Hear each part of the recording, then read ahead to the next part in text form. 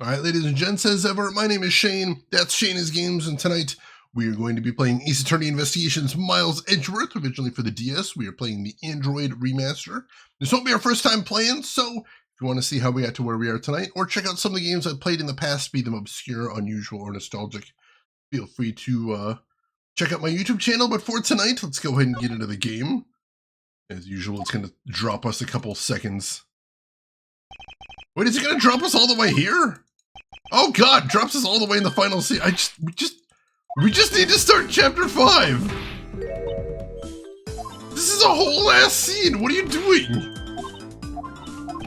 All right, I know it's taken all the way to the end of the game for me to figure this out, but for some reason the game always loads the auto save rather than the save that I manually made. That's just really weird logic. Like, so the best thing for me to do right there was to hit no and just manually select chapter 5. Because there isn't any carryover data between cases anyway, so, you know, it's not like I need to carry my save file forward. But either way, yeah, this is a mess. My apologies for fast forwarding as fast as I can. Siamese, welcome in. How are you doing today, Siamese? Hope you're having a good weekend so far. So Melkill, I actually learned that Columbo, like the classic Columbo show, has a really weird origin. Like, apparently they didn't originally set out to make a Columbo TV show. What they made is like a Mystery of the Week type show, and it just happened to have Columbo as the detective character. And they meant him to be like a one-off character, and like every episode of this Mystery of the Week would have just an entirely different cast. And then this one random-ass show with this one random-ass detective, everyone's like, oh wow, he's really cool, can we get more of him? So they basically canceled the anthology show. They're like, let's write a new show around this guy. And does that actually happen sometimes? Because that's wild. I don't know that I can think of that happening anywhere else. Several other mysteries in rotation. His was easily the most popular. His portrayal of the character was so good. It really was. You didn't appreciate the scene enough last time to want you to savor it? I refuse. I couldn't imagine hitting continue and it loads the autosave. Like, most games are intelligent enough to say, what's the save file with the most recent date? Let's load that one, and if it's the autosave, so be it. But if it's a manual save, let's do that one instead. But no, they didn't do that there. Oh man, Siamese, I'm glad you're having so much fun with that. That is awesome. The Columbo dimension. All right, so let's get started on episode 5, the final episode, Turnabout, Ablaze.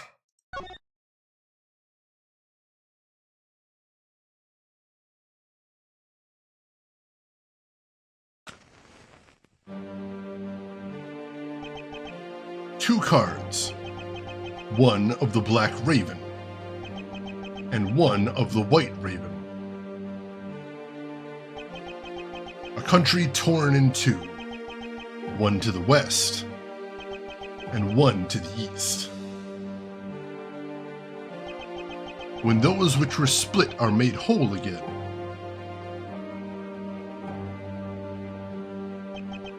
the truth will reveal itself.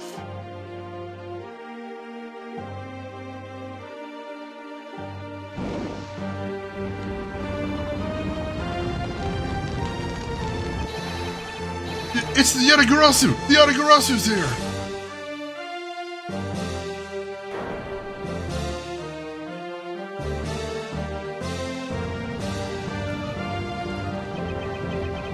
You accursed Yatagarasu! Kay, you... 8 hours earlier. We're still doing time shenanigans. We can't ever escape. March 14th, 10:17 a.m., High Prosecutor's Offices, room 1202. Well, that's a great start to the case. Implying that Kay burned down an embassy? I'm interested. All right. Punisher, I don't know if you ever heard what happened when I tested out Far Cry 1 and to see if I wanted to play it on stream. Far Cry 1 actually has a slight bug in the on modern OSs. If you play it on Windows 10 or 11, the bug is army tents. Which, if you've played the game, most of the buildings in the game are army tents. Army tents are invisible to the AI. So when you're in a stealth section and you hide inside one of the army tents, which is the way you're supposed to do the stealth sections, and basically the only thing to hide in, the AI can see right through them, making all stealth in the game impossible. There are ways to fix that with patches, I'm told, but oh my god, what a horrific bug. I had a very bad time testing that game out, is what I'm saying.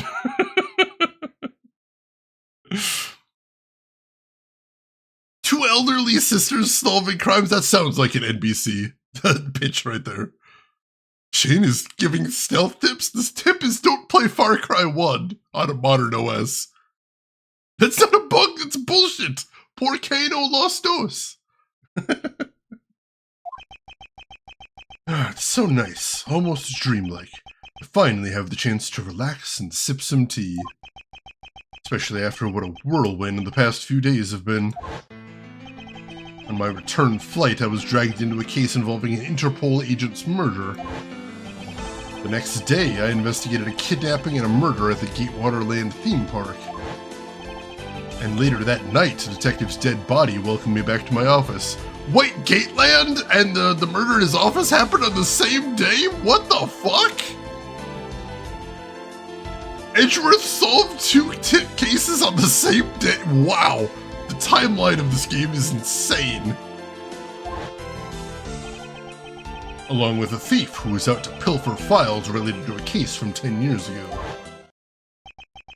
How did I manage to find myself in the middle of so many cases back to back? At least I have today. All I ask is I be allowed to spend it quietly. Roll credits, the end.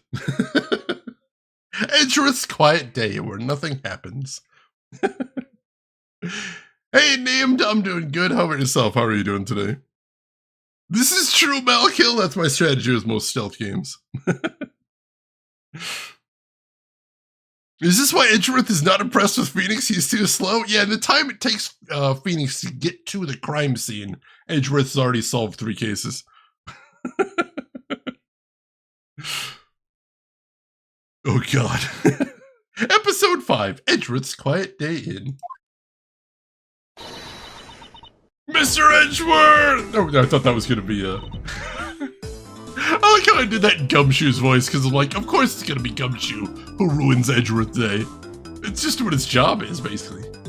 This is big! Big, I tell you! Hey, what's wrong with you? Where's your enthusiasm?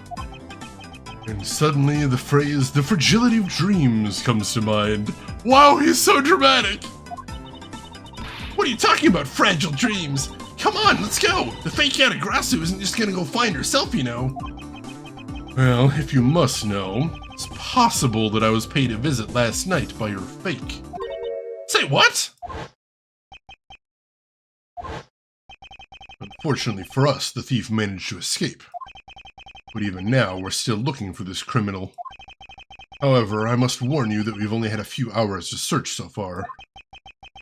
I must insist that you be patient on this one, Kay. What's with you today? Are you sure you aren't sleep-talking to me right now? Anyway, I've got something more important that I want you to see. Oh, and that is? Take a look at this! On March 14th, I will be there to steal your dirtiest secret. It's quite a bold declaration to send to an embassy. I suppose it was inevitable that a newspaper would catch wind of this. The date the card mentions is today! Today, huh? Come on, we gotta hurry! The embassy awaits! I suppose it is quite an urgent matter.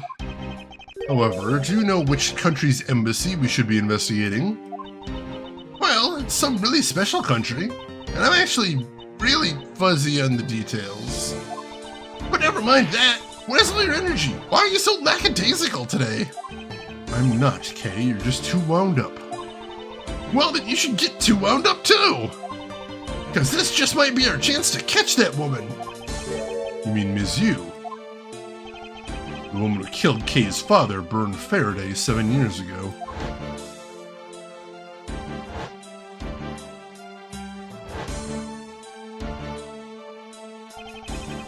Callisto Yu. Almost killed Edgeworth too. She claimed to be the great thief Yatagarasu, and then disappeared from the courtroom. Ah, she makes me so mad, the phony. Everyone knows that the real Yatagarasu would never send something like a calling card, until a company's underhanded dealings are made public. The target is always totally unaware that the Yatagarasu has paid them a visit. That's what makes the real Yatagarasu so awesome. Yatagarasu's card that's shown in that article. It's to me as though it could be genuine. See, that's the thing. Whoever it is, that person isn't the real deal, but has knowledge of the Yatagarasu. Except we established in the last case that they published a picture of the card in the newspaper. I don't know why we're still talking about this. If this isn't a clue that that woman's involved, then nothing is. Come on, Mr. Edgeworth, out the door you go. Wait, there are a few preparations I must make before we go. Kay taking on some of Gummy's traits isn't 100% unlikely. That's true. That's true. I can definitely see him making an impression on her for all the wrong reasons.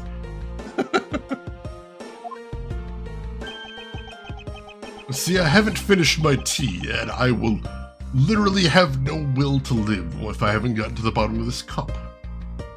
There's something interesting about this card we found last night here in my office. It's of a different color than the one in the article, which makes me wonder why. What's up? Any reason why you're boring a hole through the newspaper with your eyes? No, no reason at all. Take a drink!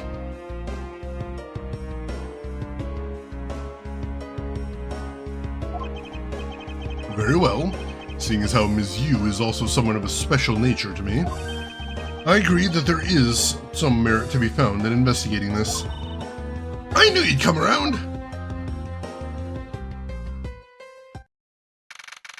March 14th, 5 o'clock p.m., Theatrum Neutralis. That's a hell of a name. By the light of this night's glorious moon. We are ready, oh god, ready to embark on our nightly outing. And this is where our tale begins. What? What does the Steel Samurai have to do with this? What a coincidence.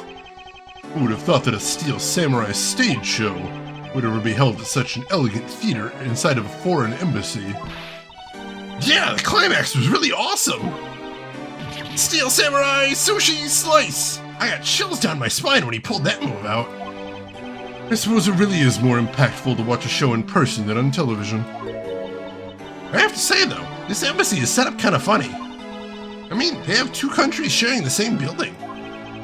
Well, as you said yourself, this place and the countries it houses are very special. Even this theater is special in that it is a neutral zone shared by the two countries. So let me get this straight. The Steel Samurai show just now is being sponsored by one of the two countries. The one that's called the Kingdom of Ablaze, right? Yes, it would appear that the Steel Samurai is very popular in that country as well. Seems that way. But you know who I'm really into? The Jammin' Ninja.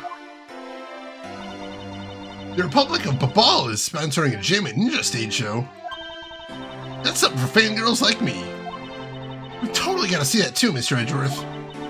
The Jammin' Ninja show is gonna kick the Steel Samurai show's rear end. You know, ever since I first met this girl, I've always had this inkling. What she really wants to be.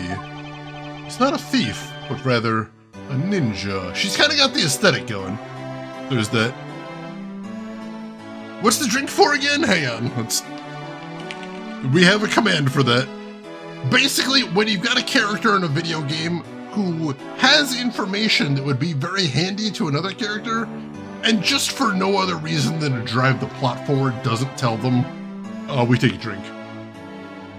So in that case, he doesn't know why that Yatagarasu card he got is black.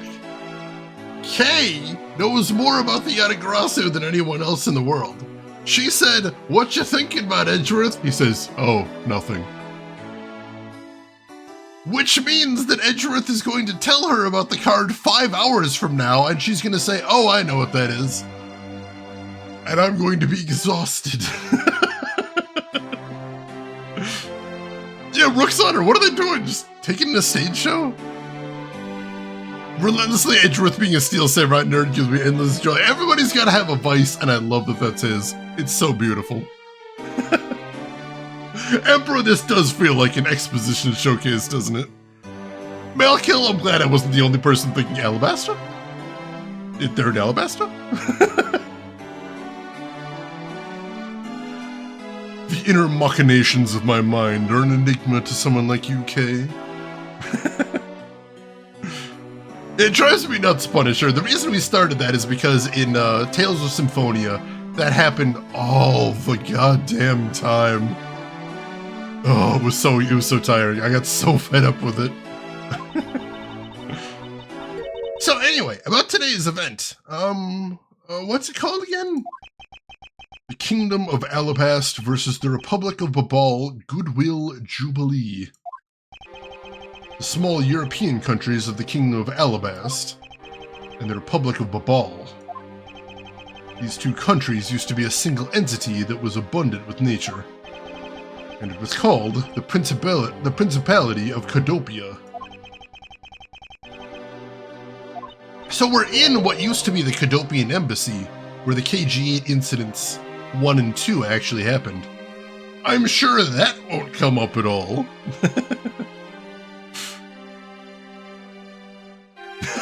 Gamaguma, I'll give him that. I'll give him that. He had other things to be concerned about. Ooh, I've never had those before, Bort James. How do you like them?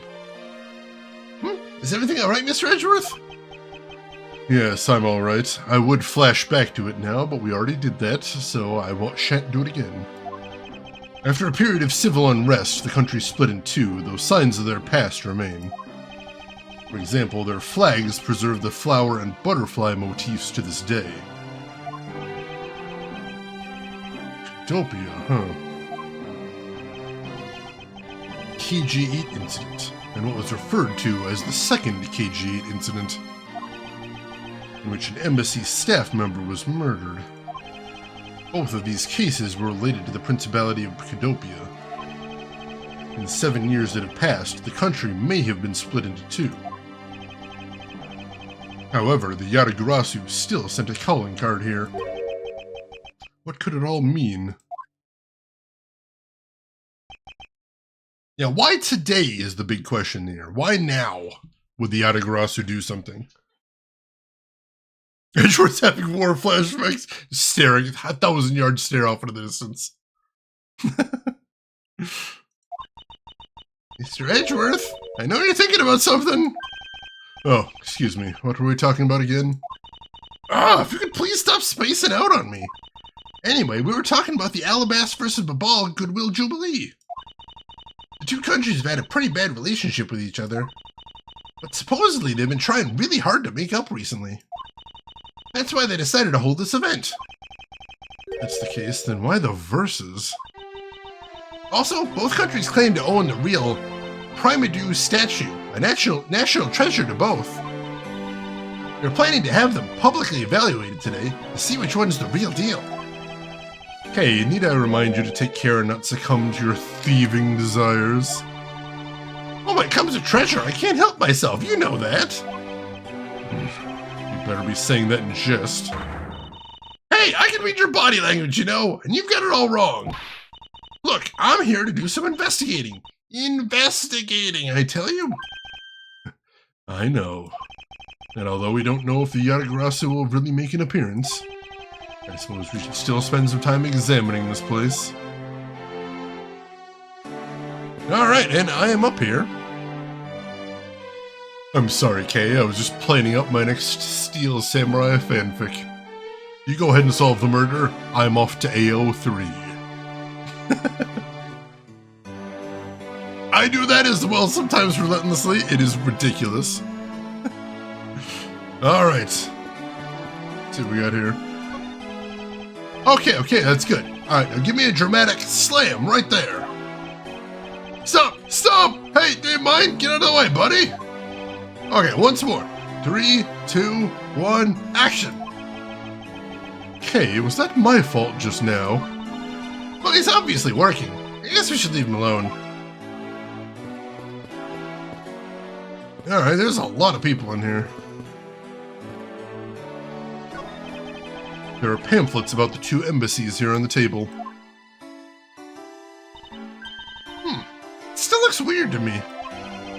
The country split into 2 a few years back, and they've shared the building and its grounds 50-50 ever since. Oh, guess it's because they don't have the money to build 2 separate ones, huh? I should think that's not the reason why, Kay. Suppose I'll just help myself to one of these.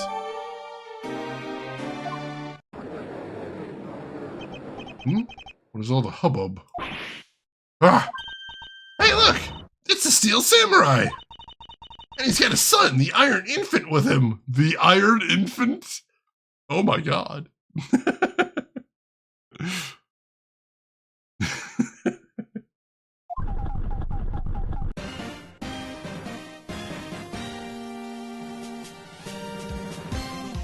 It's actually an Iron Infant. I want to look at the baby. I cannot look at the baby. I would like to see the baby. Is that Iron Man's next legacy character? Oh yeah, that's the one that'll take it up there. That's gotta be a Lone Wolf and Cub reference. I mean, he's got the baby cart right there. The Illuminati. May I speak with you for a second? It's the Steel Samurai. Mr. Edgeworth, what are you glaring at him for? Please excuse me. Just that I've never seen a superhero up close before.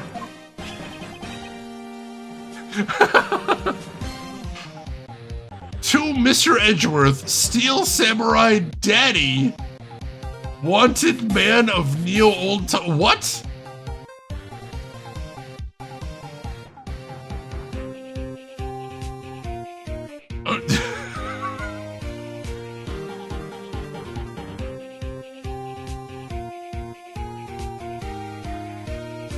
All right, yeah, that's a thing you can write, I suppose. Wow. Looks like he's written something down for you. To Edgeworth from Steel Samurai Daddy, married man of Neo Old Tokyo. Wow, an autograph. Pretty cool that you got that one, huh, Mr. Edgeworth?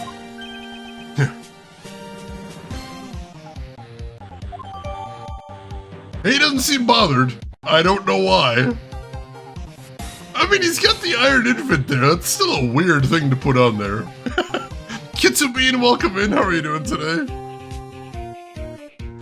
Yes, I got a line and that is over it.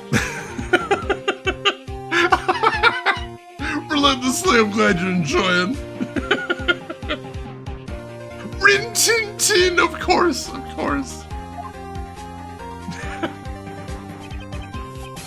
Yeah, Edgeworth is like, this is the greatest day of my entire life.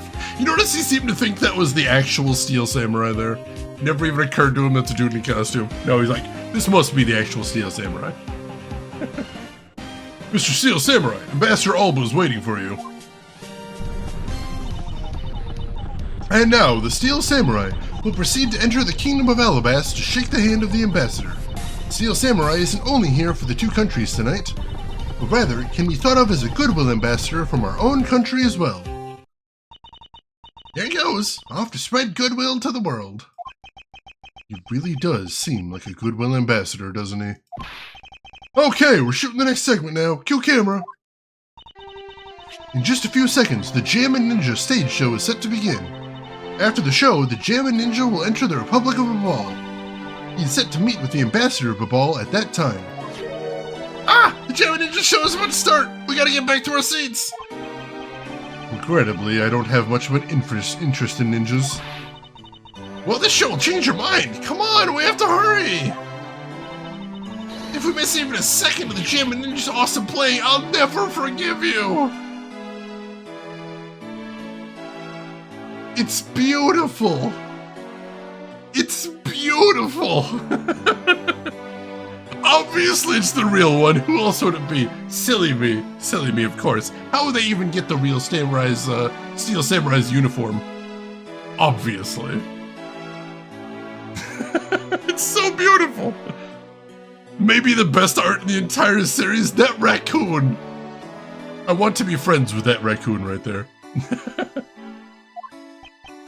I suppose you're not about to give me much of a choice here, are you, Kay? Do we get to watch the stage show too? I want to watch the stage show. I could listen to that Ninja Marked for Death's lullaby song all day.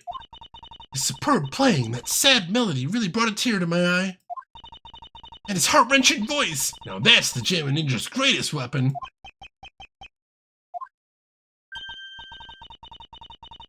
Those pieces of Jammin' Ninja merchandise over there. I've got to have them. I especially want the hair sticks they're selling exclusively at these shows. They're exactly like the ones the heroine, Princess Misola, wears in her hair. Anyway, hold it right there, Mr. Edgeworth. Yes? You're thinking of going home, aren't you? Well, it doesn't seem likely that the Yatagarasu will be making an appearance tonight. After all, why would the Yatagarasu attempt to break into a building after it's closed? What thief would do that? That's simply madness, Kay. Most likely it was simply a prank. No way! I just know the Yatagarasu will show! But I thought you said that the Yatagarasu doesn't send calling cards. Yeah, I did, but... I figured from the very beginning that this would wind up being a wild goose chase. But that card she sent was a genuine fake calling card! A genuine fake? Well, how can I word this? Yatagarasu's mark that's on the calling card is exactly the same as my mark. Get it now? And how would anyone know what this mark is? The mark that I wear on my neck at all times. The mark that I walk around all the town with on my neck at all times. We've got a problem! The Yatagarasu has been spotted in Alabast. What? You heard that, Mr. Edgeworth? Ha! So you finally decided to show yourself, you phony! Hey, what gives? I'm sorry, but I will need to search you before you may enter. What the? Hey! The Steel Samurai just waltzed straight on through with that one! Now if you don't hurry up and let me through, my phony is gonna escape! Okay, a country's embassy is considered to be a part of the country itself. You don't go through the proper procedures to enter the country. Mr. Edgeworth! I'm gonna enter through Babal and climb over the wall into Alabast. Hold it! You would tell a prosecutor straight out that you intend to illegally enter another... Kay, are you listening to me? Kay Faraday, and I'm coming through! Yes, and welcome. Someone stop her, anyone! God damn it, Kay! March 14th, 6:12 p.m., open air stage.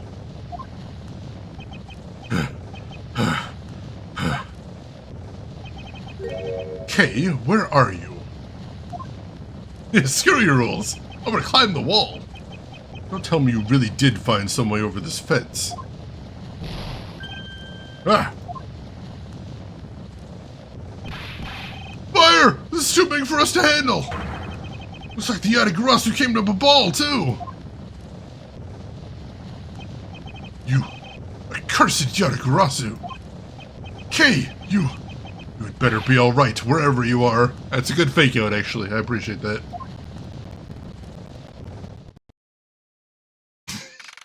Kay literally violating a country's sovereignty right in front of Edgeworth. A wonderful start to this case, let me tell you right there. They're not good choices, but they're hers.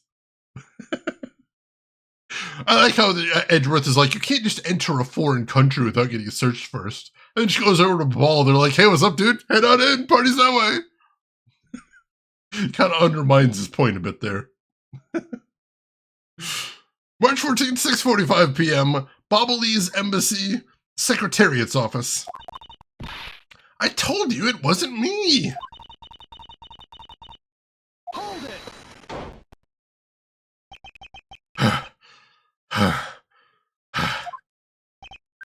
Kay, are you all right? Do I look all right to you? Now, can you do something about this woman? Mr. Edgeworth. Detective Gumshoe, what is the meaning of this? Well, sir, it's, this.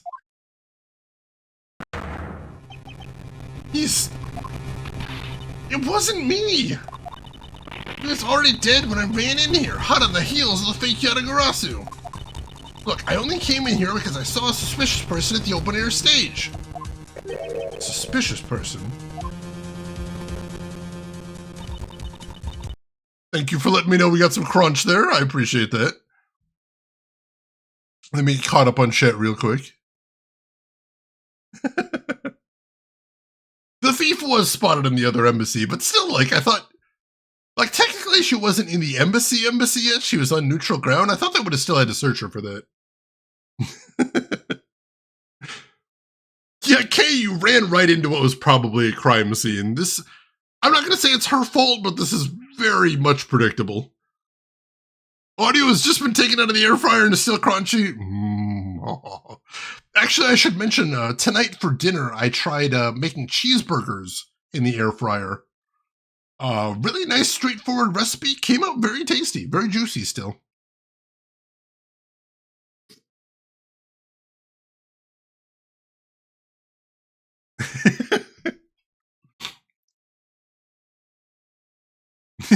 I see a suspicious person who just ran into an embassy.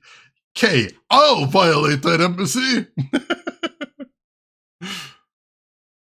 Too sensible, of course. Let's see, a long black coat and a hood over their head. I dare you to tell me that's not suspicious. Yeah, I mean, if you're solving a murder mystery and you see somebody with a long coat and a hood, that's probably the criminal. Probably. When I saw that person, I immediately thought that they must be the fake Yatagarasu. So I chased them out into the embassy, and then into here, and then lost sight of them. But I just know that person is the one who did it. What are you so worked up over? There's no reason for you to be this loud. Correct me if I'm wrong, but you're Agent Lang's secretary. China, I believe her name is, correct? She's so chatty.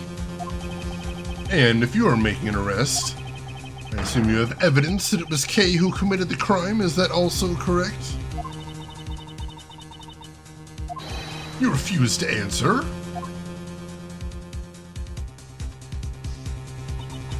I don't need to answer. Dramatic! You're merely a prosecutor in this country, meaning you have no investigative authority. Hey, pal! What the heck does that, what you just said mean? If it happened here, it's under Mr. Edgeworth's jurisdiction. The end. And seeing as how this building is sitting on our soil, we can investigate wherever we'd like. Unfortunately, Detective, embassies are a different matter. Huh? This office is considered to be a part of the Republic of Abal, which means that anything that happens in here defaults to the control of the Babalese government and Babalese law, giving them exclusive extraterritorial rights. Extraterrestrial rights? Sir, do you really believe that the truth is out there?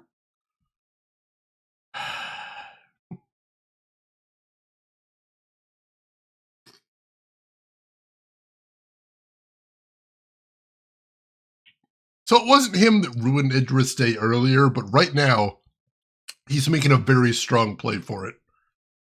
And I appreciate Gumshoe living up to our expectations as always. Classic Gumshoe. QX Files theme. Basically, our country's laws do not apply inside the embassy of another country. That's what we agreed to by our respective governments. Our authority to investigate was effectively nullified the second we entered this place. It means we can do little here in this situation. No way, sir! Please leave this matter in Interpol's hands and go home. Mr. Edgeworth? Hey, you're not... Mr. Edgeworth? In that case, allow me to join your investigation. Ms. Von Karma! Ah!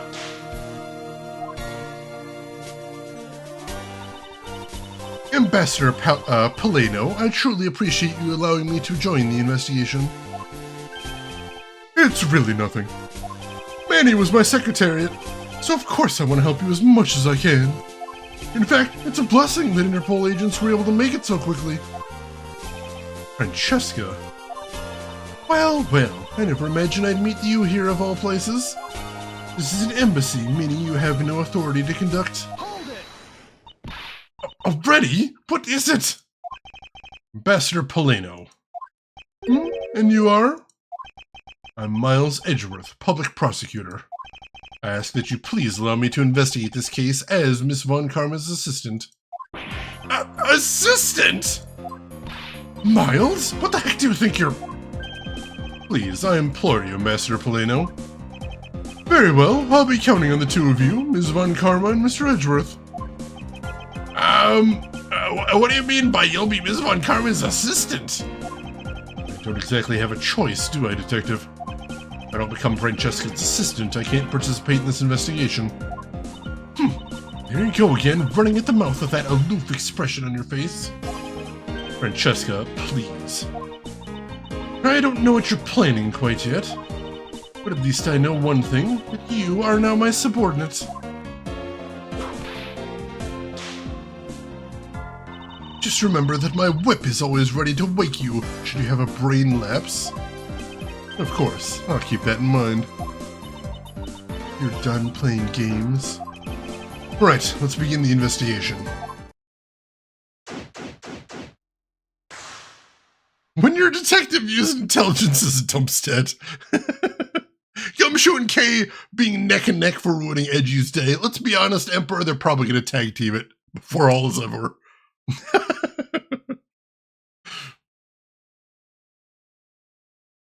Imagine a 2D remake of the Phoenix Wright games. They are 2D, though. She didn't call him by his full name again. She might not be pissed enough for it yet. That could be the thing. Yeah, Francesca, how's your success rate doing? When's the last time you won a case, Francesca? Let's see. So do we think the ambassador is simply charmed by Francesca, or did she threaten him into letting her investigate? Oh, he's definitely got a few whip marks on his back and front. Sides a little bit. Something on the top. Yeah, I assume that's the way that worked out there. And here comes Gumshoe with the steel chair! Here comes Francesca with the folding chair. I would love to see that. Can we have like a pro wrestling game with the Phoenix Wright characters? I'd play that. By the way, Detective, I suppose it's a bit late to be asking, but why are you here? Well, better late than never, I guess, sir. I was placed on guard duty for the Ablaze embassy today. And why are our police guarding an embassy? Well, on account of the card they got from the Yatagarasu. They called us up and asked for help, sir. Oh, and because we've been searching for the Yatagarasu these past 7 years. Sorry, I've never mentioned that at any point during the last 7 years, but felt relevant today. It was more or less a mutually beneficial arrangement, if you ask me. Except for how mutually unbeneficial this has all turned out to be, I suppose. Looks like you failed to competently perform your guard duties yet again. Ugh! Look forward to your next salary negotiation, although it's out of my hands. But sir, if it gets cut anymore, I won't be able to buy even packet noodles anymore. Phoenix Wrestle Ace Attorney AU? Yes, sign me up for it. Alright, let's start looking here. Because this is a national treasure, can I please ask that you not touch it? I'm afraid the only ones allowed to touch it are myself and the Secretariat. Hold it! But there's a possibility that is related to the murder, wouldn't you agree? Hey, Mr. Edgeworth, why don't we give up for now? We can force him to let us investigate it later when we find some solid proof. I suppose I don't have a choice here. This must be one of the Primadou statues Kay was talking about earlier. Is it just me, or does this man look like the Steel Samurai? They could be twins. Alright, I'll add it to evidence even if we don't get to touch it, so that's something. The ceiling fan must have fallen from the ceiling, where ceiling fans naturally live. Ceiling fan? What does one of those do? Exactly what it sounds like it does. It's a fan that is installed on one's ceiling. Well, if I had one of those in my room, I bet I'd go dizzy from staring at it as I slept. Detective Gumshoe, in the real world, we close our eyes when we sleep. Gumshoe giving big lizard people vibes there. Man, that'd make me dizzy, sleeping with my eyes open, which I do as a normal human being. Hey, it's another butterfly! I believe it is the symbol of the Republic of Babal. A drawing this big on the wall of an embassy definitely conveys a sense of overwhelming patriotism. Well, I got a lot of patriotism too, sir. The reason I became a cop in the first place is because I wanted to protect our country. You may want to, Detective, however, I have yet to see the fruits of your desire. You don't have to be so blunt about it, sir. Literally destroying his entire career in one sentence. Savage. You know, Defiant Salem, now that you mention it, oh my god, he does look like that guy. That's fucking terrifying. That guy creeped the hell out of me.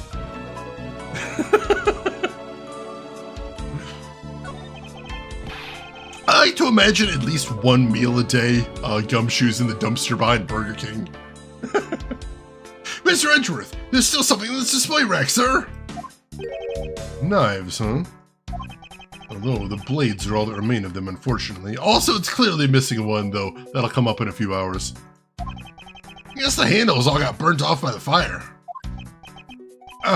So even the knives fell victim to the fire? Ambassador Polino, are these knives yours? Why yes, they are. They're a special set of ornamental knives featuring the national symbol of Babal. These butterfly-themed knives, along with the Alabast's own set of knives, are comprised of 3 knives each. What? But I can't believe the Babalese ones have been reduced to this state. Ornamental knives, huh? There's a small release on the tang displayed. Master Polino, what is this notch here for? Oh, that! It's a feature of these knives wherein you can freely exchange the handles on them. So that we can change how they look to fit the situation, of course. Let's see, these knives were constructed so that the handles could be easily removed. I'm sure that won't come up later. Best urban legend I've ever heard of, relentlessly. Wouldn't a butterfly, you know, they did have a butterfly case knife in the last case that had the butterfly logo of the nation on it, so technically they did think of that at least. I'm glad somebody thought of that joke. These shelves are lined with American souvenirs and memorabilia. It's really strange, isn't it? I mean, I thought this was the Babalese embassy. Why are there so many American souvenirs, sir? Perhaps the Babalese are studying American culture and our tourism industry? They have plans to make the Babalese tourism industry truly flourish. And they'll need to observe and study other countries' methods, I suppose. Speaking of tourism, I got these from the blonde guy earlier, sir. He said that if I bring these with me to Babal, I could trade them for a few buffets. Oh, so how do you expect to travel to Babal? Well, the whole world is connected by the ocean, sir. And for an all-you-can-eat buffet, I'd swim all the way to Babal if I have to. A few simple coupons really motivate people to do such fantastic things. Depends who you're talking about, I suppose. Ah, no worries, Lordswood, no worries. I'm just glad they have a butterfly knife with a butterfly on it. Somebody had to think of it there. Looks like this was once a grandfather clock, but it has fallen victim to the fire. Hey, Mr. Edgeworth, is it okay for me to talk about the clocks in my house, sir?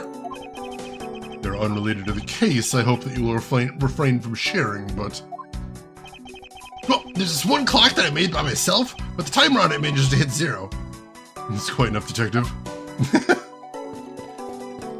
Oh, God. Alright, what else we got to see here?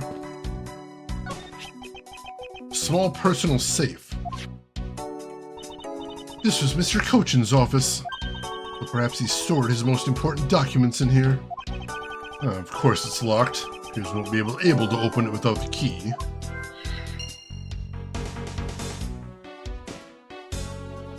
Let's see what else we got here. Can we look at the fireplace? That's some fireplace! You know, it really gives this place a mansion-like quality, don't you think, sir? Ooh, if these are a staple in every Bobbly's house? Then I bet Santa Claus pays them a visit, too. Just how old are you again, detective? Sorry, but Interpol is still conducting its investigation beyond this point. I'm a subordinate of Ms. Von Karma. Is there some reason why I'm being denied access? My superior clearly stated, don't you dare let anyone near the site. You got it? If I let you examine the site, my superior would get really angry at me. You know, Mr. Edgeworth, I feel really bad for the guy, so why don't we do as he says? Yes, I suppose we might as well.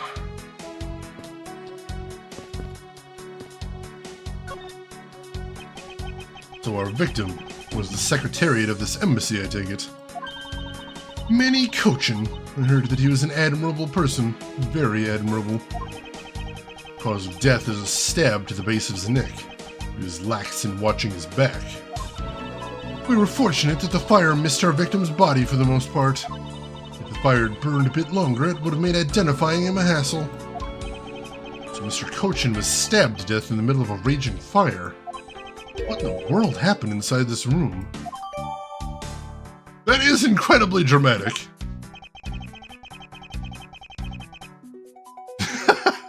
That is kind of horrifying, Kissa. There is a neighborhood not too far from mine that has some incredibly bougie rich people mansions. And one of them in their backyard has a fireplace. I don't mean they have a fire pit. I mean they have an entire fireplace. Complete with the tile in front of it and the entire chimney. Just sitting dead in the middle of the yard, connected to nothing. I don't know how it got there, I don't know what to use it for, but that's so weird. Rooks, I would feel bad for anybody that has to work alongside Franzi. Doesn't seem like a fun job, I agree. It's so metal, I'm impressed. Confirm Shane lives in the good part of Chicago? Chicago's not so bad. I know it gets a bad rap. It's a good place.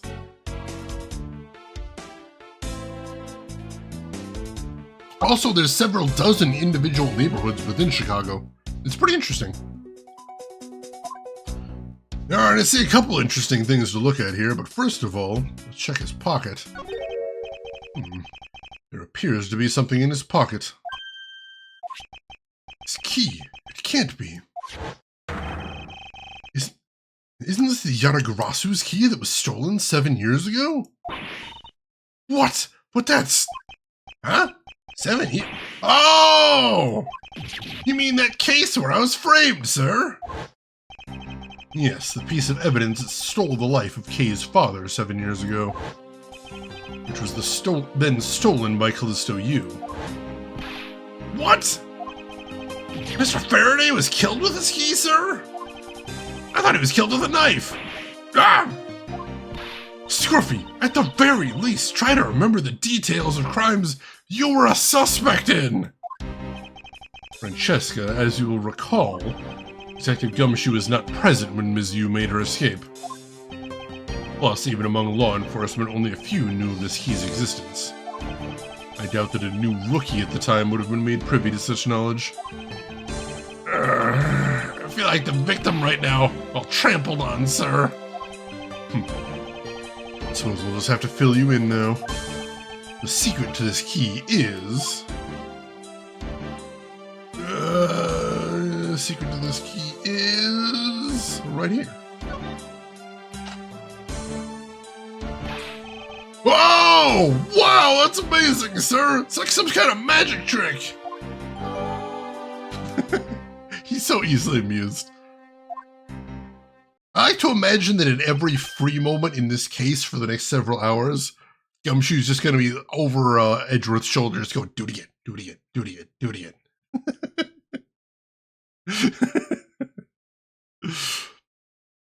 I knew it. This is the same exact piece of evidence that Ms. Yu took with her. I remember this beautiful pattern on the blade. I remember this as well. It's a vine motif, isn't it?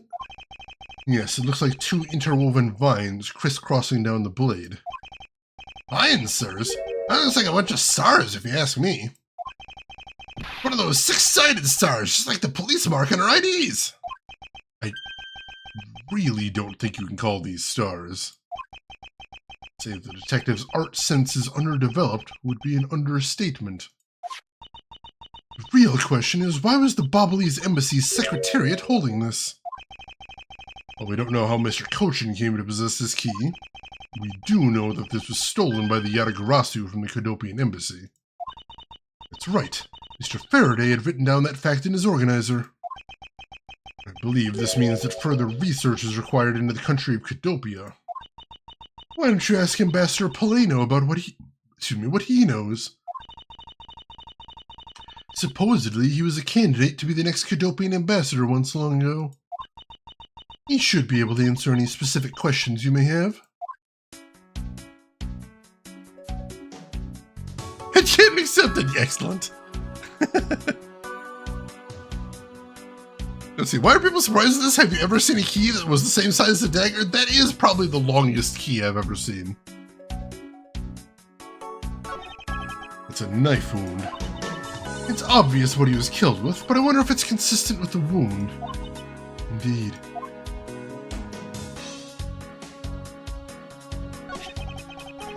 Is this knife the murder weapon? Some preliminary testing has been conducted. According to the results, the blood on that matches the victim's blood. The blade's shape was also found to be consistent with the stab wound. I suppose that means we now know that the crime was committed with this knife.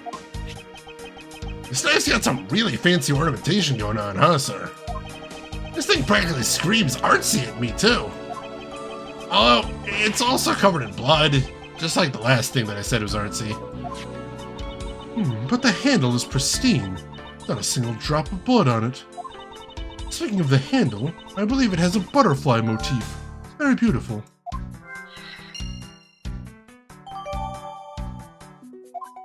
Lots of information going in the notebook here today. This man. Where do I know him from?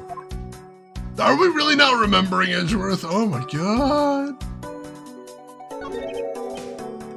Alright, I think that's everything to see here.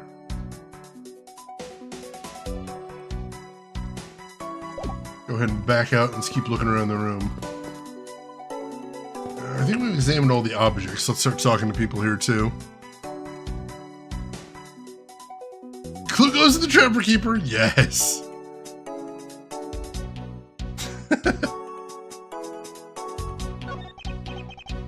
Okay, are you alright? You believe me, don't you, Mr. Edgeworth? You don't think I did it, right? Yes, of course I don't. But I promise to prove that it wasn't you. That's enough chit-chat. You can investigate all you like, but it's only a matter of time before we take her in. It would be wise of you to give up while you can. No, I don't think so. Kay isn't lying, and my investigation will prove that to be true. Go ahead and try, then, if you're that confident.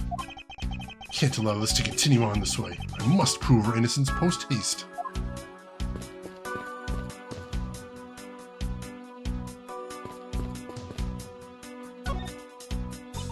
Miles Edgeworth. What is it? Let me tell you something. You are currently my subordinate. And if you wish to convince everyone else of that, you will speak to me with respect. What's with the giddy glint in her eyes? I don't think that will really be necessary, Francesca. Oh, really? Well, it doesn't matter. It doesn't change the fact that you are still under me. Francesca was flying around the world in pursuit of the smuggling case.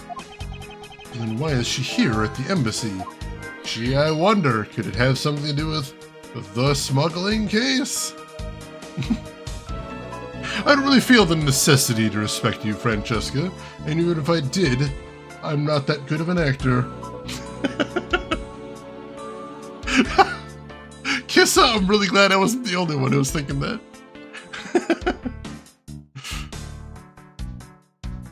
Let's see, Defiant Salem, what I want to try is some proper Chicago pizza pies and some Chicago dogs. Yeah, it's tough getting the right ingredients for the Chicago dog outside of Chicago, and I just haven't found a good Chicago-style pizza outside of Chicago. They're all terrible. I hope you get to stop by sometime and try them out. And all the other weird treats that Chicago has. If you've never Googled the Pizza Puff, look into the Pizza Puff. Oh yeah, beautiful architecture too. Some great museums as well. I was investigating at the Alabastine Embassy when I got wind of this case. Ah, that's right. Yatagarasu was due to appear at that embassy as well. Yes, but the difference is that we didn't have a fire over there. Although there was an incident at the Alabastine Embassy as well. But I left Agent Lang in charge of that case and came over to the Babalese Embassy. Ah, so Agent Lang is here as well, huh? I see you've met. Well, he's in the Alabastine Embassy acting as bodyguard for Ambassador Alba. However, he seems to have a different reason for being there.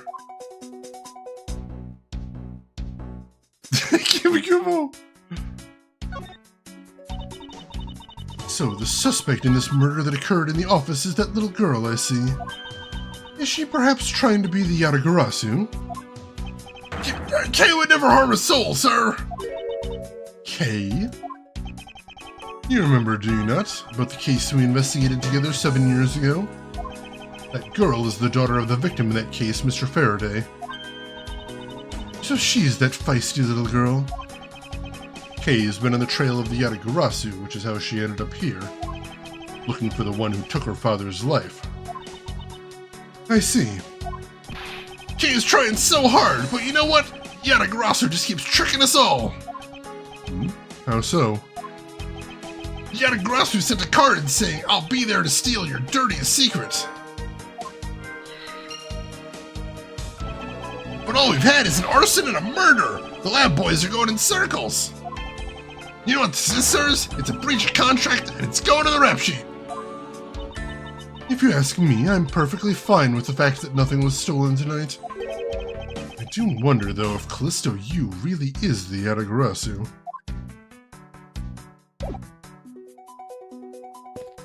I do wonder as well. Oh shit, something Persona 5! You never know when it's gonna sneak up on you like that.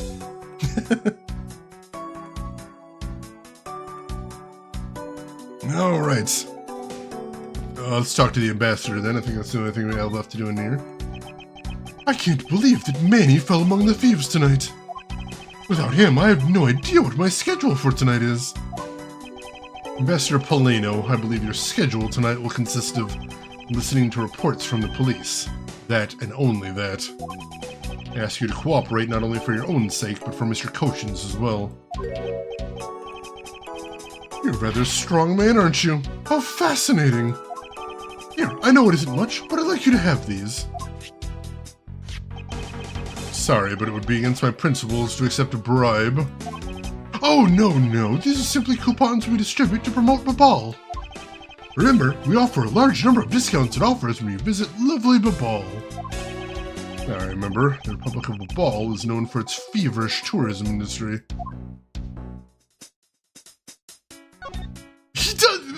The sideburns are very aggressive right here. Wasn't there actually a Ace Attorney musical? I know there was an Ace Attorney stage show. I don't remember if it was a musical or not. I was wondering if you might tell me a bit about the deceased, Manny Kochin. He was my secretary and the embassy secretariat, charged with running the whole place. He was an admirable man. His death is a great loss to our country. He was in charge of everything, accounting, printing, taking care of our national treasures. I'm sorry, but did you say printing? Our country's primary source of revenue is our tourism industry. So, in order for us to print the necessary pamphlets, flyers, coupons, etc., we have a printing press here at the embassy. I see. Please excuse my forwardness, however. I feel I should mention that I have the distinct impression that I've met him before. Oh, yes! Since you are of the legal profession, I suspect you might have. After all, Manny was involved in the KG-8 incident. The KG-8 incident? The defendant who was found innocent in that case was Manny. So your Mr. Cochin is the same man as the one in that case.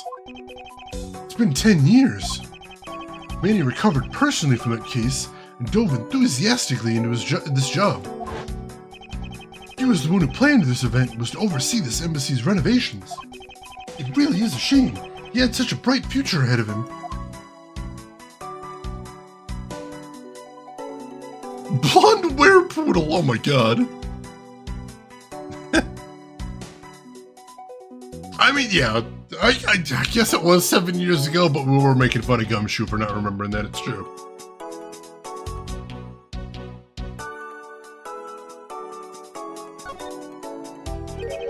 What exactly did you mean earlier by renovations? We can't have tourists and visitors to our embassy thinking we're a poor nation, can we? So, renovating the embassy is something of investment. We have a rather paltry budget, but we're trying to make it the best to make it do. However, I guess the only person who could have helped us do our best is now no longer with us. Ambassador Polino, I was wondering if I may ask you about Cadopia. Cadopia? Alright, what would you like to talk about? First, I'd like to ask you about this key. What about this key? I found it sticking out of Mr. Cochin's pocket. I believe it originally belonged to this embassy, is that correct? On closer inspection, it seems that this key is shaped like a butterfly. Not all about this key. It's also capable of changing into a knife. Whoa! How fascinating! Possible the ambassador didn't know about the existence of this key? In its knife form, there's a flower mark at the base of this blade. Guess this knife might be from when we used to be a part of Cadopia.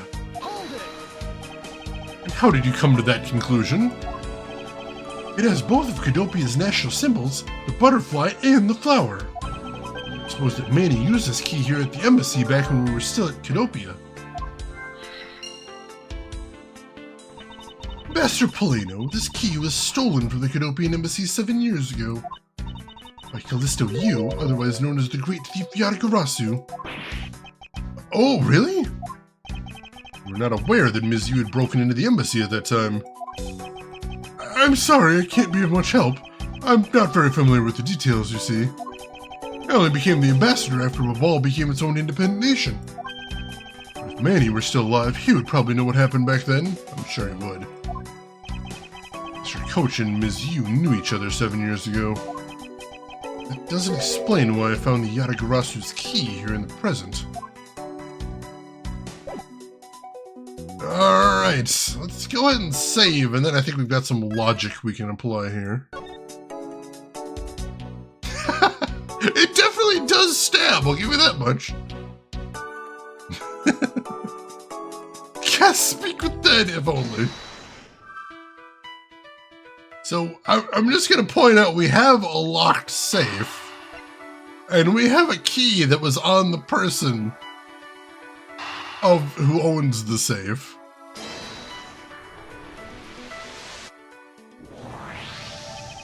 We know for a fact that the Yatagarasu's key was used at this embassy. Furthermore, we found it in the victim, Mr. Cochin's pocket. Leads me to think that perhaps it is the key to the personal safe in this office. Good thinking, sir. Let's go try it out. Appears I was correct. key that was left to us in the victim's pocket literally turned out to be the key to this next piece of the truth. What do we have here? Hey, there's nothing inside! Do you think the Yatagarasu made off with everything, sir? No, Detective. I believe all we need is a closer look. Yeah, I see something suspicious there we need to look into. What is this here? It's like the ripped corner of a piece of paper, sir. No, I don't think it's ripped. More to me like it's stuck in the safe. Hey, you're right. It won't budge an inch. Not even when I tug on it. I don't think I've ever seen paper stuck on the inside of a safe before. Hold it. Detective, I think you have it backwards. It's not the paper that's strange. It's the safe. What do you mean? What I mean is that the secret to the safe is that... Even just eyeballing it, you can see that the inside is a bit too shallow. Furthermore, with the unnatural way this paper is stuck at the back of the safe, I'd say there is an extra bit of space behind the back wall of this safe. In other words, this safe has a second compartment. What? I suppose that you are correct in asserting that the paper is stuck in an unnatural manner. However, if what you say is correct and there is a second compartment, how do we go about opening the door to it then? As you can see, there is no other lock or keyhole in sight. Actually, there is one more spot of interest to me on this safe. Oh? Yes, and I believe that spot is the keyhole to our mystery second lock. The safe and its locks. Alright then, since you are so sure of yourself, show me how you decided the answer. Bruh. Just this right here? Hey, there's a hole here, sir! A little too oddly shaped for a latch hole. Ah, it's a funny shape for a latch hole, huh? Shaped kinda like a star, don't you think, sir? Detective, I would hardly call that shape a star. There must be some reason for this hole. Well, there's gotta be some reason why the hole's shaped so weirdly, you know? Overthinking this? No, I don't think so. Maybe I'm overthinking things. Nah, there's no way I could ever do that. Detective Gumshoe, could you please be quiet for a second? You're frightening me. Hey, Kumatori, welcome in and thank you for the raid. How are you doing today, Kuma? How was your stream? Are we playing? Tell me everything. Let's see, Melicore, welcome in. The safe I own has a second compartment actually, but it's on the bottom of it. Oh, that's really cool. I love features like that in security devices. I actually have a fake book safe. I don't have anything in it right now, but I wanted a fake book safe because that's cool as hell. Alright, so...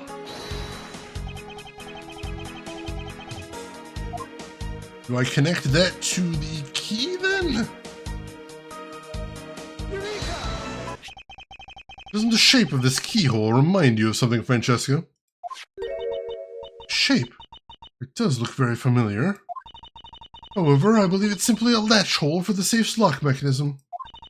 It's just for keeping the door shut, nothing more. Hold it. Is that so? The person who used this safe, Mr. Cochin, made sure the safe has two compartments in order to hide something. Do you honestly think someone like that would allow the keyhole to be the hidden half? It looks so obviously like a keyhole that even the average person could figure it out. You can't be serious. Are you saying that this hole is the keyhole to the hidden compartment of the safe? That's precisely what I'm saying. And I will prove it to you right now. The Yatagarasu's key is the key that will open it. Objection! The Yatagarasu's key? Miles Edgeworth, this had better be a bad joke. Sorry, but this is no joke. The Yatagarasu's key is the very key that will open the second compartment of the safe. Stop doing that with the word key! Oh my god! We know that this key opens the first compartment of the safe, but the keyhole you're talking about is of an entirely different shape than that of the key. pop the key again? Maybe? You keep your handgun in a fake book. That's classy. I like it. I like it. Oh God, Gabriel Knight, tell me anything. Doc Belvin, welcome in. How are you doing today? Ooh, that's clever that it's not actually a real book. I like that as a little clue. Mine just looks like a dictionary. Another night of just random videos like a frozen Walmart burger patties. Huh, sounds fun. I hope you had a good time over there, Kumatori. And I appreciate you bringing your community over here. Very cool of you. Semantic satiation, ladies and gentlemen. Is it a UB key? Oh God. We discovered this trick 7 years ago, and with it we were able to corner Ms. Yu. Who would have thought that I'd see this key again after all this time?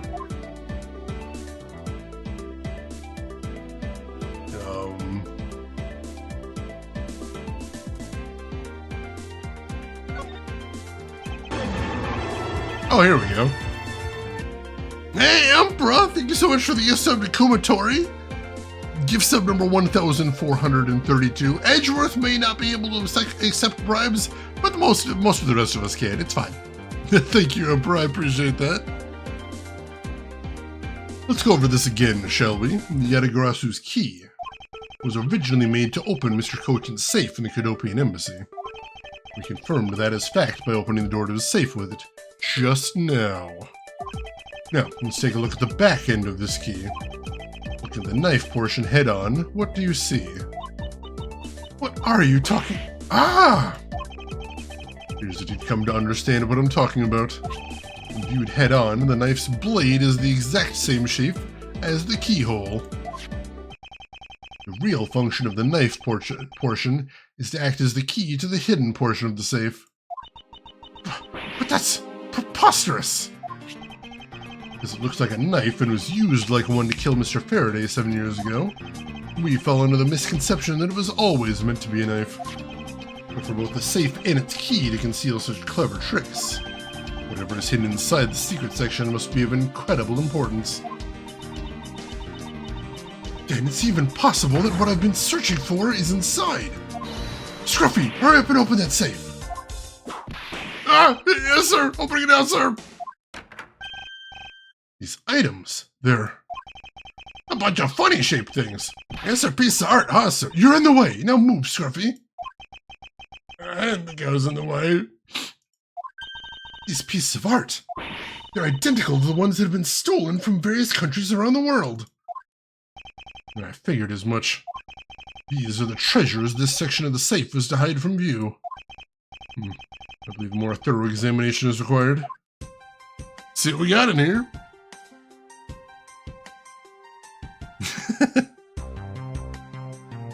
Ooh, that is badass, Melicor. I appreciate cool collectibles. It's real rich mansion energy, even though you live in a converted trailer home. You gotta do what you can with the space you got. That's important. It is. It's okay, Gumshoe. The mean lady will be gone eventually. He's so stressed out, poor guy. These are pieces of stolen art from around the world. Wonder how much they're worth, especially this one. Ah! Scruffy, don't touch those valuable pieces of art with your filthy hands. What, do you have any idea what would happen to you if one of them were to break? Just me, or did you hit one of the pieces of art just now? This is the document that we thought was stuck earlier. Wonder what it's about. Beats me, sir. Why don't we take a look at it before we give up, detective? Mr. Kochin's name is written here on the last page. I wonder what the significance of this document is. Can't read it, unfortunately. I don't think there's anything else to see in here, though. Alright. We actually get to keep the document? We did not. That's weird.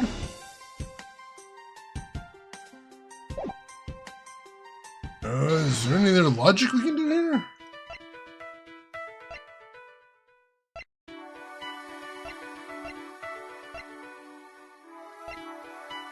There might be, but... Is there something I missed in the safe? I figured we should have had something added to evidence by now. To build this sort of trick into one's safe is really something.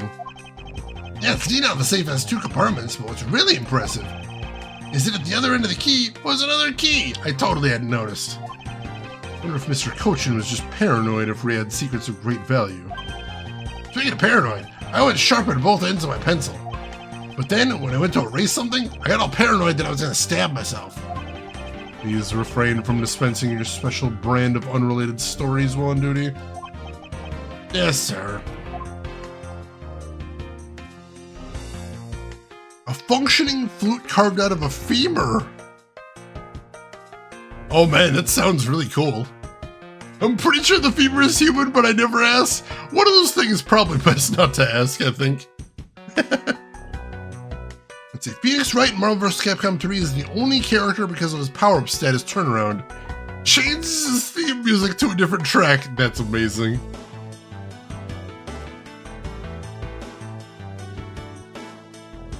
He seemed like a really fun character in that game.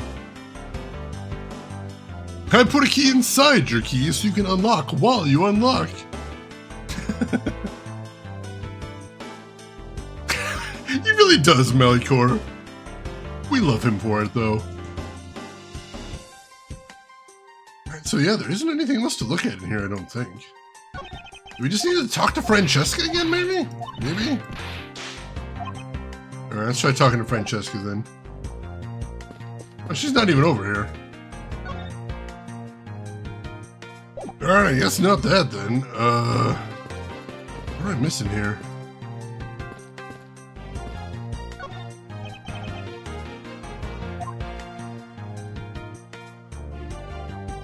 I don't see anything else suspicious in here.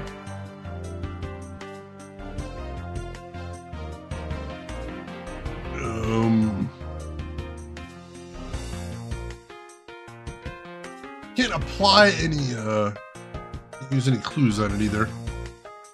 Are you playing this on BlueStacks or Android? I'm playing it on BlueStacks right now. It seemed like the easiest way to stream it. Gumo, that's spectacular. Do we need to use more logic then?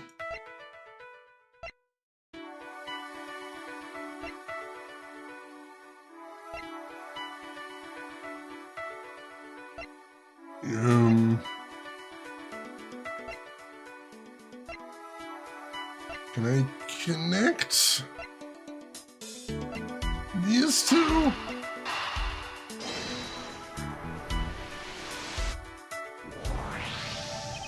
To steal your dirtiest secret. Is it possible that the dirty secret the Yatagarasu is out to steal is in this very room? Dirty secret? Francesca, you're in pursuit of some dirty, underhanded dealings yourself, are you not?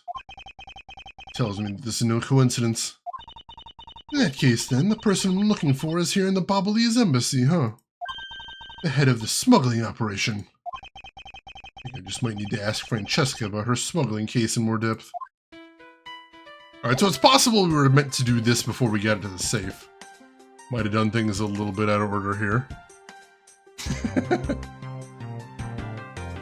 Oh my god, that's so funny, Yamagumo. I gotta actually Google that later. The ability to play as a lawyer and sue Dr. Doom to death. Francesca, when we last talked, you said that you were on the trail of a smuggling ring. Was the reason you're here right now is related to that? Yes. After analyzing the intel we'd gathered from various countries, this embassy rose to the top of our list of sites to investigate. And this is what tipped us off. This accounting document. It's only one page of the whole thing, so we're not sure about all the details. Oh. However, it's enough for us to grab onto the tail of the beast. Excuse me. For you see, this type of paper was made only in the Kingdom of Cadopia. Means that somewhere in the countries of Alabast and Babal is the head. The one pulling the strings behind the entire smuggling ring. Francesca for you. She's amazing. She's pursuing this case with all she has. Alright, yeah, that's important. Francesca, why are you going making up countries? Plenty of real countries to investigate crime in. What are you doing?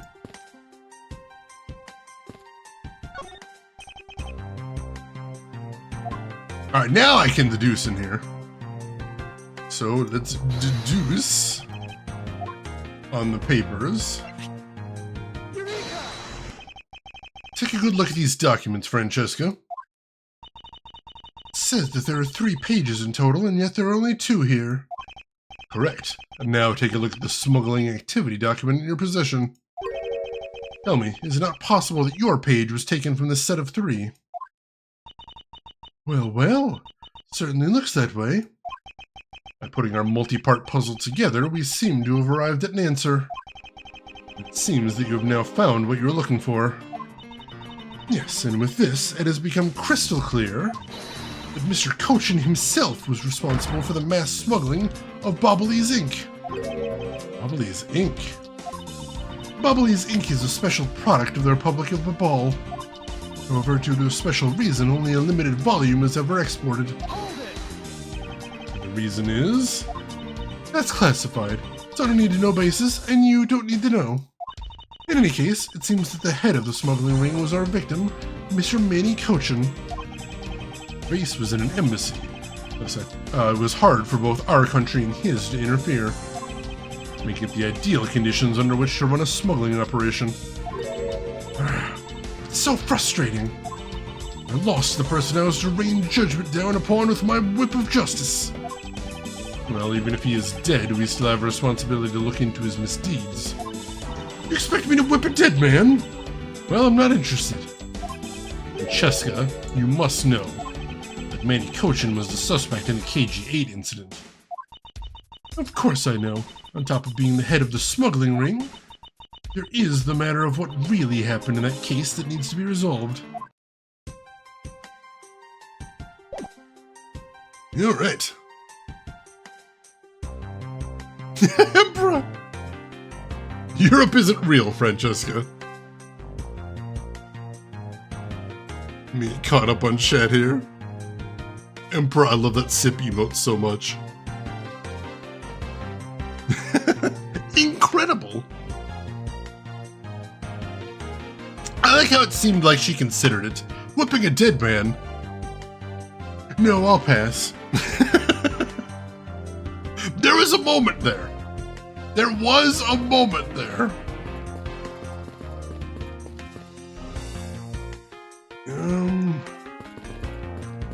What do we gotta do now? Can't look at the door. Can we talk to the cop? Nope, he just says the same thing as when we tried to get past him before. Corpses don't flinch like gumshoe. I know, I've tried it.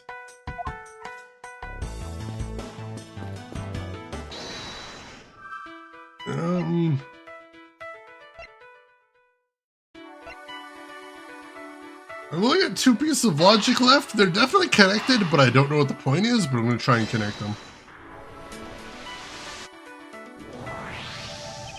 The design of the knife's handle greatly resembles a special Ablaze species of butterfly.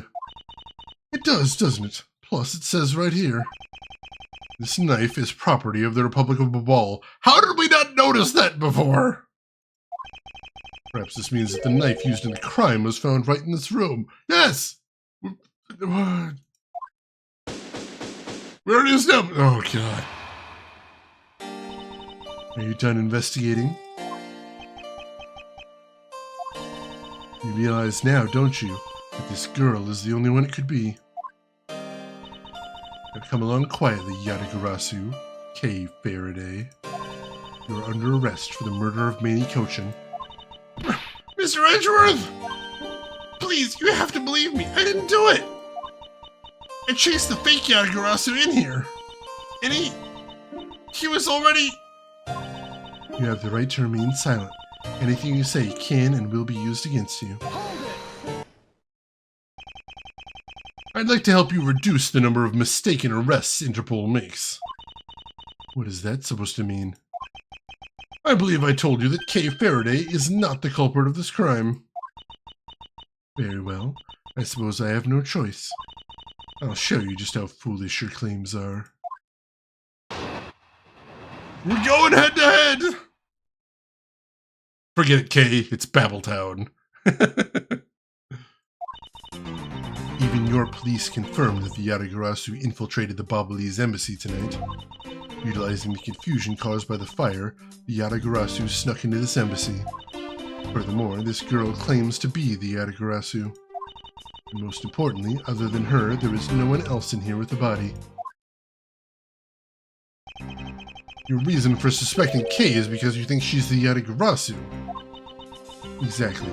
But it isn't just me. She calls herself the Yatagarasu. Ah! Look, how many times do I have to tell you? I was only out to capture the fake Yatagarasu. Imposter or not, it matters. Imposter or not, it matters not. A Yatagarasu is the Yatagarasu. Very well, then I shall prove that Kay is not the Yatagarasu who killed Mr. Manny Cochin. Go ahead and try. Show me what the prosecutors of this country are made of. You already watched us kick your boss's ass. What are we doing here? Alright, so we'll go ahead and save, and then we'll go through and press everything she said, see if we can get some more information here. Hold it. They may have confirmed it, but are you telling me that no one could catch the thief? If so, you're basically admitting that the Yatagarasu that committed murder eluded us. Of course, I chased after the Yatagarasu that entered the Ablaze embassy right away. And that is also why I'm making this arrest right now. Because at the end of my long chase, there was only this girl. In any case, this is what I believe happened tonight. Alright, the Yatagarasu snuck in, utilizing the confusion. The confusion caused by the fire. Are you saying that the Yatagarasu is not the arsonist who started the fire? A suspicious person in a long coat was spotted in the area. Officers in the area claim to have seen that person start the fire. Sounds like we have a phantom in our midst. Yeah. In a way, he could be considered a phantom with the way he randomly appears. This girl claims to be the Yatagarasu. Hold it. Just because she calls herself that doesn't prove that she is the killer. No, but it does give her a motive. Yatagarasu sent a card saying, "I will be there to steal your dirtiest secret." Furthermore, there are documents pertaining to some smuggling activities in this room. She obviously wanted to steal them. So she killed Mr. Cochin for the key. I see. The logic is very sound. I expected nothing less of Agent Lang's secretary. However, that statement just now didn't seem right. It might be the opening I need.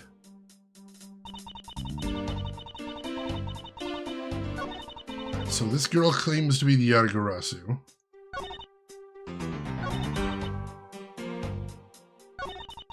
Now let's go and press on this too. Hold it. It was always burning, since the world's been turning!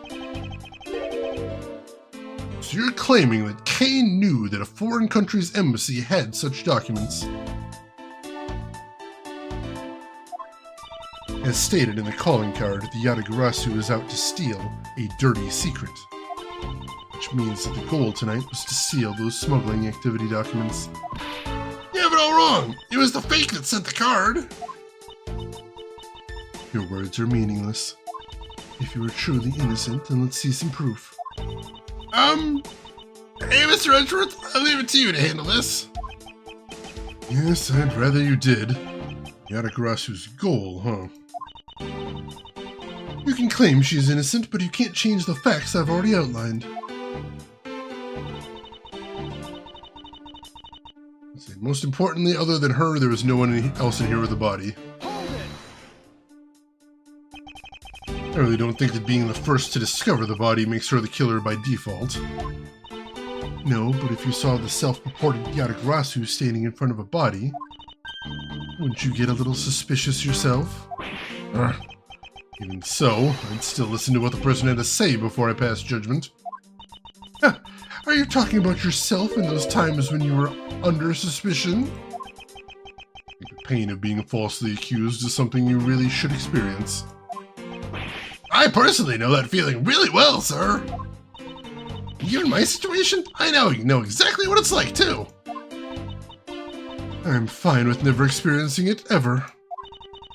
Are you done with your little group conference? So Agent Sheena suspects Kei of murder simply because Kei is the Yatagarasu. If I can prove that the Yatagarasu's goal is not related to murder, I may be able to begin to reason with her. Alright, so...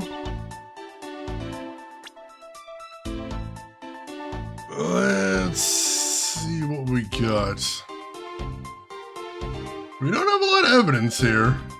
Oh, we actually had more than this, actually.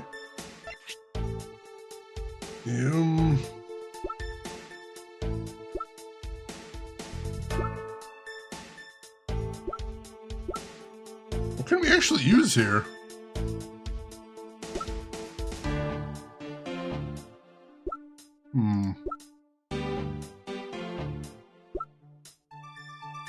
I don't actually have any evidence relating to the Yatagarasu.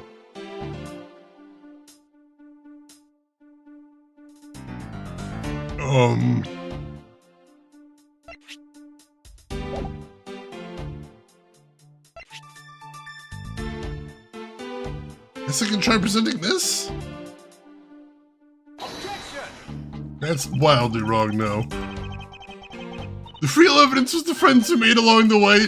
Did we make any friends? I guess K counts.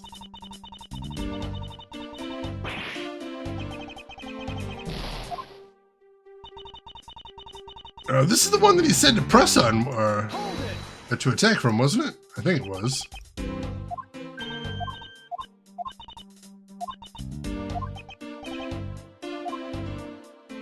I thought it was, anyway.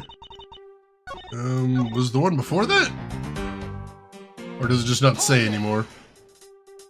No, I guess it just doesn't say anymore. Alright. This is definitely the statement he wants us to go on. Oh, jeez, I have no idea what they want from me here. It's so weird.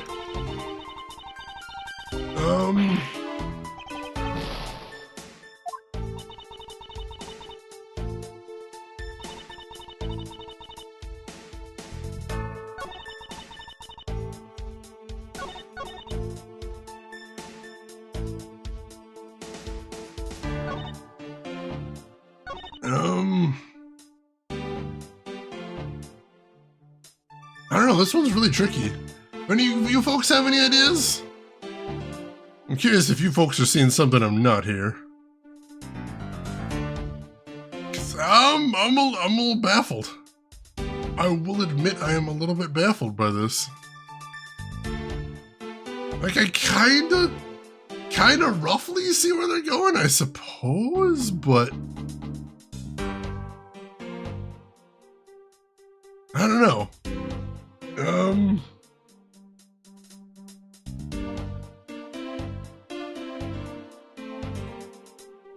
Oh, I missed something. All right, so this statement was actually appended to the record. This is the one that was actually added there.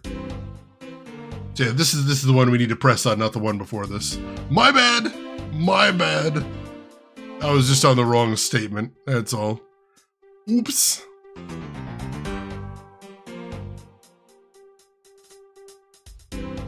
So let me get caught up on chat here. Yeah, we don't know if she knew about the key. That's the thing right there. Yes, Kuma, I forgot to mention that earlier in the stream. So just today on Instagram, Jamie Lee Curtis made a post saying that once the writers and actors strikes are over, she wants to be Dr. Kureha in the live-action One Piece.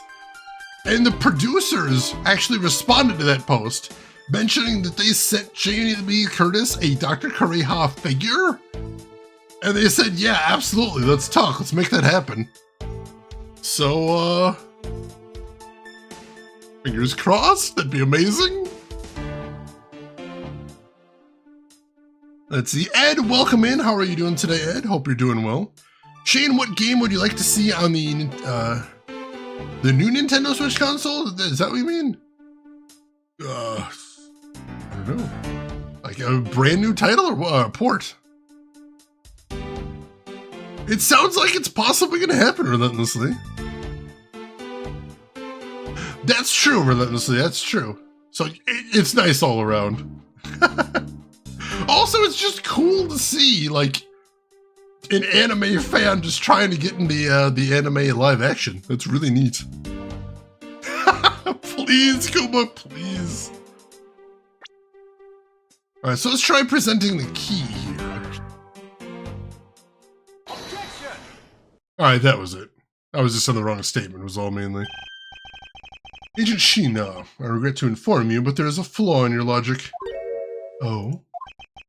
Even if you claim that she is the killer and the Yatagarasu, I am certain that securing the smuggling documents is not the motive behind the murder.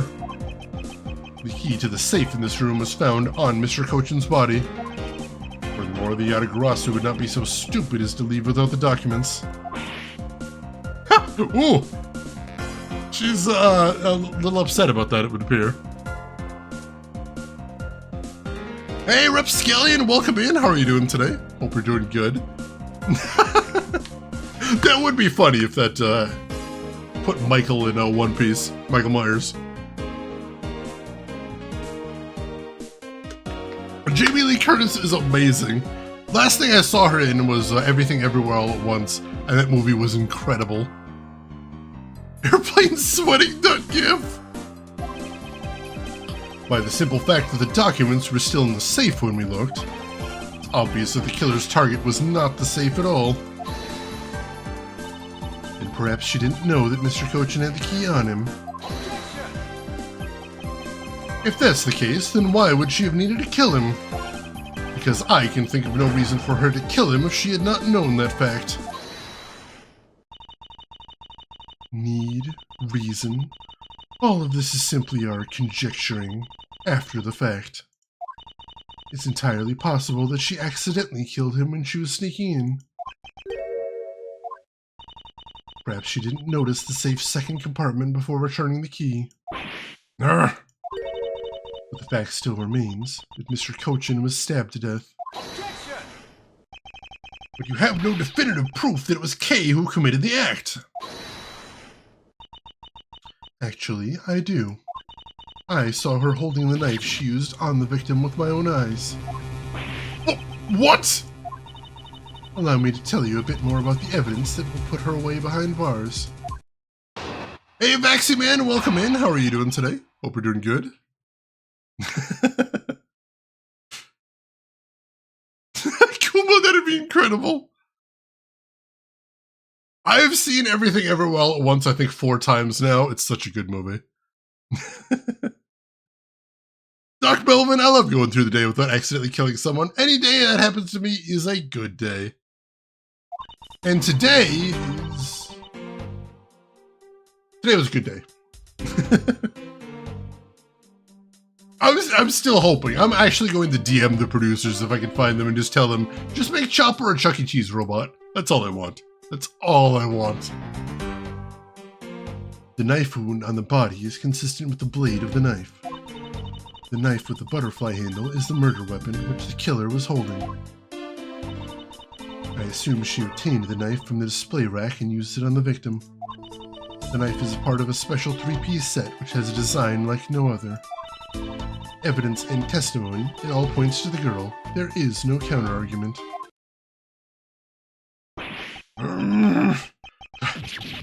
That is your definitive evidence? You see now that she is definitely the killer, right? No! Mr. Edgeworth, you gotta believe me! I saw a suspicious person in a long black coat outside the embassy, I swear! Came in here because you were chasing the suspicious person. That's right! I ran into this office only because I was chasing after that person. But when I entered the room, it was pitch black. I couldn't see a thing. I felt something on the ground next to my foot, so I turned on the lights, but then Ah! Who's there? This is...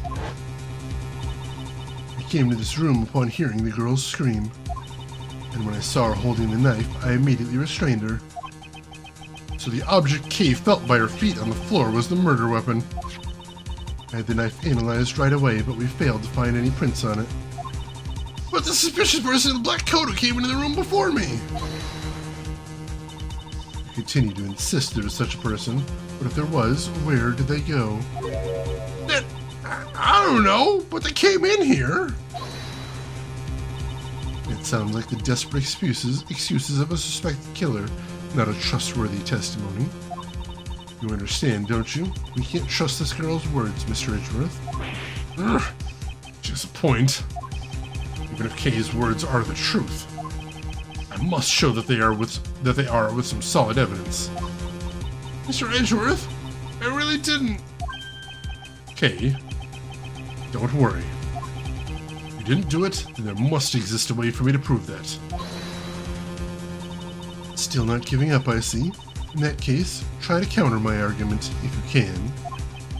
Don't worry, I can and I will.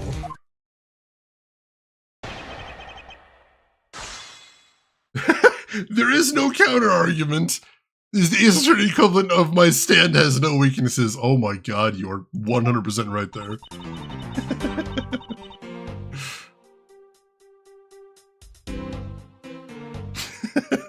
Yeah, Baroque Works is going to be interesting to see how they adapt that. Yeah, the window's right there, but we didn't get a chance to look at the window, so because we didn't get a close look at the window, we have to pretend it doesn't exist. Let's go ahead and save here. And let's go ahead and press. Hold it. Does that mean that you already have the results back? We have confirmed that the shape of the Ablaze knife's blade matches the wound. Please don't confuse the efficiency of Interpol's forensics team with your own. I won't if you don't underestimate our police force. And so we're clear, I'd hardly say your logic is sound, which you will see in a bit. If you can prove me wrong, please, by all means, go ahead. That has been my intention all along. Now, let us return to your testimony. Knife with a butterfly handle is the murder weapon which the killer was holding. Hold it. You mean to say that you saw Kay holding the murder weapon with your own eyes? I was also on the search for the Yatagarasu. When I heard that girl's scream coming from this room, I rushed over straight away. When I arrived, I saw that girl standing there motionless with a knife in her hands. But I already told you! I only came in here because I was also after the Yatagarasu! The suspicious person I saw came into this room. When I entered, it was pitch dark. I felt something by my foot on the floor, so I turned on the lights, and then... found out that it was the murder weapon at your feet. How many times do I have to tell you, we can't trust the words of a suspect? The only thing you'll accept is evidence, is it? It's the only acceptable way to counter an agent of Interpol on the scene of a crime. Mr. Edgeworth, do you have some kind of evidence that can prove me innocent? I think I do, because there is one piece of evidence I find to be a bit interesting. I need to carefully examine that piece of evidence again. Alright, so it's on this statement. So let's go into our evidence. And we can examine this knife in more detail. So let's do so. Hey, Abstractism, I'm doing good. How about yourself? How's your weekend going? Relentlessly, that's fantastic. Ace Attorney is just legal drama JoJo? I mean, kinda. Kinda is.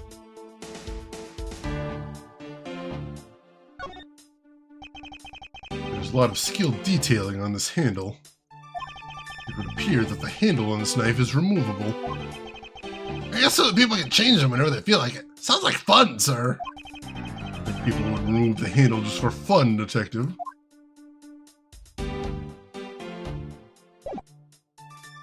That might be all we need there.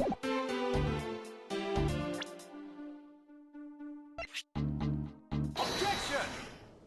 Hopefully that's all we need.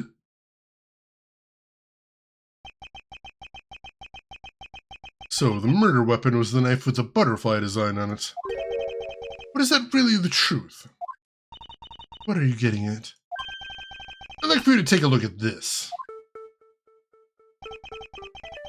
There is blood on the blade, and yet there is not a speck of blood on the handle. This signifies at the time of the crime, a different handle was attached to this blade. The knife that Kay was holding had its handle switched and was, in fact, not the real murder weapon. Wasn't the real murder weapon? This knife can be taken apart. Shall we give it a go? I'm glad you're liking it, Ed. And Nano. Alright, he mentioned something about a latch mechanism somewhere, didn't he? Thought he did. See if we can spot it on here. Probably that right there. Maybe? Maybe not?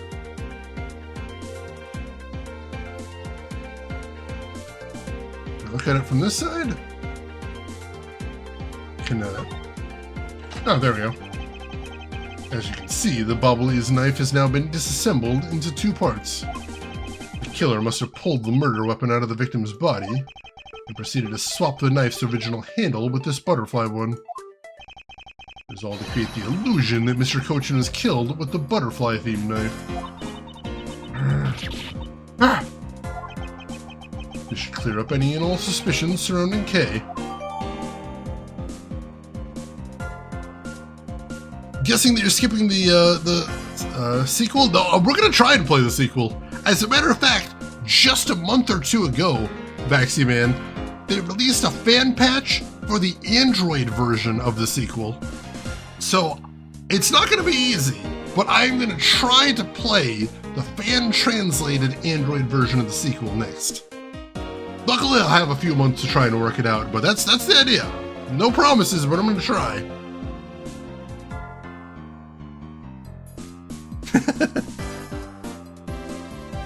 Alright. Thank you, Vaxie Man. Like, that's basically going to be the final boss of the series for me, because all the rest of the games are easy to play, but if I can manage that one, I will try. I will try. We have done some fan-translated games on the stream before, so it wouldn't be the first time. Your argument isn't airtight yet. How so? It's possible that the girl herself is the one who switched the handles. Hold it! Don't be ridiculous. For what purpose would she do such a thing? I don't care to know how a criminal thinks. The way they view the world is beyond the comprehension of a normal person like myself. Therefore, I wouldn't put anything past them, no matter how odd it may seem. Objection! The truth is right there in front of you, and this knife will show you the way.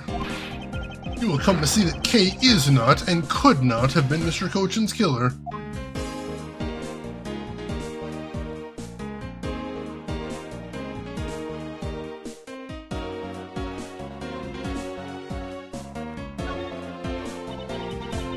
What is this mark here? It's the mark of a flower. I assume you know what this means? No, not really. Butterflies rest on flowers all the time to drink their sweet nectar. And so they do. However, would this butterfly really drink the nectar of this flower? The answer is clearly not a chance. Now, to prove the relationship between the butterfly and the flower, with this. Take that! Oh, is that not it? I may have been jumping to conclusions. I should have actually looked at my evidence before going to my first thought.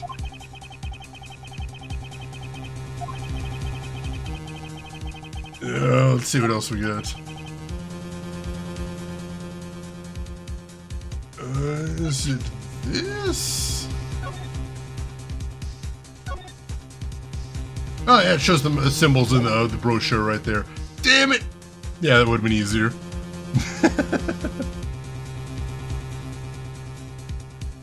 Relentlessly, holy shit. That's kind of wild.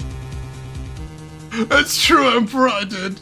And I did try. That's true. Take that! You can't be serious. It appears that you've made the connection. The flower on this blade is designed after a certain country's national symbol.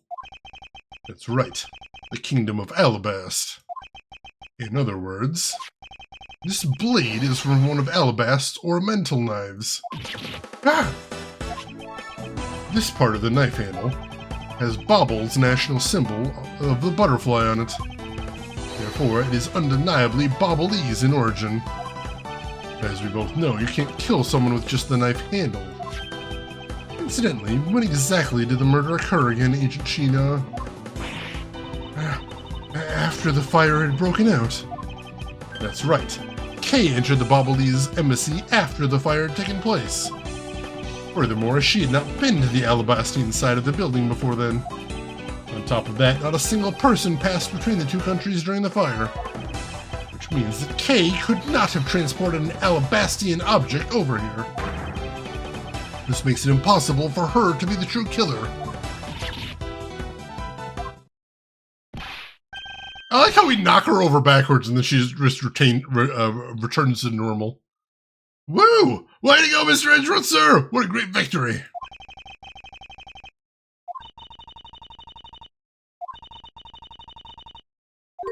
Huh? Hey, why is everyone so quiet? Happy we got this far and cleared Kay's name. What worries me now is what'll happen next. Objection! What is the meaning of this? An Alabastian knife here? Do you mean, how did this find its way to the Republic of Bobble? It didn't just find its way over. Rather, we should focus on how it was smuggled over. You know what? My brain hurts thinking about it while we're just standing around. Thinking while you're on the run? Now that's the way a real great thief operates. Okay. Oh, thanks so much, Miss Edgeworth, for proving me innocent, I mean. You believed in me the whole time, right? Tell me you did. Not really, but... Come on, you don't have to be shy about it. Your argument is still not airtight. Would you care to elaborate? I understand now that the girl didn't commit the murder. However, there's still the possibility that she is the Yatagarasu. That again? Look, how many times do I have to explain it to you? I am the real Yatagarasu. I'm not like the fake one that goes around setting fires, okay?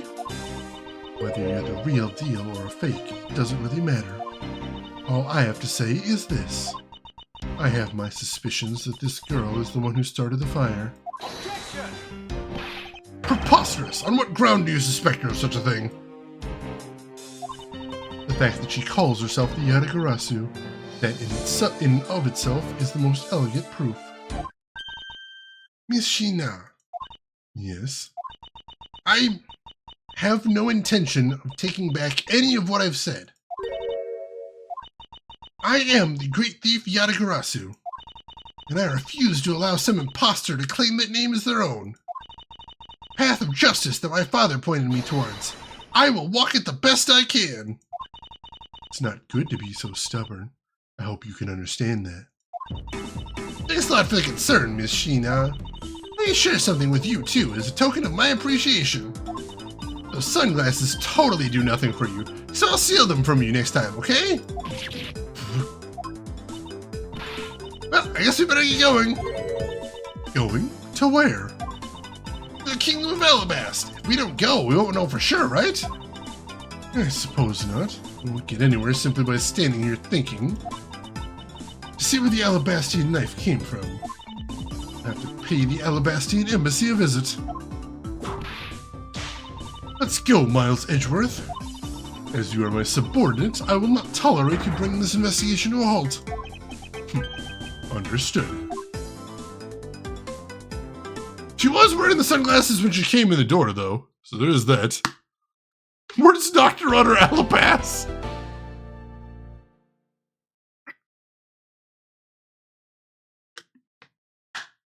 I kind of like the idea, too, of her getting knocked over backwards and then coming right back up with an objection.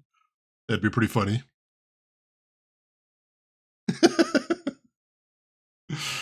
All right, so we'll go ahead and save here. And move on. March 14th, 7:44 p.m., Theatrum Neutralis lobby.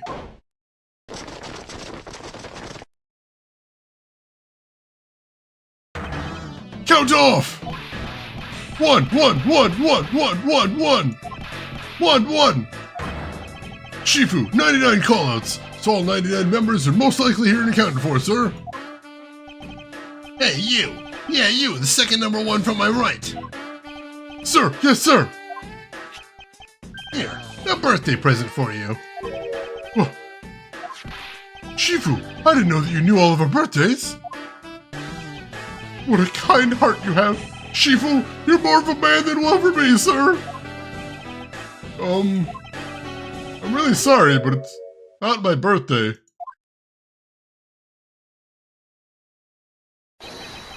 Lang Zi says, a cub who disrespects others soon feels the disciplinary bite of an elder.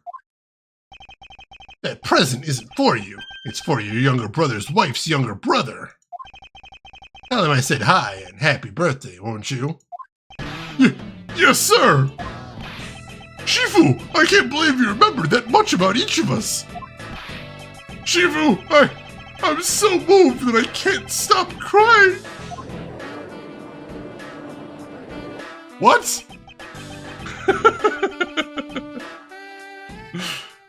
Younger brother's wife's younger brother.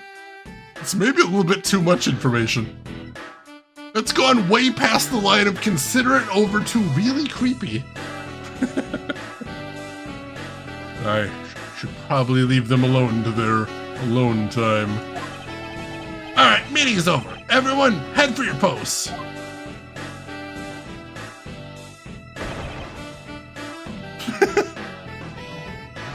Dismissed. Sir!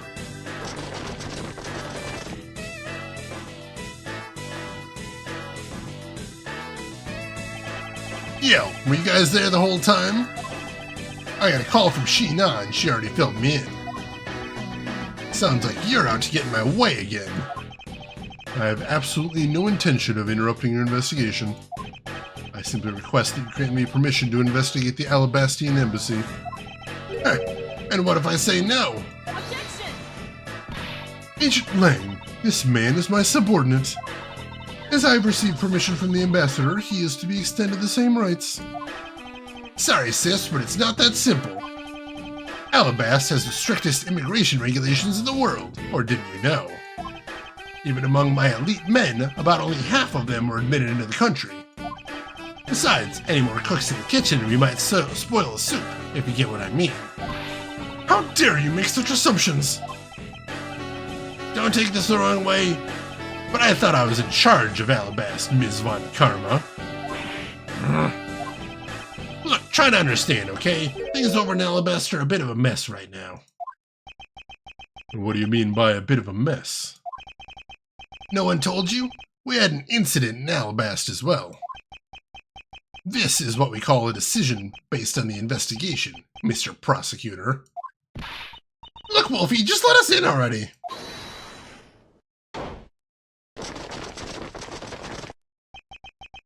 Is there a problem here, Agent Lang? Who's this guy now? Not really. Just having a discussion about whether or not to let these guys in. Ambassador Alba, I ask that you please allow these people to join the investigation. Excuse me. Having a debate because of my country. I'm terribly sorry for placing you good people in that kind of situation. It's all because I lacked the strength to govern well. Please, it is nothing of the sort, Ambassador. You weakling Quercus! Curse your frailty and inability to effect change in your country! What are you? Thing is, investigations conducted in my country have been under Agent Lang. It is my judgment that in order to minimize disruption in the investigation, I should leave everything up to Agent Lang. There, you see? Oh, no way!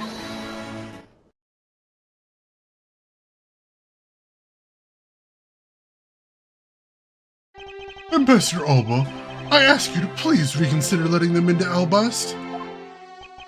What's that? My very own secretary has been murdered in the Ablaze embassy, and he was apparently caught up in some very shady dealings, completely unbeknownst to me. So I ask for your cooperation in our investigation. These aren't much, but I hope these can cover your travel expenses to Bobble someday. Alright, I get it. Even if you beg Ambassador Alba, I still have to give the final okay anyway. Alright, you heard that, Mr. Edgeworth? We're in! Not so fast, my little crow girl. You're still a witness in the Bobble murder. So I'd like you to please stay in the Republic of Bobble. Detective Gumshoe, please take good care of Kay for me. Yes, sir! Sounds good to me. The fewer troublemakers, the better.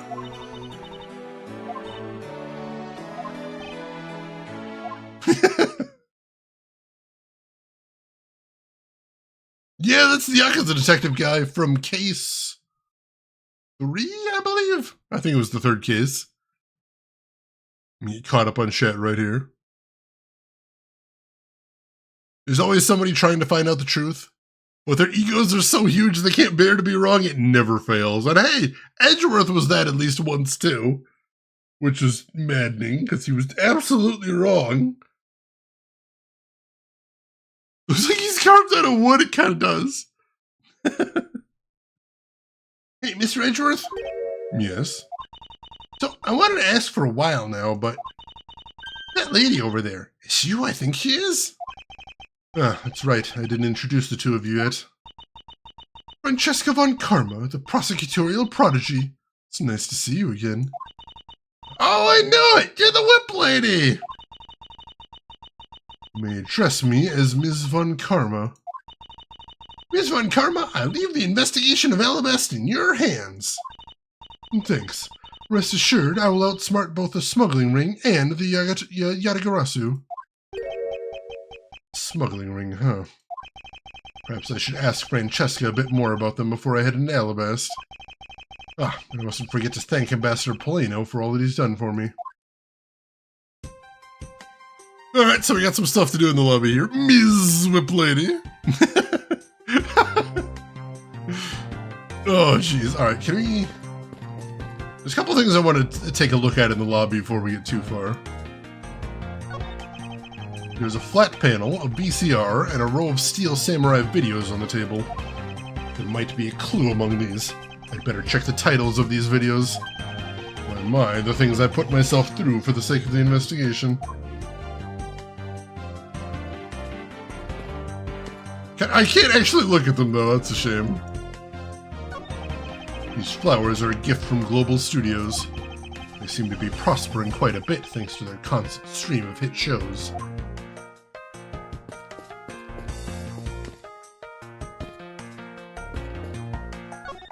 These flowers are a gift from the Gatewater Imperial Hotel.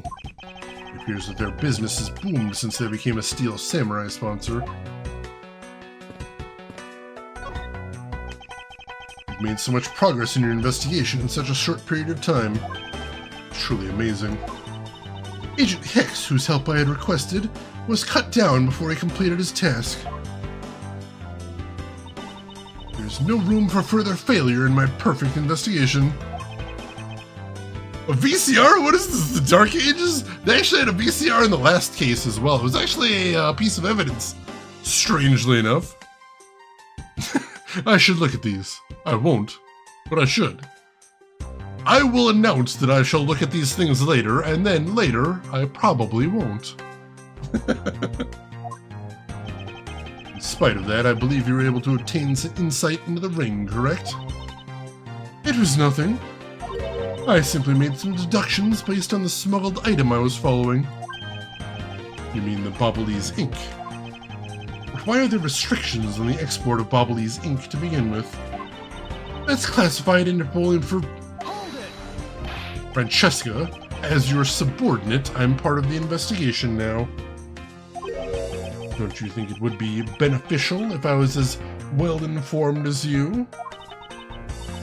Taken. Very well, I'll fill you in. Recently, we discovered some well-made counterfeit bills circulating in Zhengfa. Counterfeit bills? Yes, as you may have deduced, the counterfeits are being made with Bobble's special Ablaze ink. And it's virtually impossible to distinguish bills made with Ablaze ink from the real one. Thus, it was only natural for Interpol to keep an eye on the Republic of Bobble. That's where this document comes into play, correct? Correct, Mr. Cochin was smuggling large amounts of Ablaze ink. Furthermore, he was charged with running the embassy's printing equipment. That's all the evidence I need to know he was the head of the smuggling ring. However, there remains one tiny problem.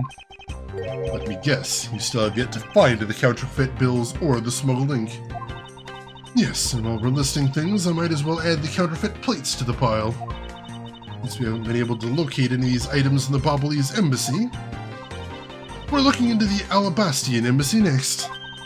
Doesn't matter where they're hidden, mark my words, I will find them. Alright, got some more information there. I'll take that. Edgeworth is a power subordinate? Yeah, I mean, that is the best way to describe it. He's the subordinate, but he's really the one running this investigation. How would one counterfeit a William? Twinsies.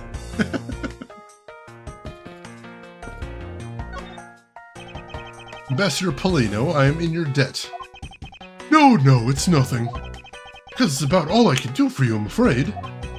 I only ask that you please bring Mania's killer to justice. I will, Ambassador, on my honor. Wow, you're so sensational. You really piqued my curiosity.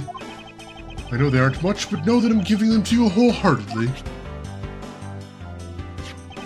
No, that's quite alright. Oh, well, how about this then? And what exactly is it? It's fountain pen ink. Known as Ablaze ink, it's made exclusively in Bobble. Well, this is Ablaze ink. We make it from white crystal oil, which is mined throughout our mineral mines. Please accept this ink, one dip of your fountain pen in this, and you can write for hours in your organizer. You can tell he immediately pegged Edgeworth as a fountain pen kind of guy. It's the cravat. Retail William Press. How fortunate for me. The ink in my pen just happened to have run out. I gladly accept your gracious gift. Great, wonderful. I guarantee to you that writing with our ink is an unforgettable experience. And since we don't export it, if you run out, you're always welcome to come and visit our fair nation. Talk about cornering the customer along with a market. Well, shall we get going? What's wrong, Kay? I didn't get permission to enter Alabast. So we're gonna go gather whatever info we can with the Ablaze side, okay? Alright, I'm counting on you two. Right, and I'm counting on you and Ms. Von Karman to sniff out clues in Alabast. Oh, and Mr. Edgeworth, if you happen to come across my phony, you let me know, okay? If you tell me, I'll rush over straight away, no matter where you are. I'll let you know when the time comes. March 14th, 8:17 p.m., Alabastian Embassy, Ambassador's Office.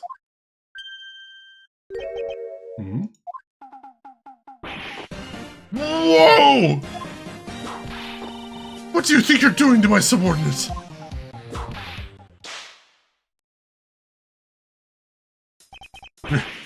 You're... Edgy! Oh, thank the heavens you're here! I'm in a really big pickle, your lordship! The raven, it appeared, poof, and then it disappeared, swoosh! And though I am the steel samurai, my sword, it's... I'm so confused! I don't know what anything means anymore! Who is this fruitcake? I am Larry of the House of Butts, married man of Neo Old Tokyo, milady. Now I remember. This person is one of your friends, isn't he, Miles? Yes, frighteningly enough, he is. Hey, what's up with that answer? Your best bud is in a bind, and you act like it's no big deal. What sort of bind are we talking about here? The suspect kind! I accidentally became a suspect in a murder! I see. That is quite the bind. Not that we're in the least bit surprised. Yes, I pretty much expected this news. From the instant I saw this unlucky face. Yeah, if you see Larry Butts, you know he's been accused of murder.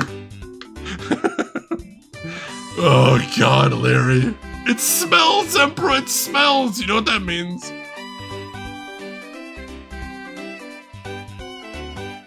Edgeworth does wield the cravatitude, it's true. Milady. Oh god.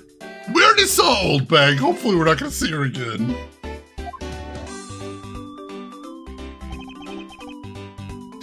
It does seem like he would do that, but I suppose they grew up together, so exceptions to every rule. His name is Larry Butts. I've known him since grade school, and for as long as I've known him, he has been the world's largest source of trouble with a capital T. Hey, what kind of introduction is that? You're so mean, Edgy. If you're not careful, you might find your tiny number of friends going down by one. That was uncalled for. Besides, you're... Wait, hold on. Larry, it was you? You're the one who wrote my Steel Samurai autograph? Huh? Oh, you didn't notice earlier? I even winked at you through my headpiece. What's going on? And why are you beet red? Sorry, but could you not speak to me right now? Oh, sorry, am I interrupting your comical, melodramatic play? Aha, so this is the incident you mentioned earlier. Mr. Prosecutor, this man, this childhood friend of yours, is our prime suspect. Of what, you ask? Of the murder of a man who had snuck into this embassy. Mask to mask! Oh my, what is happening here? Mask to Mask 2?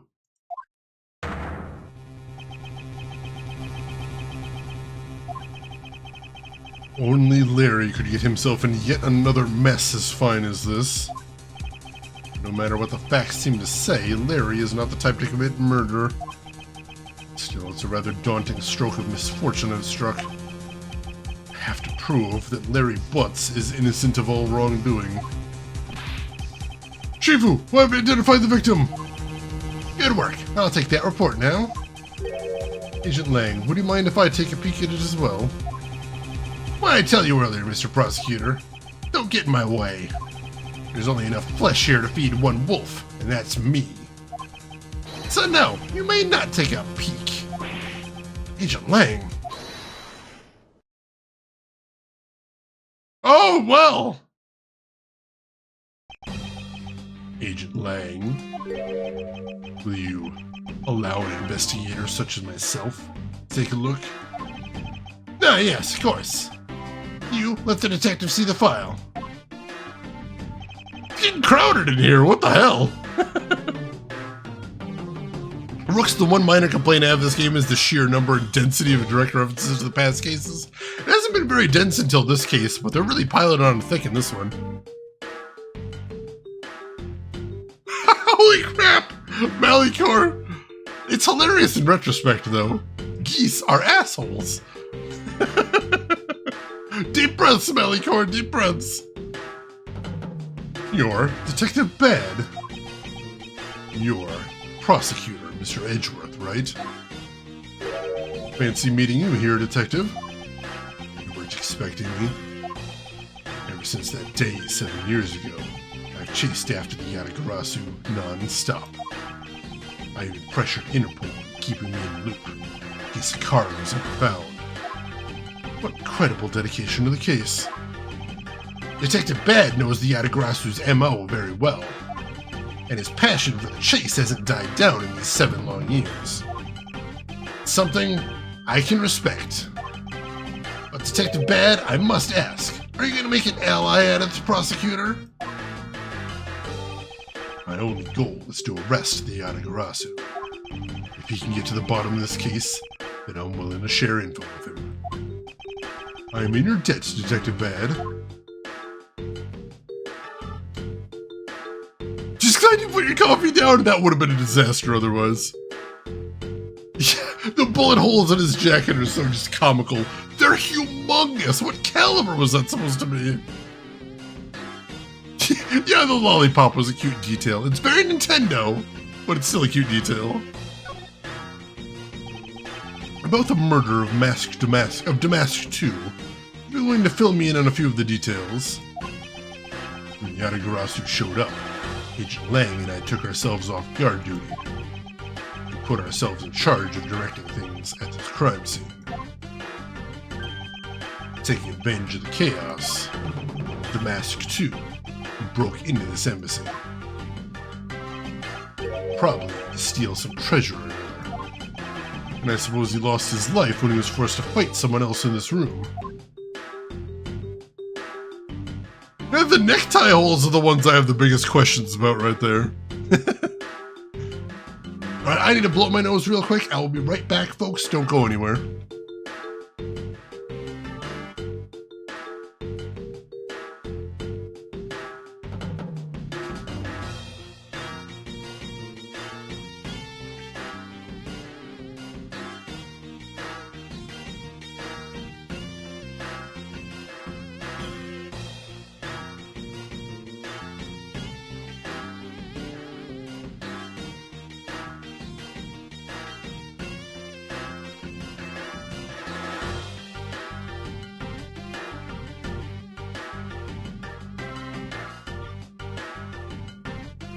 Alright, thanks for hanging around, folks.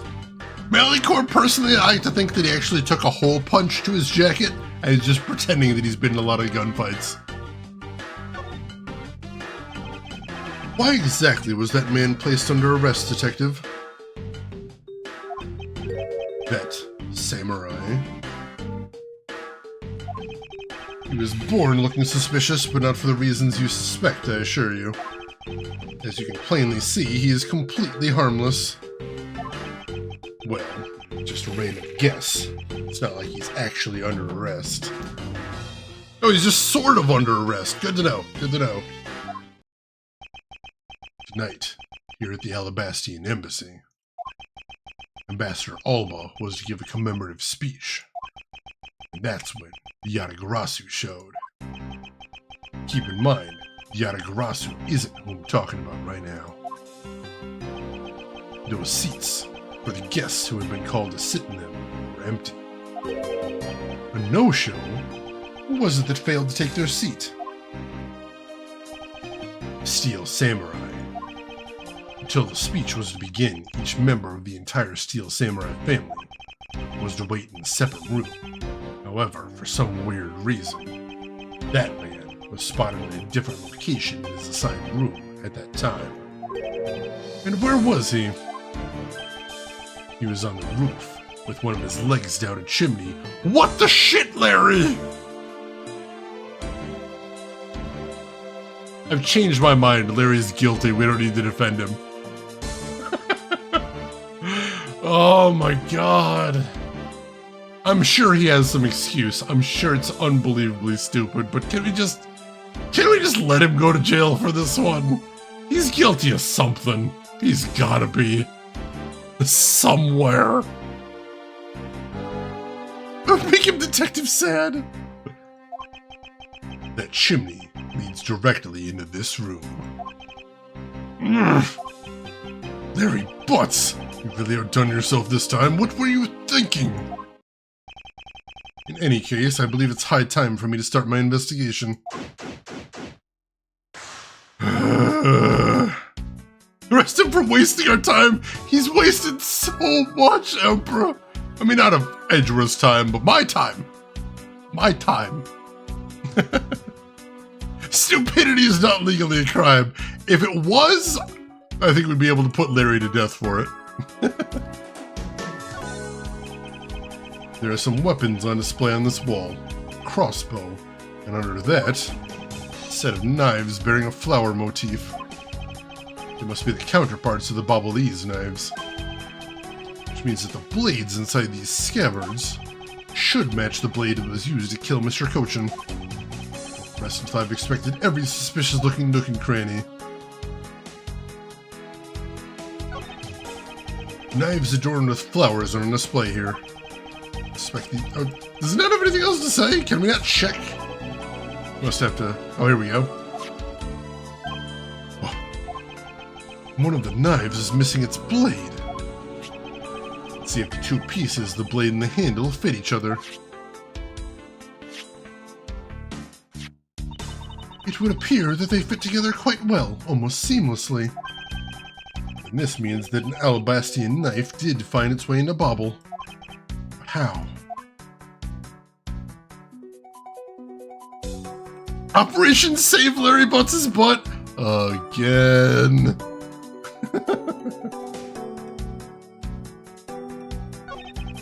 The Steel Samurai's primary weapon, the Samurai Spear.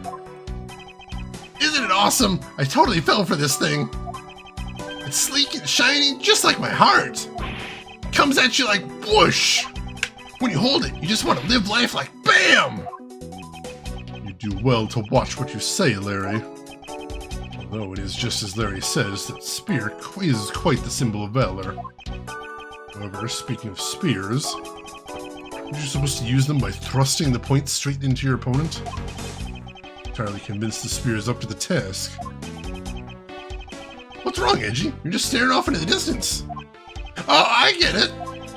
Tell you what, I'll tell the studio to make you one, okay? But this one's mine. Did I say anything about wanting one? I can shut him up if I show him the piece of evidence. I'll point something out about the spear. I don't think I have that piece of evidence. I might later, but I don't have it yet.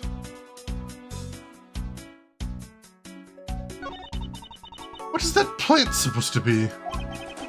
Francesca, can't you see that's supposed to be a likeness of Ambassador Alba? Miles Edgeworth, as a subordinate, you have a lot of nerve telling me what to think? Forward to your next salary assessment next month. You're deluding yourself if you think you have any control over that. Sometimes you have a droopy spear. Yeah, can we just let Injustice win this one time? It'd save us so much trouble in the future. Why is there a weapon on display in a place like this?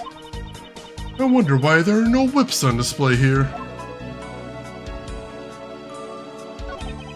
I can spot absolutely no difference between this Primadou statue and Bobble's. The statue's face looks a bit like the costumed hero you like so very much.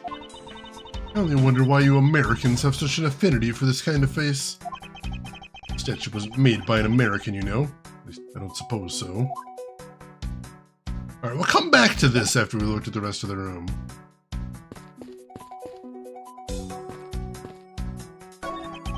There's a grandfather clock just like the one earlier in the Ablaze embassy. You know, symmetry is a fine thing, but their interior design really suffers for it. Really? I think this clock actually fits the decor of this room quite well. Though the wood does suit the all-natural atmosphere of the room. Its design and the material it's made of strikes a good balance with the plants. Hey, you two! Now's not the time to be talking about interior decorating, you know! Hurry up and save me! Be quiet! Ah! This is all a part of my elite investigation. All you need to do is be quiet and watch. Actually, I do believe Larry has a point for once.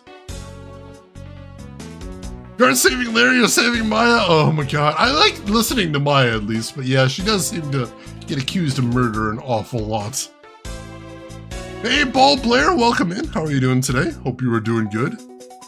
Repscallion, you're taking off. Thanks so much for hanging around, Repscallion. I hope you have a good rest of your day, and we will see you around.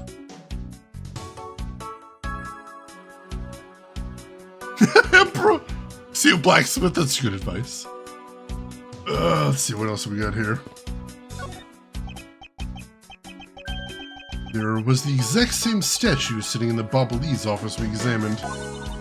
It's the Primadou statue. It was the national treasure of the Principality of Cadopia.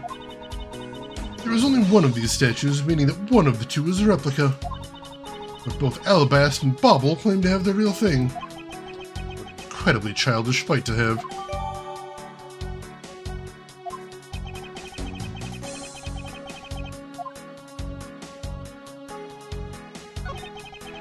I don't think there's anything to see here except the sword. I hear it's very valuable and made of pure gold. It was the national treasury of Cadopia. Yeah, we already heard that.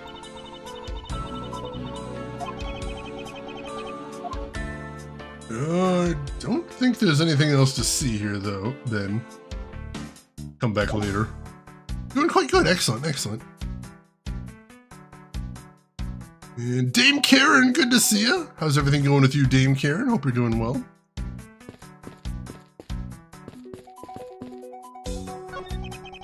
Counterpart to the Ablaze butterfly is the alabastine flower. The butterfly and flower, they're both lovely things. And we interpret this to mean that Alabast provides honey to Bobble. Jessica, can't you come up with a more meaningful or profound comment? Very well then, let's hear what sort of profound comment you can come up with. Well, flowers cannot survive without the butterflies that spread their pollen. And butterflies cannot live without the nectar that flowers provide. If either one were to disappear from the equation, neither would survive. How was that, Ms. Von Karma? Your explanation took so long that I nearly fell asleep. Well, let's continue the investigation. Francesca, why can't you just admit I had something there? Big sibling energy right there.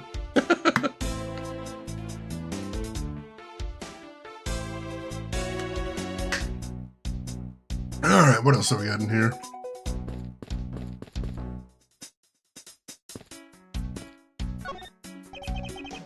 The person shaking hands with the steel samurai in this picture is Ambassador Alba. It was taken just before the murder. Oh, I bet that'll be important then. Taking a look to see if I can see anything jumping out at me. Not immediately. Steel Samurai must be very popular. They're even using the National Treasure as a backdrop. I just don't understand. What exactly is so great about Top Knot there? Clearly there's a depth to the show that a young person like you can't fathom. Speaking of young people, aren't young children the target audience of this show of costumed actors? Yeah, I'm sure that'll come back later. Did he survive the handshake? He does look very fragile.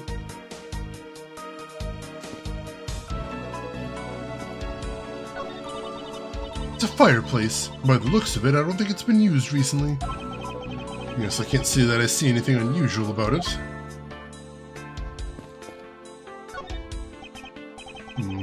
Two gorgeous flowers are in full bloom here. Sure, flowers as lovely as these must have an equally lovely name. Miles Edgeworth, are you done staring? I should hardly think passion flowers are all that rare. Passion flowers? It's a rather unusual name. It was named by priests in the 15th century for the Passion of Christ. As they say, you learn something new every day. I don't know what that's gonna mean later, but apparently that's evidence.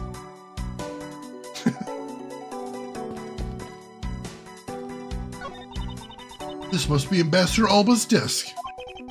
His notebook is open on its desk. Must have been in the middle of some important work. Sapling growth log. It finally sprouted today.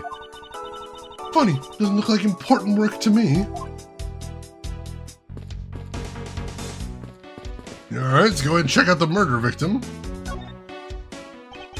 So this is the victim, Damask 2. What is with his gaudy outfit? You don't know about Mask Damask? A few months ago, this thief caused a lot of havoc on the populace. So this thief is separate from the Yatagarasu?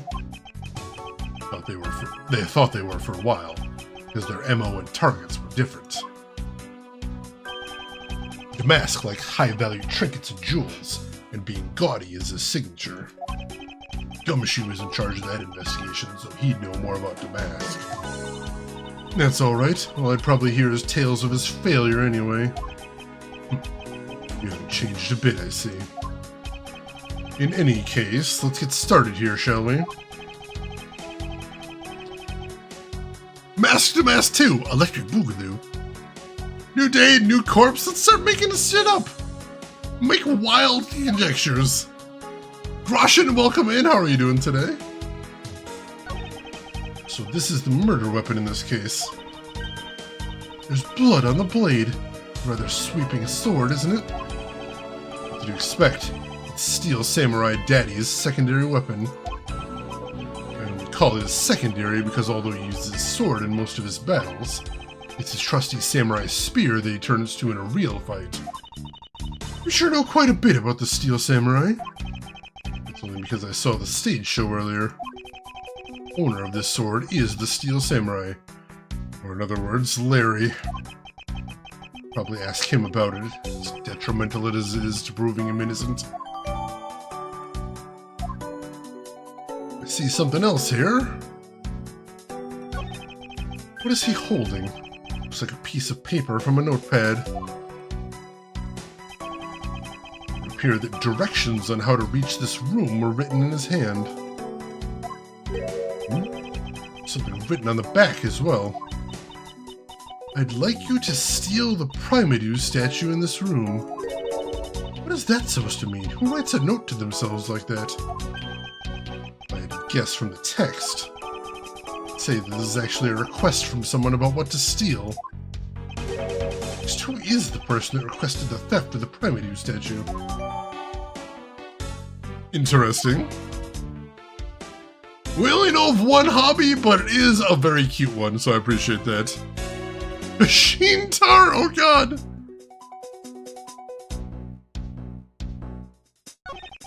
I thought that Damask had quit the business. This guy, he's just a copycat using the name. A phony successor. He's just another petty thief. His real identity is an out-of-work guy by the name of Kashi No. He's 29, wanted on larceny charges. His clothes and what he was carrying, we determined that this guy is really Damask 2, is the real Damask 2. Cause of death appears to be the loss of blood from the back of his head. It seems that he was struck with something very hard. In other words, he was bludgeoned to death. There's not a single shred of fashion. There's not a single shred of fashion sense in Damask's costume. Well, at least I can appreciate the great effort he must have put into making it. You two don't know, you could buy this costume almost anywhere now. Being sold? Since when? Since around New Year's. The streets are practically flooded with them. Turns out Damask is a lot more popular than I thought he'd be. I can't believe that foolish fool would dress in fool's clothing and act foolishly. Got your point about three foolish as back, Francesca. Loss of blood sounds like natural causes to me. But how did the blood get outside of the body? Smuggling, perhaps? All comes together.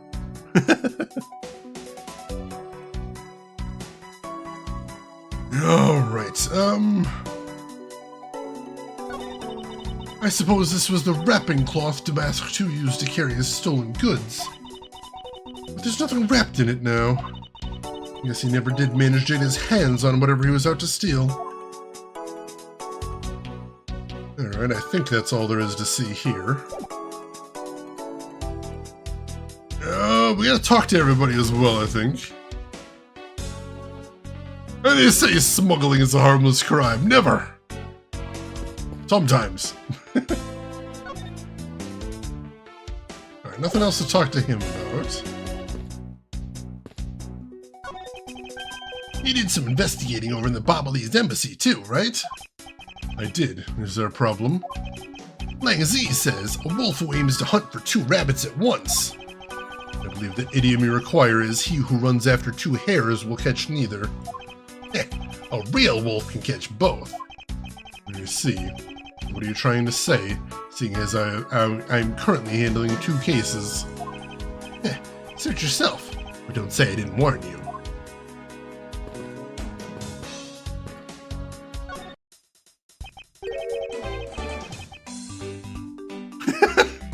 That's a good one, Rex says. I like that one. Sometimes Shane is smuggler, not as far as you know. Bessie man. Larry, there are a few things I need to talk to you about. Hey, how about that? I've got a few things I'm gonna ask you too. What is it? It's like, both you and him. How is it that the two of you always manage to have some cute or hot girl by your side? And Francie, what about that promise you made to me? Promise? What promise? The one where you said you would model for my next book, Francie's Whippity Whip Trip? Oh! I made no such promise. Ever since grade school, we've had a certain saying about Larry. When something smells, it's usually the butts. They said the thing.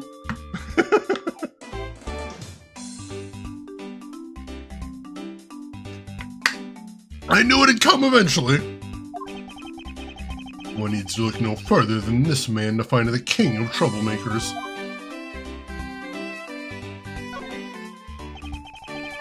As I recall, aren't you calling yourself Laurice Donim now? That's Donim! Laurice Donim! Get that straight in your head, Edgy. Oh! Now I remember, you're that rude, pale imitation of a real artist. No, you got it all wrong. I gave up on that whole Laurice business.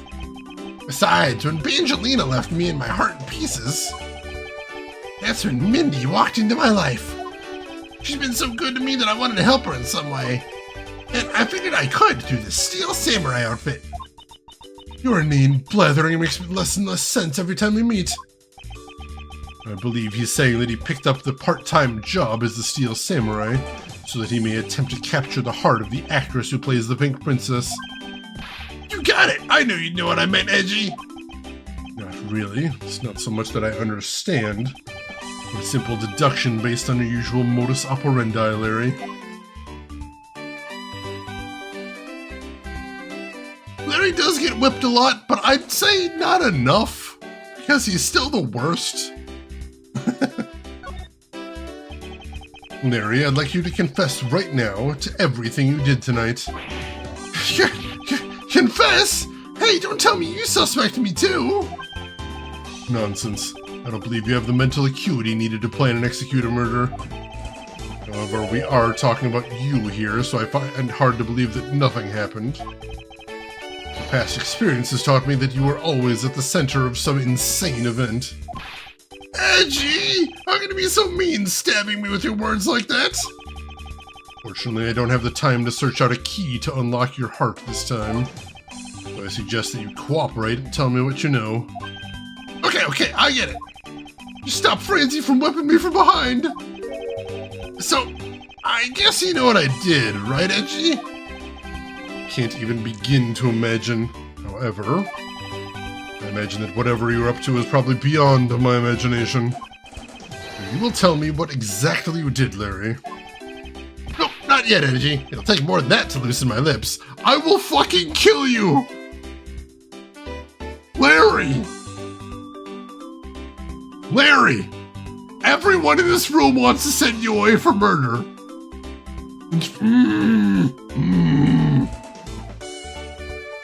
All I'm asking you is to give me something that would make you look not guilty of the murder. You gotta play games with me, Larry. Play games. A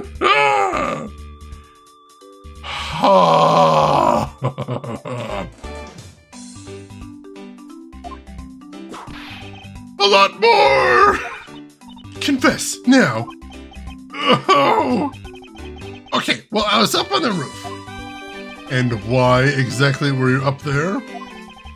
Oh, you know, that wintry custom and the legendary hero. Legendary? Hero? Santa Claus! Santa Claus. I want to do that thing where he does, so I climbed out of one of the chimneys.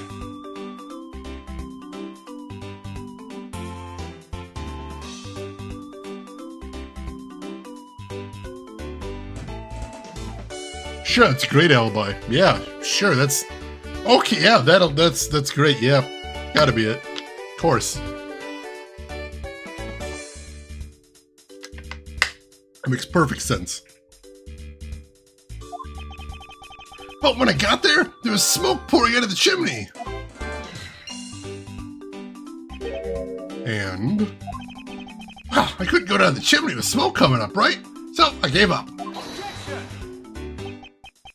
Larry, you do realize that Santa Claus does not exist, right?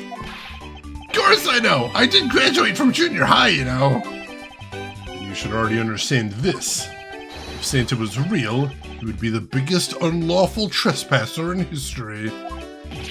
Aw, crud!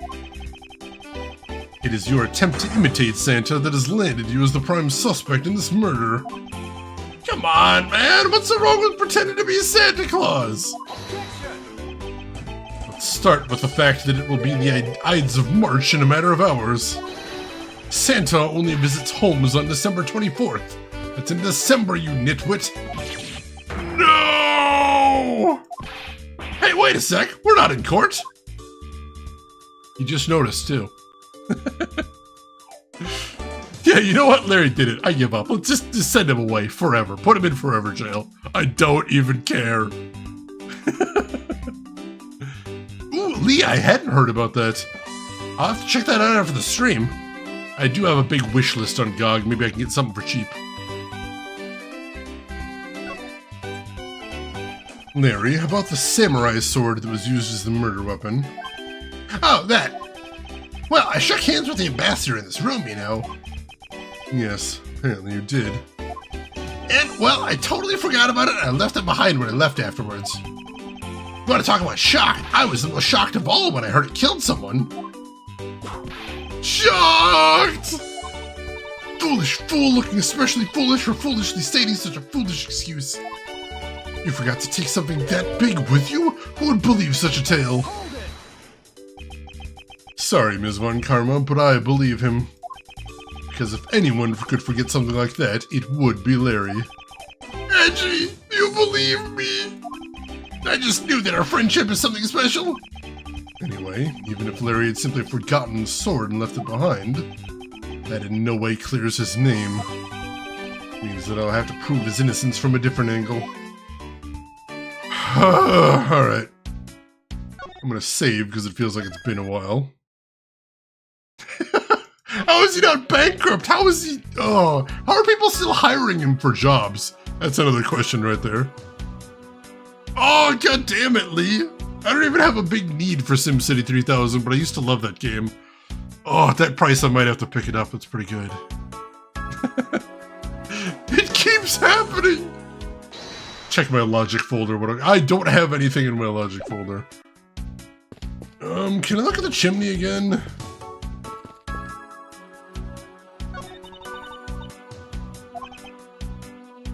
Apparently not. Damn it! Okay.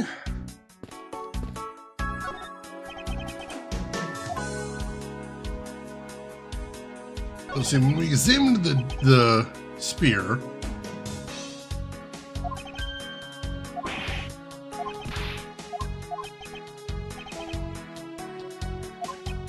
speaking of spears, aren't you supposed to use them by thrusting the point straight into your opponent?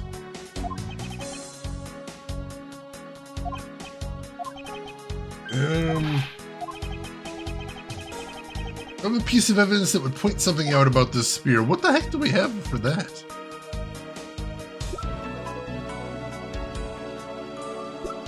I don't feel like we have any evidence relating to a spear here. Not that I can see. Got the counterfeit bills there.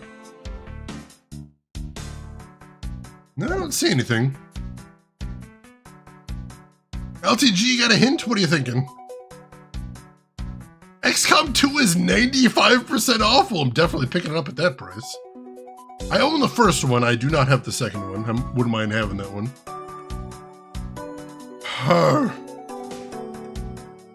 Larry was an artist. That's true. Oh! Clever. Clever. I see exactly what you mean, LTG. Good hint. Good hint. I like it.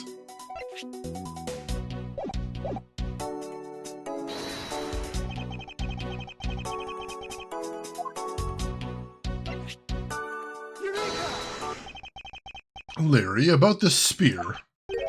Oh, are you feeling it? Bam! I thought there was something strange about the spear. Tell me, Larry, is it just me or is the spear a bit bent? What? No way! It's exactly as it should be, yo! He says with that look on his face. Are you feeling it now, Mr. Krabs? I have here the autograph you wrote for me earlier. Now, take a good look at this which you drew with your own hands. You can see that the spear is clearly of a different shape. What do you have to say to that? I'm sorry! When I hold the spear in my hands, all of a sudden I feel super powerful. And then, during practice, I was spinning around and around.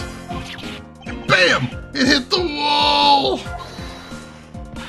You unbelievable! This is an embassy! But I've always been like that, ever since I was a kid.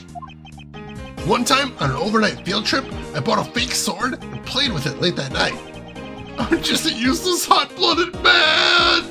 You are so incredibly useless. So useless. Larry, clarify that for me, will you? Okay, so it was some field trip and I began a shadow fight with myself. Not that! I meant what you said earlier about spinning the spear and hitting the wall. Oh, that. It's no biggie. It's like, not like I left a hole or anything. That's not why I'm asking, Larry. The samurai spear is made of metal. I somehow doubt that a move as simple as spinning it around would cause it to bend. Man, Edgy, you're so naive! What? Where did that come from? Well, you keep calling it the samurai spear. But it's not real. You can't really fight somebody with it. Because it's hollow on the inside. You can hit it against practically anything and it'll bend. Is that so? Don't tell me you thought it was real!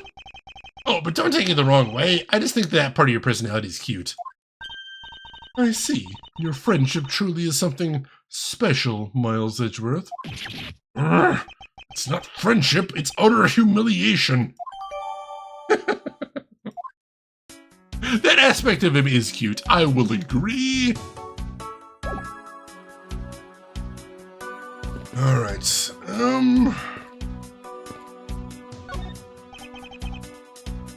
like I said, there didn't seem like there was anything to look at here, but we do have the deduce button.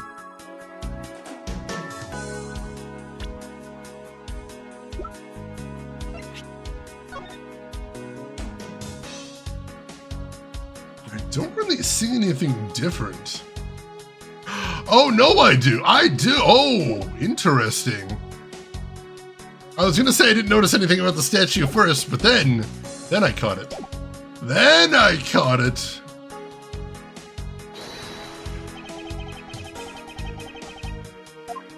I don't know if you saw it too, Chet, but let's see. Look at this photograph. Does it make you laugh every time? But tell me what you find odd about the scene, Ms. Von Karma. The apparent joy on the ambassador's face as he shakes that top-knot's hand. That's not it. I was trying to point out that the statue in the photo was facing a different way. You're right. The statue is a national treasure. As such, only an ambassador or a secretariat-level person is allowed to handle it. The fact that the statue is facing one way in this photo, now it's facing a different direction in this preserved crime scene, is proof that someone touched the statue around at the time of the crime. Interesting. Guess that about wraps up my investigation. That's... Yo, Pick Princess! How are you feeling? Still feeling ill?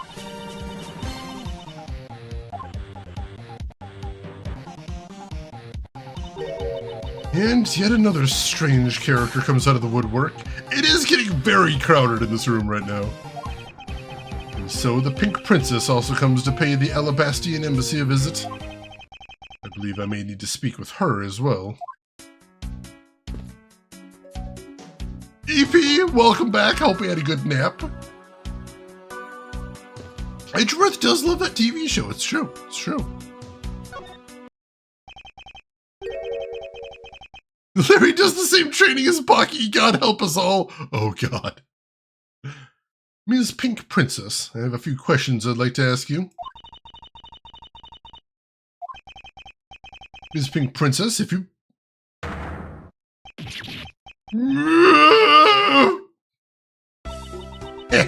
This must be what they call fate. Oh, Jesus, no!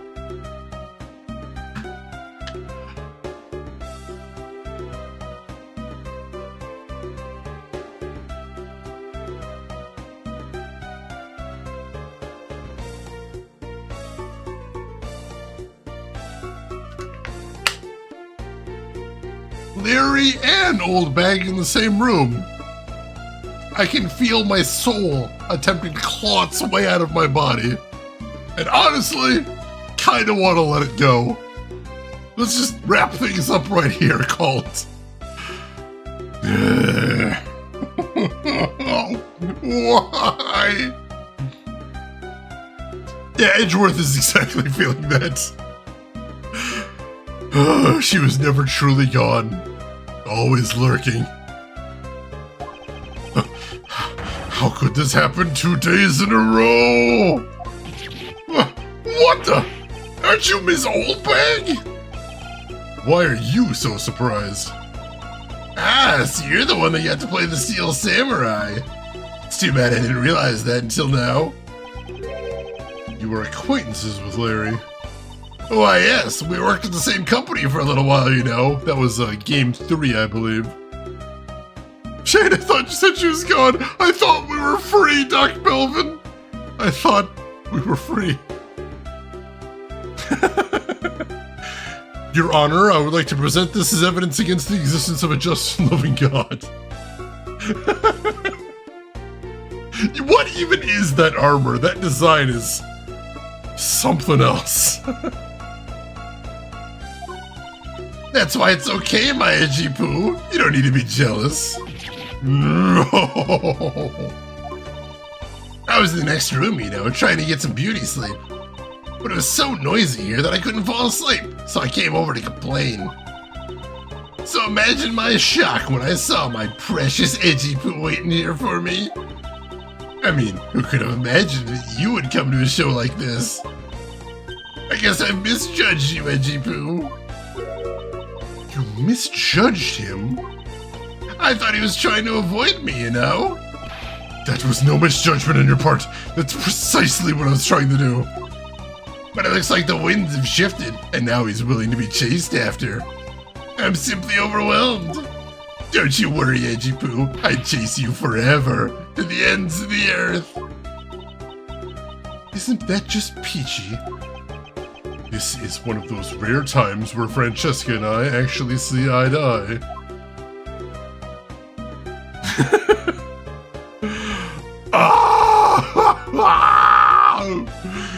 I'm fine. Fine. All good. Don't worry about it. It's fine. We get through this. We get through this, chat. Now then. What are you doing here? I thought you were working at Gatewaterland as the Pink Badger. What are you talking about? That was ages ago. That was yesterday. Look, I worked at Global Studios before, a long time ago, right? Well, they called me up this morning, kinda out of the blue, actually. They called you? And apparently the girl who plays the Pink Princess collapsed from a bad cold. Happened so suddenly, so they called me in to be her last-minute replacement. They not have enough people on staff at the studio. Well, they couldn't say no, so here I am, playing the role of the heroine. Instead of that Mindy girl, I mean. But the poor girl, I feel bad for her. Because they let me stand in for her. She's gonna have a terrible time when she returns. I mean, I'm not exactly great at reading, but to be a stand in the last seconds when I tripped over a line and threw a ragdoll instead of the shuriken, and to see the samurai in the audience was an uproar because I tell you they're just a bunch of simpletons. You're a rather lively old lady. So basically, you received the stand-in request this morning, correct? You got it. You need to see it. I got it right here. Look. Here's that she is telling the truth.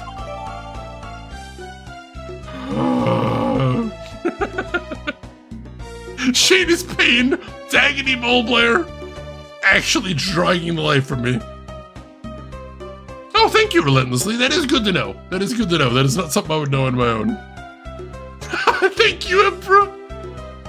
Am I learning old bag? LTG, you're too deep. You gotta pull out now. You gotta get out of this while you still can. It's too late for me, though.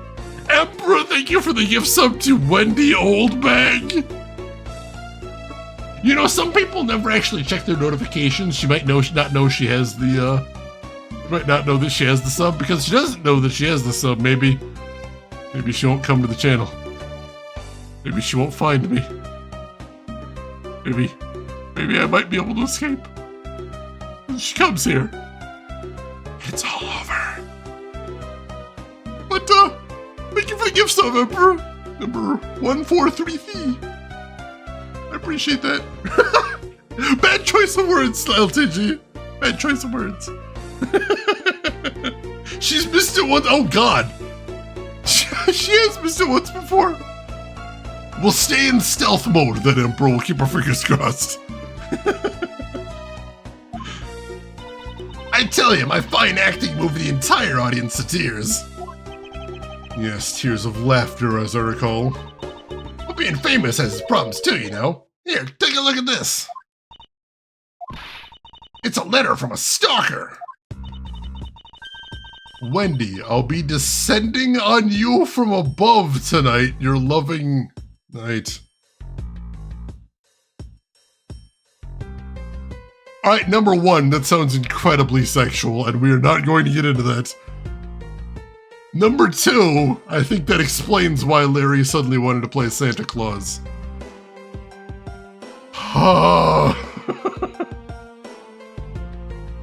I'm just praying that Wendy doesn't tell us what she thinks that meant. Because I don't have the stomach for that.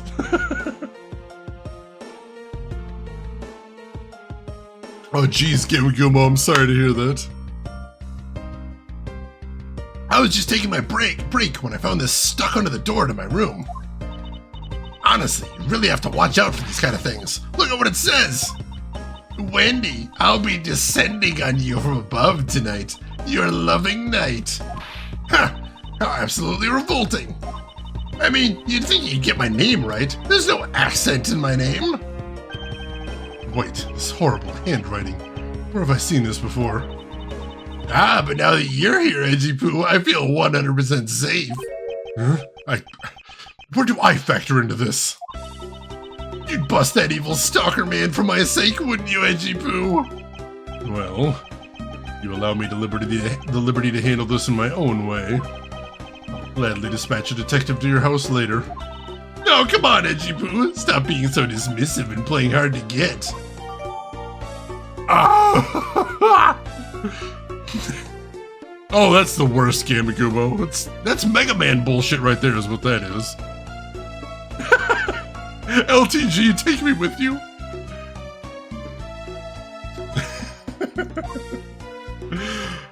Oh, God. What were you doing at the time of the crime? What crime? What? After the show is over, I've had nothing but free time on my hands.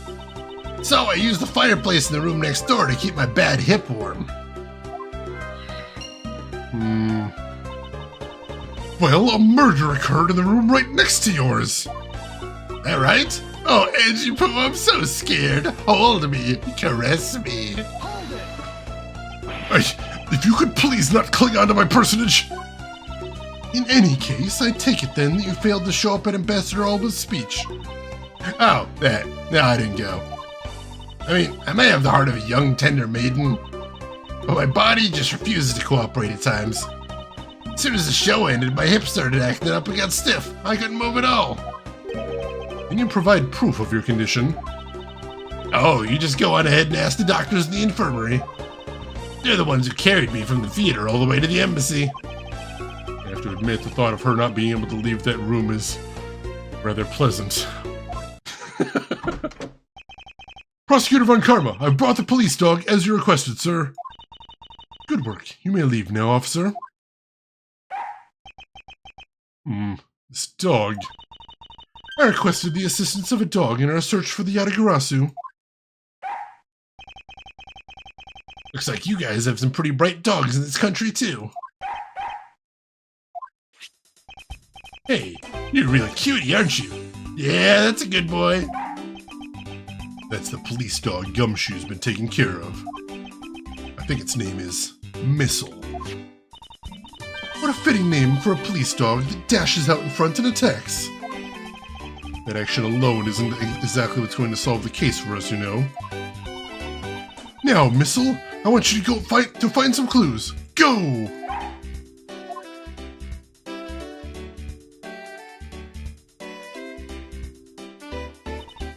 Good dog. You really are quite bright, aren't you? Like a certain someone I know. Now, what do we have here? What is this? It looks like a small hot dog, but... Wait, Francesca, isn't that an official samurai dog? What the fuck? Kryptonym, welcome in. I mean, it was cute till a second ago. That's freakish. Missile is back, baby! There's a lot of fan service in this case, holy crap. It was cute. We had a lot of cute going on now. I don't know. Ah, no! Bad Missile! He ate it. I don't know if it's alright for him to eat that. Is it okay if he ate the evidence? No. No, Francesca, it is not. It's just a meat substance snack featuring the Steel Samurai. I'm sure it'll be fine. That's quite a bit of information you gathered there in a single quick glance. Should really be focusing on why there was a samurai dog in there in the first place. Looks like that snack wasn't all Missile found. No, and what do we have here? It appears to be a lady's undershirt. I wonder if Ambassador Alba might have an interest in cross-dressing. I somehow doubt that. It doesn't look like the shirt would even fit him. A samurai dog and a lady's undershirt. What are these two items doing in a room like this? In the circumstances, the lady's undershirt could only belong to one person. Suppose I should get this over with and ask the owner of said undershirt about it.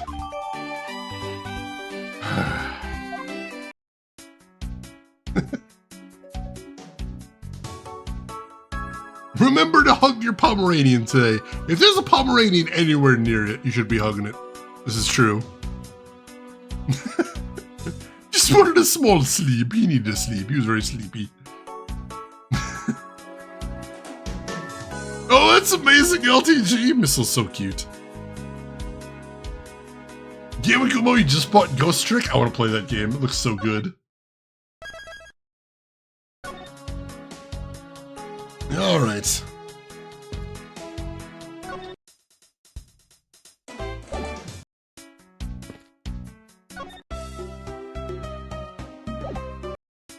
Let's see, what are we doing next? We didn't talk to him. Oh yeah, we already did in the lobby, so we don't need to talk to him again. Do I need to use some logic now?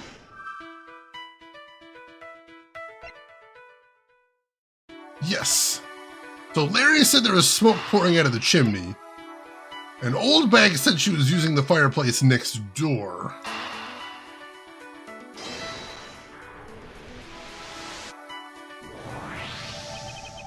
There is no trace of this room's fireplace being used. And your point is? Smoke was supposedly pouring out of the chimney connected to this fireplace. At least according to Larry. This is a contradiction of the facts, is it not? Are you sure he wasn't just disoriented or something up on that roof? I mean, Far be it from me to say Larry is an idiot. There's testimony from an investigator that puts Larry at this particular chimney. So no, I don't think it was a mistaken impression on Larry's part. On the other hand, the fireplace of the next room was being used at the time. Where do you suppose the smoke from that fireplace went? Ah, I see. So what you are proposing is this. The smoke that came out of the chimney was actually from Ms. Oldbag's fire. So basically, the fireplace of neighboring rooms share one chimney. Is that what you're implying? Interesting. Precisely. Alright. Yeah, we can probably do something with that. Can I talk to the doggo?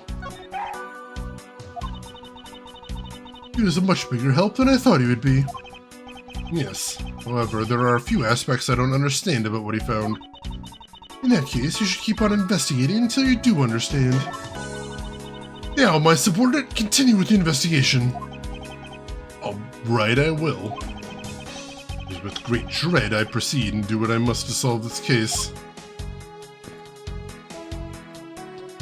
I'm hoping the remaster's good. I haven't heard too much about it.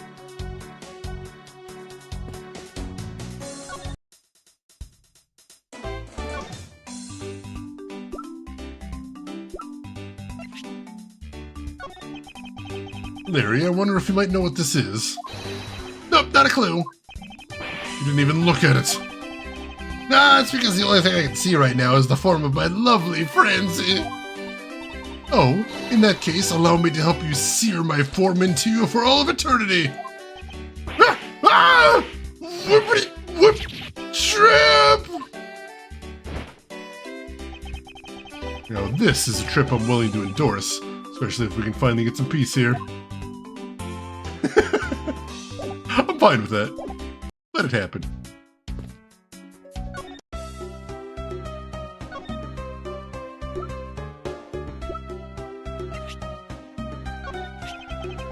If you could please take a look at this brown-colored undershirt.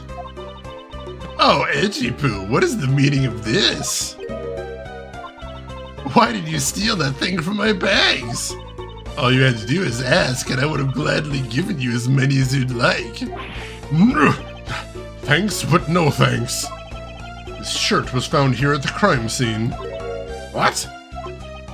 Come now, why don't you just confess and explain what it's doing here? I know nothing! Nothing, I tell you! Are we gonna get to send Old Bag to jail? Can I send Old Bag to jail? Is it my birthday?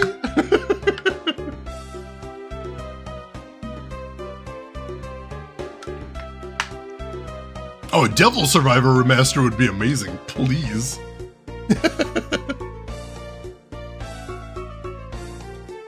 Where did they say that Chopper's gonna be a puppet? If you got a link to it, I'd love to see it. Yeah, did you see the thing on Instagram? Jamie Lee Curtis said she's gonna be campaigning for it, but one of the producers of the show actually responded to that post, mentioned that the producers sent Jamie Lee Curtis a figurine of Dr. Correja, and said they're already down for it. So they just have to hammer out the details is all. Justice, Shade. Justice. Justice. Yeah, we never get to send Old Bag to jail because that would be real justice.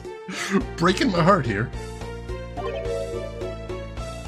Can I drop it in the chat? Yes, as long as you are a subscriber, you are free to place links in chat. What? Oh, I admit that I used the fireplace to dry that shirt. But I can't really help the fact that I had to, you know? Wearing that pink princess costume is like being in a sauna. And on top of that, I get fingered as a suspect? You're too cruel, Edgy Poo! Are you claiming that you never once set foot inside this room? Of course I am! If I had been the one to find the body, do you think I'd be as calm and relaxed as I am? I tell you, it's always like this. It's always my fault one reason or another. The tabloid article, the camera, the lawyer's fault they're missing. Speaking of missing, can you believe the fact that my husband, when we got married, he said, I guess I'm stuck proposing. What I should deserve, you can't help it. Will you marry me? Honestly, man, these days. Well... I believe she's lying about her actions. I can safely assume she really was drying her shirt by the fireplace on her break. Somehow the undershirt managed to move from the next room into this one. Well, how could that have happened? I assume the samurai dog was also yours? Ah, that brilliant mind of yours. You really can see through everything about me. So the feeling of dread continues. I suppose I should ask her for more details.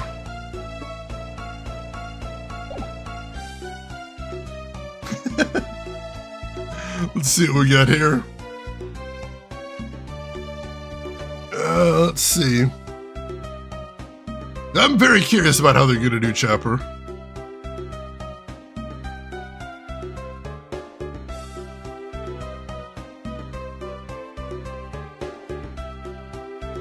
Let's see.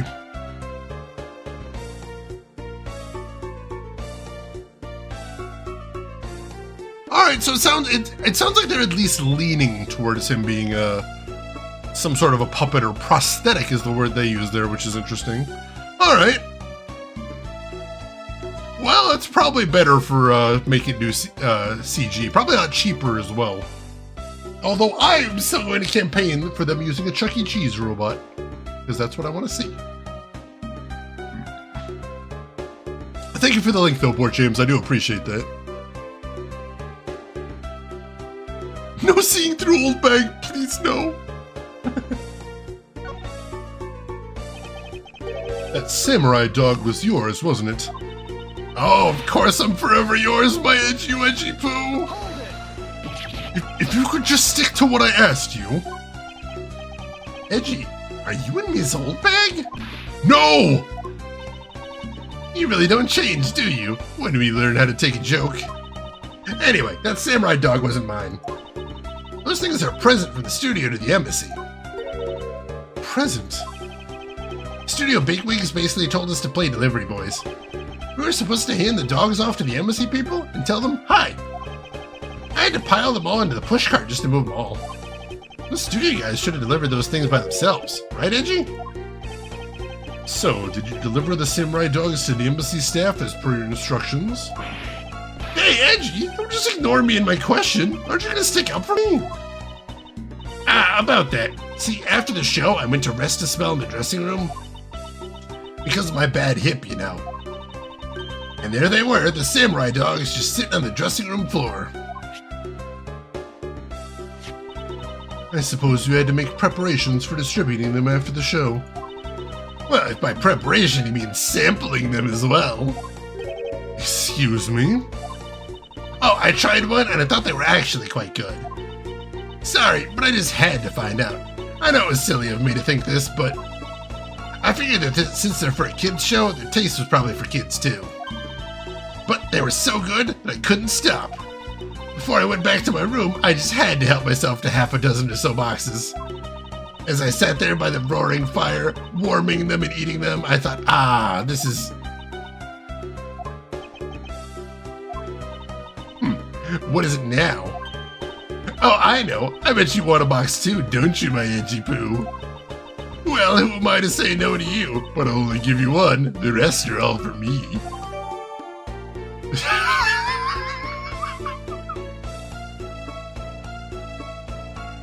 Well, that's new.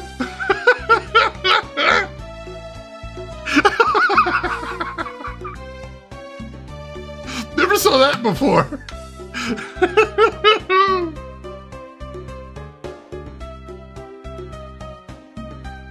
Oh my god. Exactly. Never force your samurai dog onto someone. Ask first. You'll appreciate it.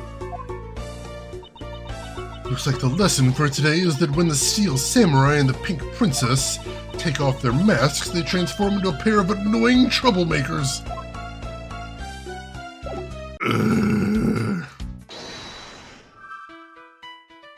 So the undershirt was from next door, but ended up in this fireplace. But we know that the two chimneys appear to join into one before they head up to the roof.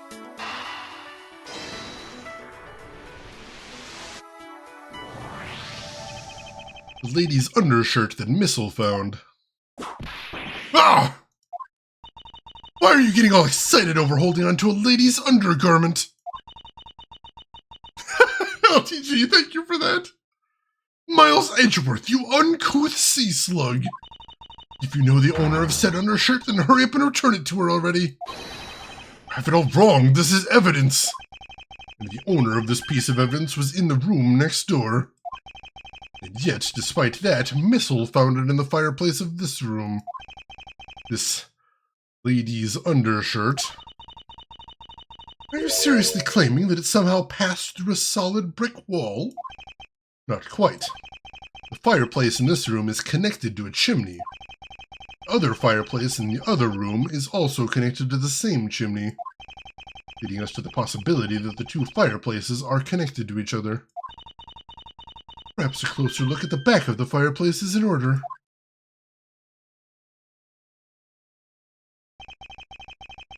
There's an X on the back wall of the fireplace. Let's see if I can't get a better look at it. What in the... The wall separating this room's fireplace from the next room's fireplace apparently turns. I suspected this fireplace does indeed connect this room to the neighboring room. The neighboring room? So it's not even that the fireplaces connect, it's that this is one big fireplace with a divider dropped in them. Weird. There appears to be nothing particular about the next room. The fact that there is nothing special about the next room isn't what's important. It's the fact that there is a secret passageway through this room's fireplace. We now know that the fireplace connects the two rooms. How exactly is that significant? You aren't going to suddenly name the old lady as Damask 2's killer, are you? No, she couldn't move at all because of her stiff hip. So she could not have been the one. Unfortunately, I believe that this fireplace has nothing whatsoever to do with Damask 2's murder. Oh, got my health back. Nice. Several fireplaces work that way, makes chimney placement easier. That makes sense, I suppose. Architecturally, you know, it can be tricky, I guess, to figure out where to place a fireplace, so if you just place two back to back, that would make a lot of sense. Let's see, don't think the fireplace could have used by a door, seeing as she was burning stuff on one side? That's true, but I think I know what Edgeworth's getting at. So, like he said, he doesn't think the secret passageway here is important. But I think we'll see later why that's important. It would appear that the answer has made itself known. You're making quite a confident face there, Mr. Prosecutor. Bring it on. I'm ready to counter any argument you may have. Very well then, if you are prepared, I'll show you exactly where my deductions have led me. Good! I'm counting on you, Edgy! Leave it to me, Larry. My first attack will be to expose your lie for what it really is. My lie?! I know that there is still something you're keeping from the rest of us. What's wrong with you? Why is it you won't believe me no matter what I say, Edgy? Curse you! I should just hurry up and die already if that's gonna be. Could you please? Is that an option? Is that on the table? Don't tease me, Larry. Don't toy with my heart here. Because if that's an option, just go for it. Just go for it. I'm sorry, Paul Blair. I got all excited.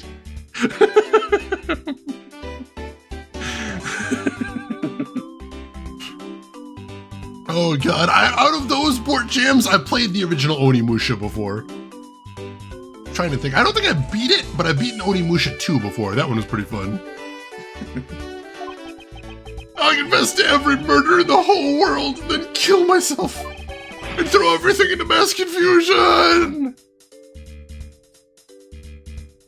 I like how Larry gets so upset that his response is, I'll ruin every murder case.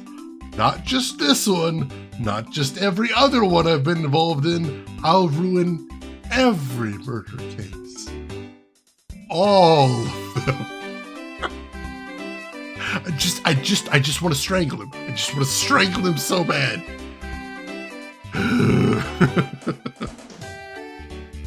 If you liked Onimusha board jams, definitely check out the second one. It's got some cool quality of life changes that I like a lot. I mean, if anybody can mess up every murder case in the world, it's Larry Butts. I believe that. Regison, welcome in. How are you doing today? You made some wonderful friends as a child, I see. Larry, I only have one thing to say to you. Even if you make that face at me, it's no use. A man who was ready to die is strong-willed, you know. Larry, it doesn't matter what sort of harebrained trouble you've caused. I only ask that you do not lie to me. Cause an innocent person to be judged unfairly because of some insipid lie. I will never forgive you. Edgy. Although, allow me to say that I consider you to be among the innocent in this case, and that I will draw the real killer out. You can trust me on this. Alright, this time, I'll tell you the whole truth, okay? What happened, what didn't happen, the works. Just what happened will do. Now then, if you would please testify as to what you did up on the roof tonight. Spoiler alert, he's gonna lie. What console it is on? The one I played is on PS2. There's also Onimusha 3, and there's a fourth one called Onimusha Dawn of Dreams, I believe. I actually used to be a pretty decent fan of the Onimusha series. Cool stuff. After the show, I left the pushcart in the Rose Garden and came up into the embassy. Then, they took a picture of me shaking hands with the ambassador. After that, and until my next appearance, I had some free time, so I wandered around. That's when I spotted the chimney. A chimney like that is a rare thing, you know. So then, I wanted to play Santa and decided to give it a try. Larry, I thought I'd just finished telling you not to lie anymore. But it's kinda ultra embarrassing. What exactly is so ultra embarrassing that you can't tell me? Edgy, man, I just said it was embarrassing, so of course I can't just blurt it out. So, you're just gonna have to reason it out of me. As your superior, I command you to hurry up and expose this man's lie. I have every intention to, for I'm not about to let us waste time on such a trifling matter. I already saw what he's lying about there. Yeah, how is Jean Renault in Onimusha 3? That's the weirdest casting ever.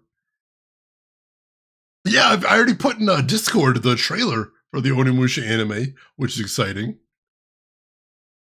Yeah, I'll reason it out of him. I'll reason it out of him with my fists. There's some justice. Alright, so after the show, he left the pushcart in the Rose Garden and came up to the embassy. Hold it! Onimusha anime? I will, thank you. You left the pushcart. Could you please clarify that statement for me?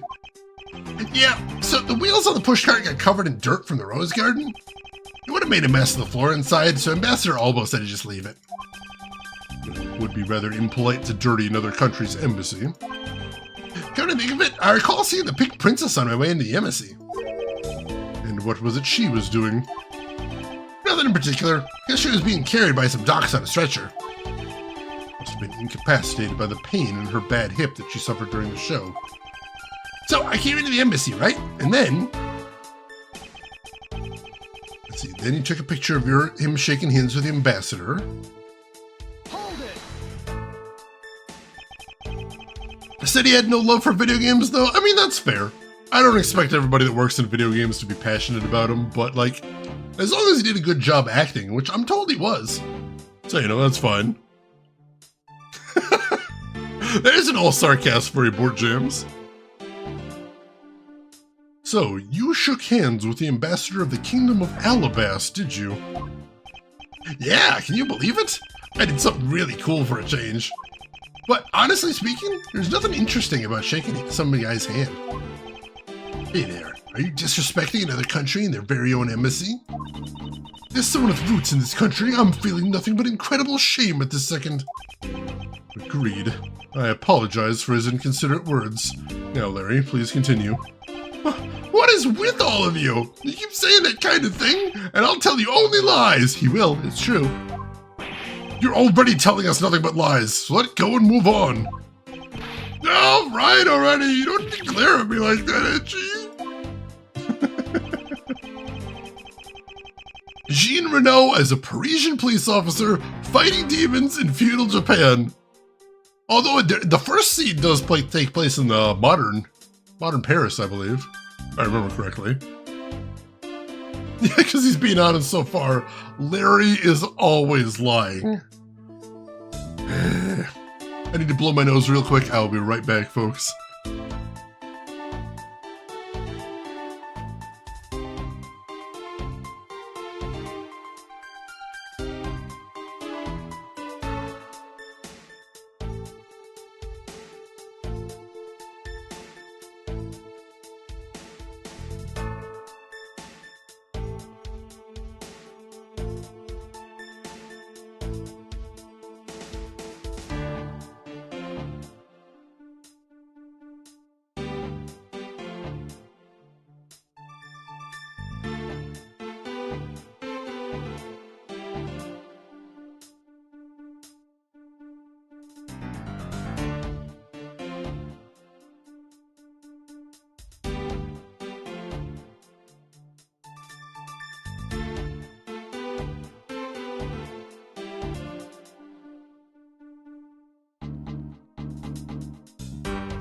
It's such a weird sequence, because you've got Onimusha 1, normal samurai game.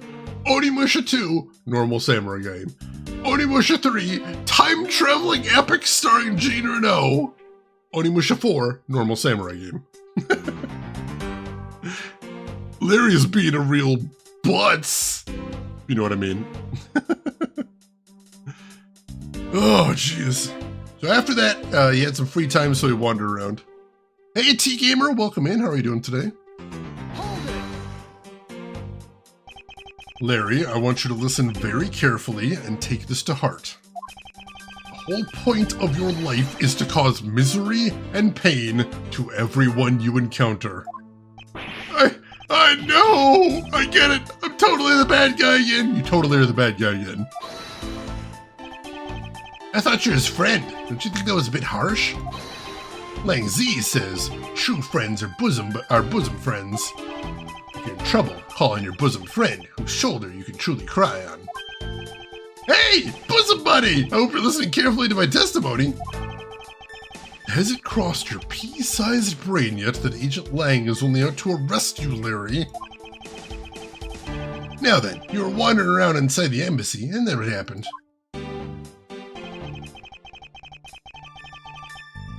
I like how he's actually making his lying face for this this part. Wait, wasn't Gogen Dantas in Onimusha 2 as well? Because I never actually played Onimusha 4, but I did beat 2, and I seem to remember him in there. Actually, there was a really cool thing about Gogen Dantas in Onimusha 2. There's one fight scene in Onimusha 2 with Gogen Dantas where he's indestructible, and what you're supposed to do is you're just supposed to survive long enough and then he leaves. But the trick with that fight is if you're able to get a frame-perfect parry on him during that fight, you'll actually do a couple pixels of damage to him, and he'll throw an absolute shit fit about how he's not supposed to be able to be damaged, and somehow you did it, and then he'll flee. So, in the end, it's the same result, but you get a small secret cinema, or a small secret scene, if you're able to do a perfect parry on him in that fight. I always love that detail. Hold it. I should hardly think that chimneys are that rare. Agreed, especially since they are a traditional feature of American houses. Plus, many grand buildings have even larger and fancier chimneys. Yeah, but the kind of chimney I'm talking about is the real romantic type. A romantic chimney?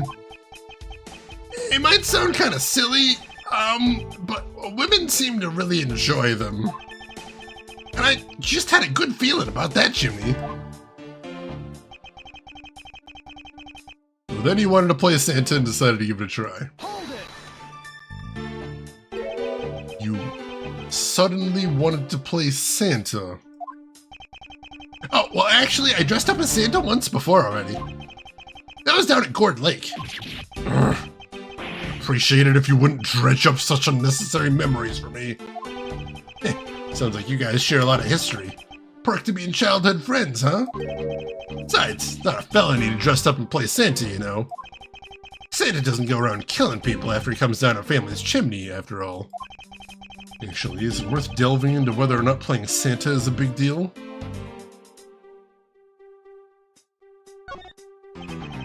Actually, I believe in the case of this man, playing a Santa is actually quite a big deal. You saying that your buddy isn't exactly made of Santa-quality stuff? Precisely. Hit the nail on the head, Agent Lang. Hey, Edgy! That's so incredibly mean! Tell me something, Larry. Did you know that Santa's job is to deliver presents to people all over the world? Of course I know that! I did graduate from junior high, you know. Oh, we got some crunch? Thank you for letting me know. In that case, it's your turn to tell me something. Let me get caught up on chat here. They're a traditional feature of American houses, and we are in America, as you know. Now, eat your hamburgers, Apollo.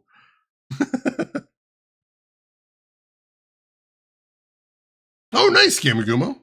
I have all 4 of the Onimusha games on PS2, but I've only ever played some of the first one, and I beat the second one. I have not actually played 3 or 4.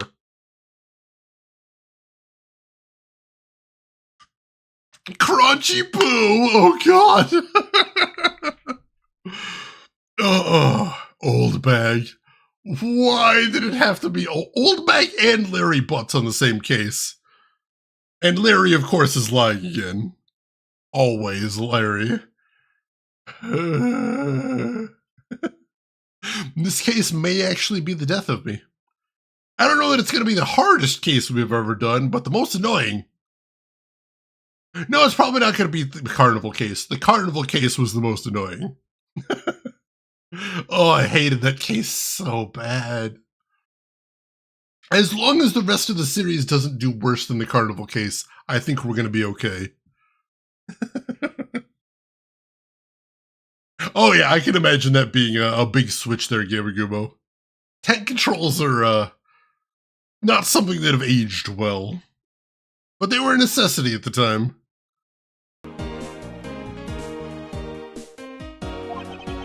I want you to tell me to whom you were delivering a present to. I was, delivering a present to a child, not basking in the glow of love? That must be the most elegant description of you I've ever heard, but a lie is still a lie. You sure know how to kick a guy when he's down, you know that? In any case, the person you wished to deliver a present unto was most certainly this. Interesting taste you have there, Mr. Suspect. Don't spread lies about me! I totally didn't want to see Ms. Oldbag so much that I tried to go down a chimney. Ow! I'd advise you to stop right there in your bashing of a lady. Well, I must admit that I myself hardly ever want to run into that lady. However, what if you were misinformed and under the wrong impression? Then what? Define wrong impression. I simply meant that the man before you thought to enter the old lady's room without knowing one very important fact. And that fact is best summed up with this.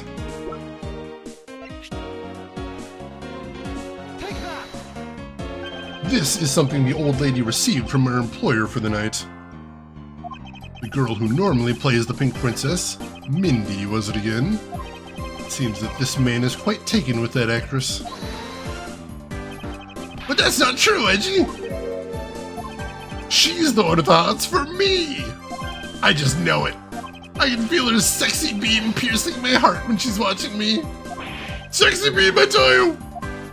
You filthy, despicable, inconsiderate, fickle, idiotic, cowardly apparition of a man. You haven't matured at all since we last met. Hey, Mr. Prosecutor. Yes? This guy. Got bigger problems than just getting involved in murders, I take it. I suppose you could put it that way. Hey, what the heck, man? I don't get you guys at all. Why do you all have to make me out to be some sort of bad guy? To return to the original topic, I propose that at least this much has been made clear. Without any knowledge that Ms. Mindy has fallen ill, Larry tried to make his way into the Pink Princess's room. That much we know for sure.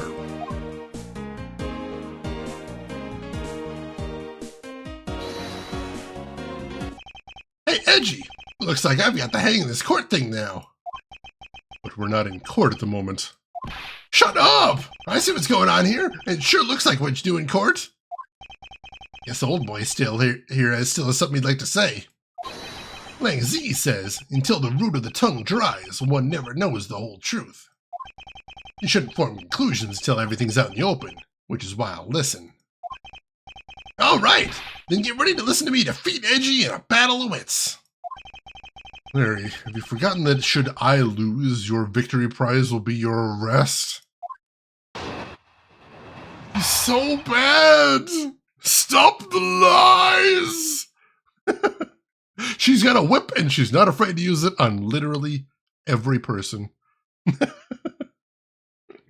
Apparition is a good word, doesn't it? I don't get to use it nearly enough. Larry, you cannot challenge someone to a battle of wits. You are unarmed, for God's sake. So, you think that all I wanted to do was go visit Mindy? Well, I dressed up as Santa and climbed up the chimney, but the smoke was really thick. It was a case of mistaken identity, and that mistake made me late for the speech. Then, to top it all off, I became a suspect in a murder. That's what you really meant. But why would I ever put myself through so much humiliation on purpose? I don't know why, Larry. Hey, someone say something! Larry, are you seriously trying to submit this, not as a confession, but as testimony? So what if I am? Is there something wrong with that? My claim is a claim claiming my claim. Do you have a problem with that? So it was you. You're my stalker. But I should warn you, it doesn't matter what kind of flattery you throw at me. I'm the devoted type of woman who's wholly focused on one man. As long as Edgy Poo is alive, I can't just drop him and be unfaithful. No, I can't. Literally, I was tempted to decide to be by the Wolfman, but I love for Edgy Poo. Present flying colors. Ah! I'm so inspired! You're such an inconsiderate, cowardly, idiotic, and all-around, completely worthless man. But I heard something ominous just now, but perhaps it was just my imagination.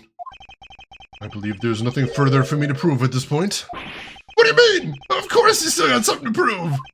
You still have to show some proof that I was trying to meet up with Mindy. Proof, you say?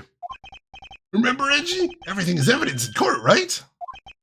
You mean evidence is everything in court, Larry, but I understand your point.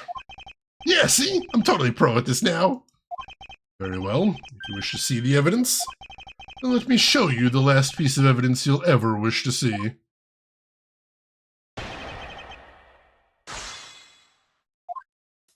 I mean, I already know what the evidence is. Can I just show it right now, or no?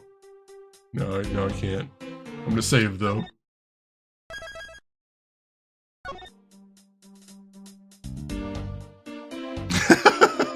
Larry certainly wishes that vaccine, man, I'll tell you that much.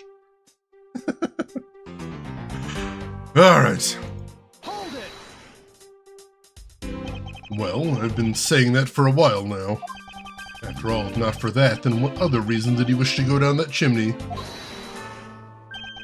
You can't say that without any evidence. That's against the rules, Edgy.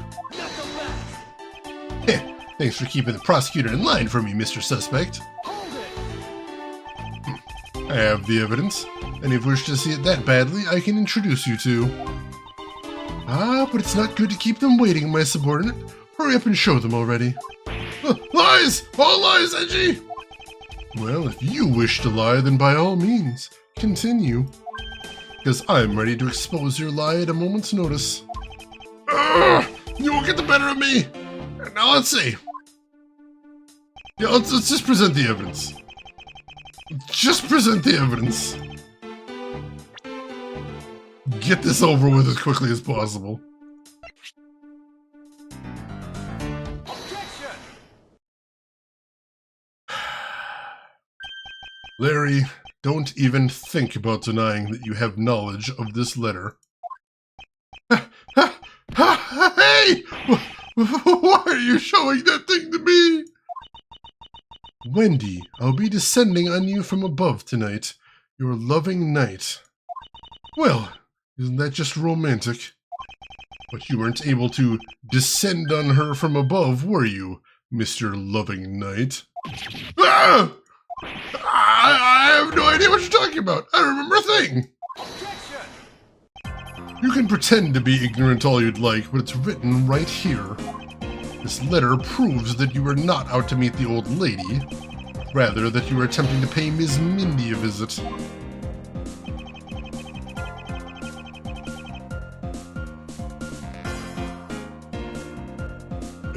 This part right here? Take that! Larry, I suggest you take up penmanship lessons. That is, if you never wish to experience this level of embarrassment ever again. What the heck? What are you talking about? Speak English! You wrote Mindy so sloppily that it became Wendy to the average eye. Hey, stop picking on me. It's so embarrassing! There. Isn't that what childhood friends are for? They're the best, aren't they? For punching. They'll have to wait until we're off this crime scene. Ah! Edgy! Save yourself, scary man! Sure, if you're willing to make amends, starting with your incredibly embarrassing mistake. His handwriting is actually that bad. Rooks, I hope you're enjoying it. Is the Whippity Whip Trip book off? Romance is over, Rooks Honor.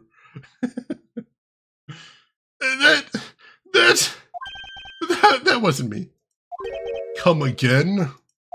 It's a fake! Someone's out to get me, so they made that fake letter. Set me up! Accept your defeat graciously. But you guys are being so mean. Hold it! Penmanship analysis. What's that? No matter who, all people have certain unique features to their handwriting. There you go. All we have to do is compare the handwriting in this letter to a sample of yours, and we'll know soon enough who it was that sent this letter. I'll never write another thing in my whole life. Hold it! It's no use, Mr. Loving Knight, or you've already graciously provided me with a sample of your handwriting. Take that!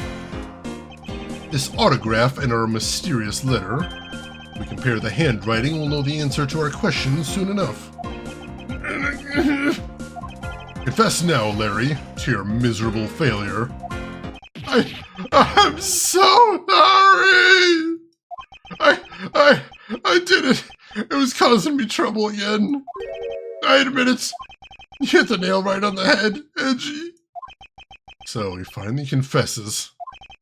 I saw the Pink Princess being carried around in a stretcher. I got worried, alright? I wanted to go into Minnie's room, but the doctors wouldn't let me in. So what choice did I have? It was the chimney or bust, Edgy. Your mind jumped from the door to the chimney. What a criminally overactive imagination. At least I was honest and wrote Mindy a letter and stuck it under the door. That way she wouldn't be so shocked when I came down through the chimney. Except for the fact that the letter was an utter failure at conveying said sentiment. I'm really, really sorry. Larry, you may be a shameful, good-for-nothing blight on the face of humanity. However, I always knew you weren't the killer. I told you to trust me, because at the very least I can attest to that about you. I like how it's acted like it's a heartfelt phrase, but it's like, if there's one thing I know about you, Larry, it's that you're a dumbass that could not be a killer. It's like, oh, thanks, buddy. Larry the Dr. Butts. Not a doctor I want to go to. John! Oh, jeez. Edgy, you're... Ah! We've lost a lot of valuable time because of you. Ow! In any case, I believe we can say that we now know exactly what happened.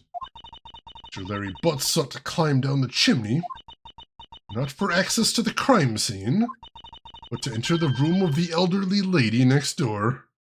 Hey, Geek Boy, welcome in. How are you doing today? Great job, Mr. Prosecutor. Although, I still find it a bit unbelievable the two of you are friends. But the suspicion on that guy over there isn't completely resolved yet, so don't get any funny ideas about running off, okay? Ow! Hey, what? Edgy? What does the Wolfman mean when he says I'm not off the hook yet? He means the murder weapon. Larry, did you forget? There are 2 layers of suspicion hanging over your head. That's exactly what I mean. You can't only rely on the words of the suspect after all. We may have figured out where he was and what he was doing all night, but the blood-stained samurai sword that was left at the crime scene. As long as there's no satisfactory explanation for that, this wolf will refuse to ease up on his bite. Ah! Edgy, that guy, he looks like he's seriously about to take a bite out of me! I'm well aware.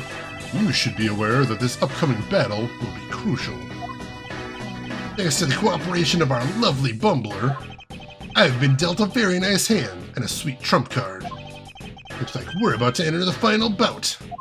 Now, Mr. Prosecutor, let's see what you got. I can easily point out the contradiction in the supposed murder weapon. Real problem for me is figuring out what the real murder weapon is. This will be a high-stakes gamble. This is one game I can't afford to lose.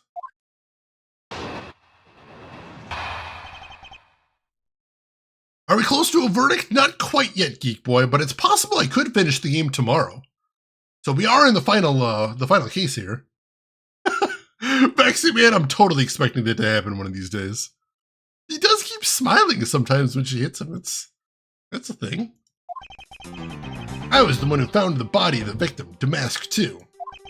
Beside him was the samurai sword, glittering red and offering up the scent of blood. It was supposed to be the steel samurai's dressing room, but I found it here instead. Plus, I found the murder weapon's owner, the suspect, Larry Butts, in here too. Isn't it a bit far-fetched to accuse someone simply on the basis of ownership? But the owner wanted to sneak into the crime scene. I think that's plenty to go on, don't you? Hold it! If you're alluding to his reason for being by the chimney, we've already established that. Knuckle back! Hold on there, Mr. Prosecutor. You two are longtime friends, right? Who's to say you didn't fabricate the evidence to give him an alibi? You're accusing me of fabricating evidence? You think I can believe anything you produce? Forging evidence is all you prosecutors do. This man has some serious issues with prosecutors. But come on, I can't think of something as complicated as that, right, Edgy? Larry, I can agree because I know you and your personality well. However, Agent Lang knows nothing about you, or me for that matter. I sense his hatred for my entire profession emanating from his entire being. Meaning that the only way I can prove Larry's innocence is to present irrefutable evidence. Lang was originally supposed to be shirtless, but they gave him a shirt late into development? I think having a shirt that's just kind of opened ways down actually is a better look for him. I think he'd look a little bit too Yakuza without the shirt. Alright, so he was the one who found the body of the victim. Hold it! So you were the first to discover the body this time. This time? What's that supposed to mean? Better watch what you say. I only said this time because earlier Kay was the first to discover the body in Babal. And your secretary, Agent Sheena, was ready to accuse her of murder for that. Knuckle back! Ha! So you're gonna use that excuse to call me suspicious now? Of course not. I was simply pointing out that usual pattern with discoveries of bodies. But in the Babalee's case, there was proof that she was holding the weapon, right? Well, in this one, it's a bit different since we know exactly where the weapon is.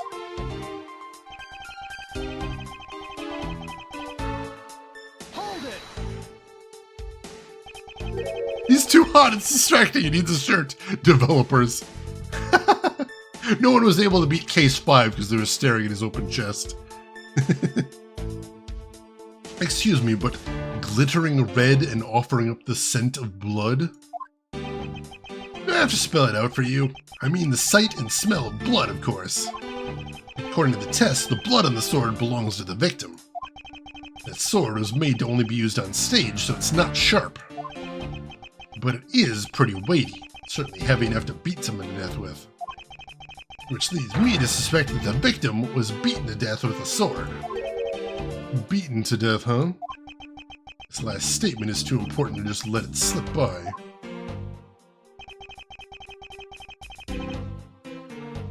Hold it! So the sword is covered in the victim's blood. Yeah, lab results confirm that the blood on the sword matches the victim's. But the sword is as dull as a vanilla envelope. It's just a stage prop after all. Steel Samurai is all about safety first, so you can't use it like a real sword. Steel Samurai has spoken. The Pink Princess also appears to have something she'd like to petition to you personally. What the Pink Princess would like to say can wait for the day after eternity. Anyway, my point is that even though the sword is too dull to slice with, it's certainly heavy enough to bludgeon someone to death with. Therefore, she suspects that he beat the victim to death with that thing.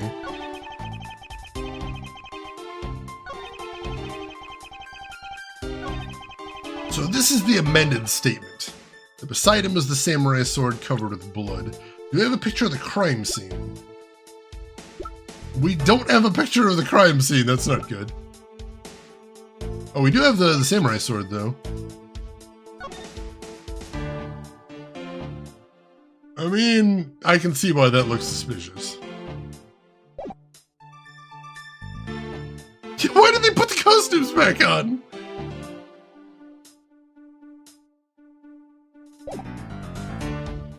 It is covered in blood, I can confirm that much.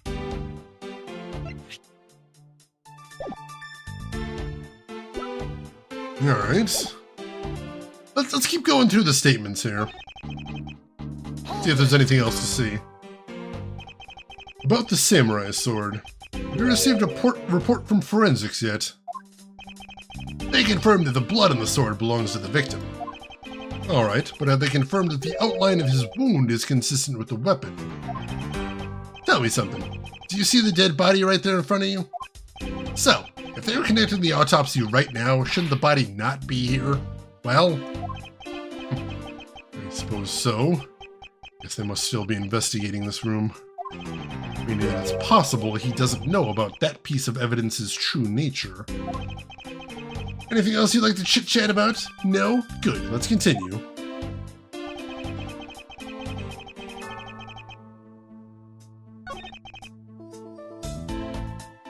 Oh yeah, I love seeing all the different dialogue that they get, even if you're pressing a statement that doesn't have anything to do with anything. Alright, let's try something here.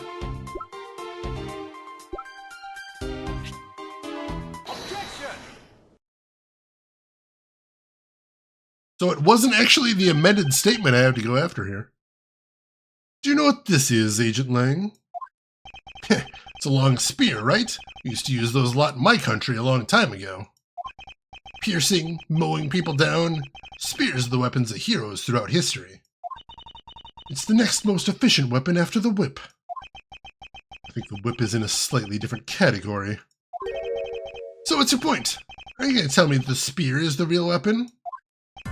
No, I simply want you to take a look at this section here. The way it's bent? Precisely. Apparently a certain troublemaker hit it against the wall in the embassy earlier.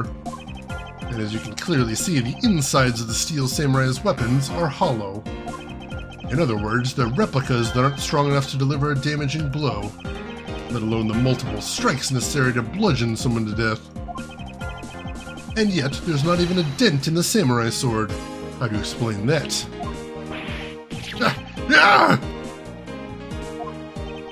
Oh yeah, the sword and the spear are made of the same stuff, so they bend easily.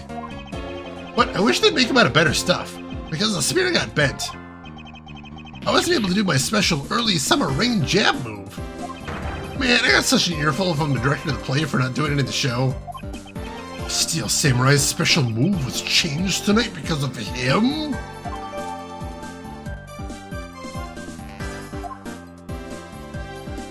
No! That's more than enough of your whiny whimpering. Now, back on the topic of the spear. Yes, let's return to the real topic of discussion. This is where the real gamble begins. I don't have a real strategy per se, which is why we're gonna save right here. If there's anything Edgeworth truly can't forgive, it's fucking up his Steel Samurai action.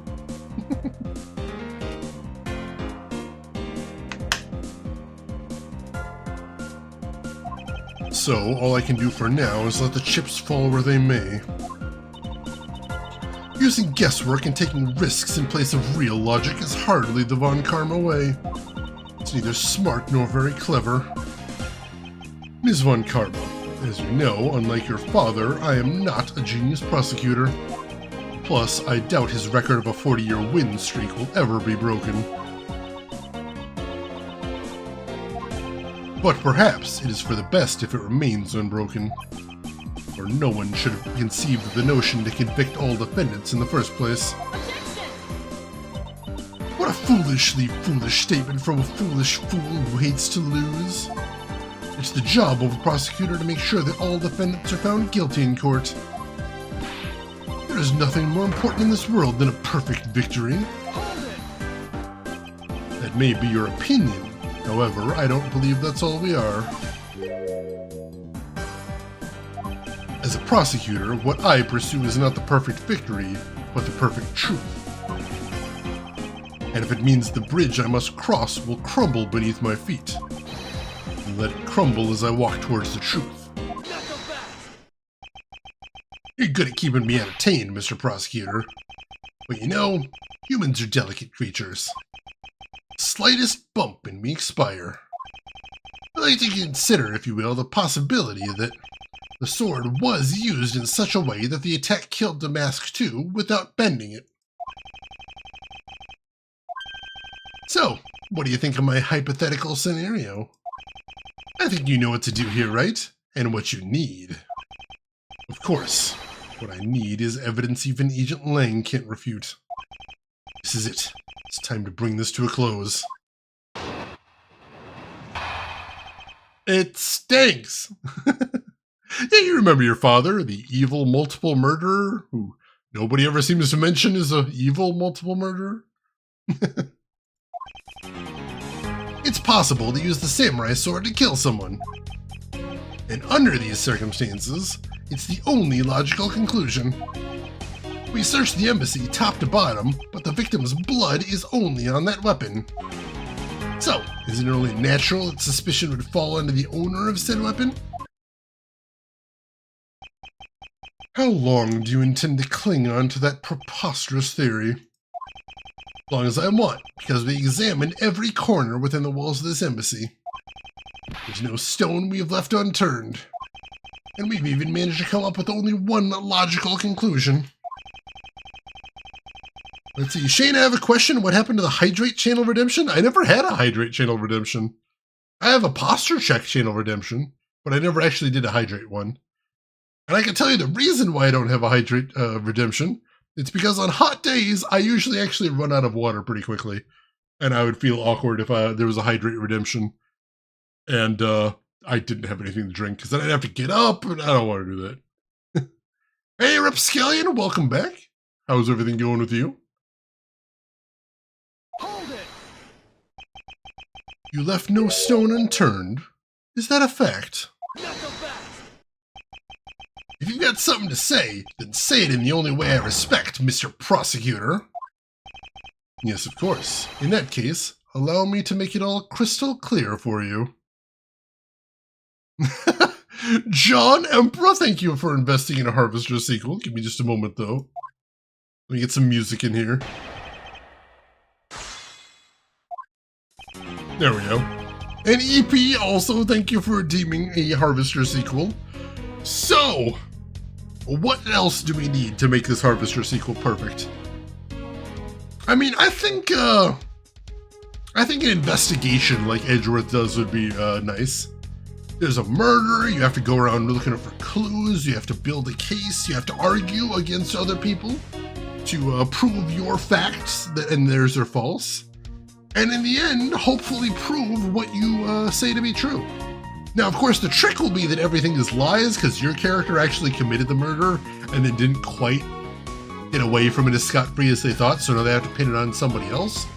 But, I can't actually off the top of my head think of any game where you had to frame somebody for murder. So that could actually be pretty cool.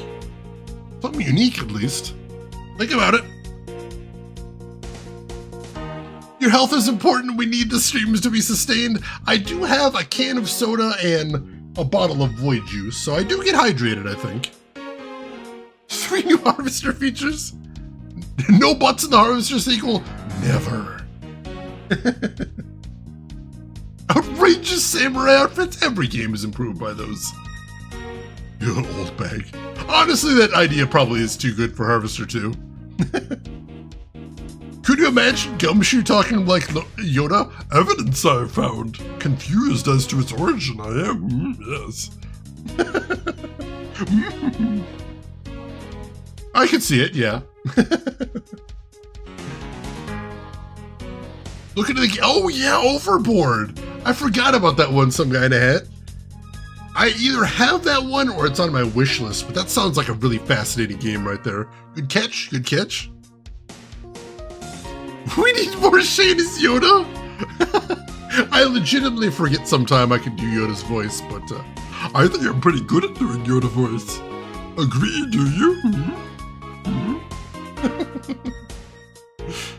Exactly. At long last, Harvester 2 will be where we realize the dream of shirtless Lang. Alright, so it's possible to use the samurai sword to kill someone. May I inquire as to how you're able to make such a claim, Agent Lang? Lang Z says, capable of miracles beyond comprehension, a mysterious creature is man. Rather than man, it's Agent Lang's quotes that are getting increasingly incomprehensible. The human body is a mysterious thing, even with a toy-like sword. It's easy to kill a man if you hit just the right spot. Which is why I think it's possible to kill with this thing without leaving a dent. But we can only be sure one way or the other by seeing if the wound matches the sword. I know that. But as long as it's a possibility, I can proclaim it as much as I'd like. Yeah, we already got shirtless Steve, that's true. Gotta take it up a level. I don't think I could do a good Penn Jillette impression. I don't know anything that Penn would say that would be a good thing to say. Like, all Penn's voice is just a little bit deeper than mine, I think, right? Kinda a little bit. A little bit down here, a little bit broader than mine. I can do a very good Teller impression.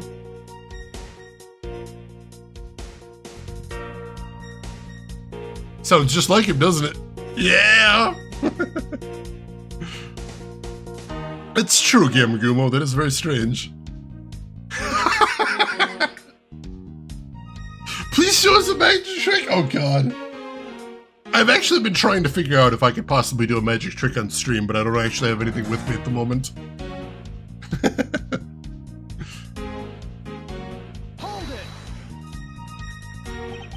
But you must know that your conclusion is wrong. Given the circumstances I'm in, the only people I can trust are my subordinates. As they're a much more trustworthy bunch than you prosecutors will ever be. And you call yourself a professional? You still don't see, do you, Mr. Prosecutor? You have to earn my trust. And the only way to do that is to show me proof of another possible murder weapon. A possible weapon? In this room, there's only one thing left. This is going to be a gamble, but I can't withdraw from the game now. You're not going to get me to trust you by the power of your glare alone, you know. Plus, I have other reasons as to why I think the samurai sword is the murder weapon. I've got to guess what the murder weapon could be, but it's out there. I think we're probably going to have to present it soon, though.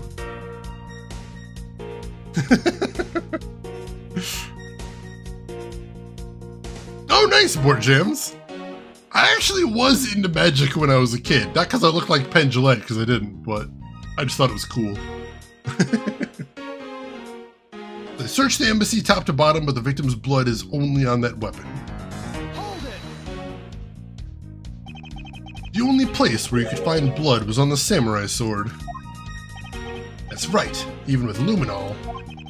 Which means that there are no other possibilities outside of what I've already outlined. I have a problem with Agent Lang's assertion that the samurai sword is the weapon. Yes, we do!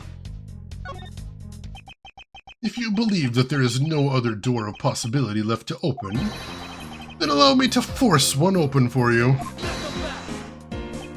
Huh. And how do you plan to do that?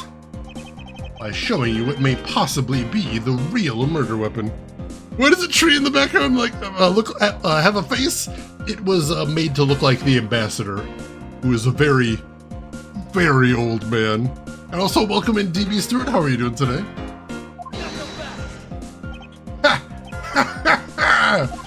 The real murder weapon? I hate to repeat myself, but my men have already searched every last inch of this embassy.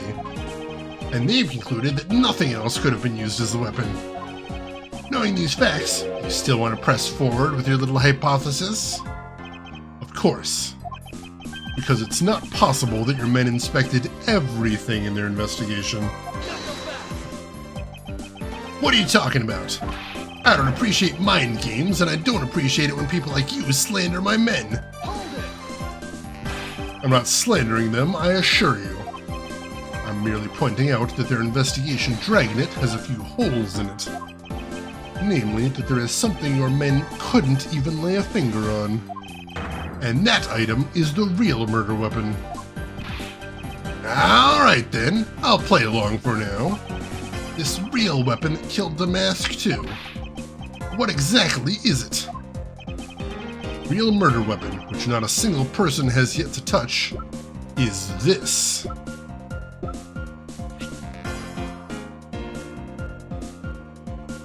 Take that. The National Treasure of Alabast. You mean the Primadou statue? Yes, and as you know, only Ambassador and his Secretariat may touch it. Which I believe means that neither you nor your men were able to examine it, correct?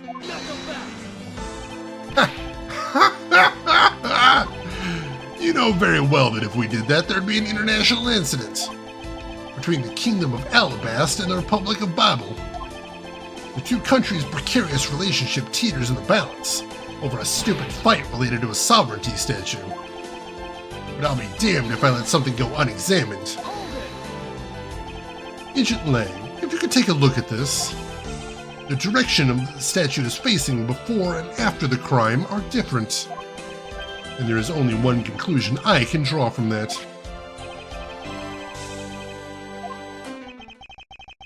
Go look for Ambassador Alba, and get him to give us the okay to examine the statue. Shifu, you can't listen to this infidel's words! He is most definitely trying to trick you! Shifu, please, let's be rational about this. Lang Z says, just go already. Yes, sir.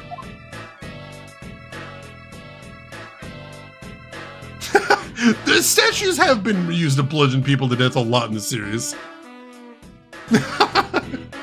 Missile's just hanging out back there, being a good boy, as he do. Being a good boy is not a thing that Missile does, it's a lifestyle.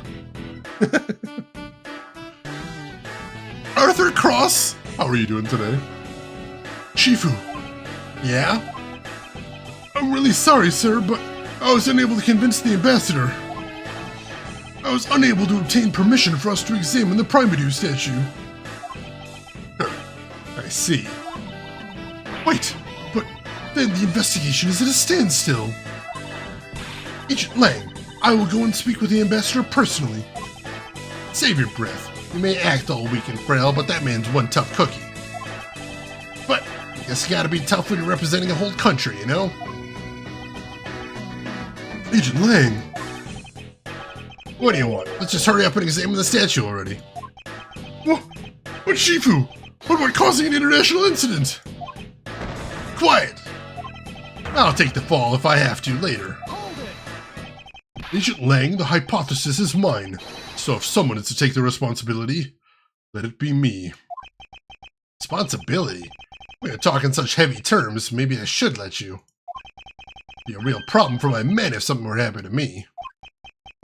Alright then, less talk and more investigating.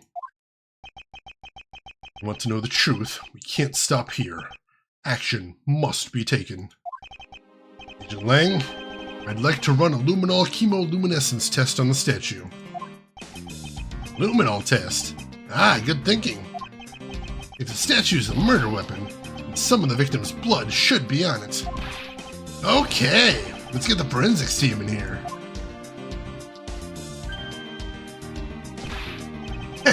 Looks like you hit the jackpot, Mr. Prosecutor.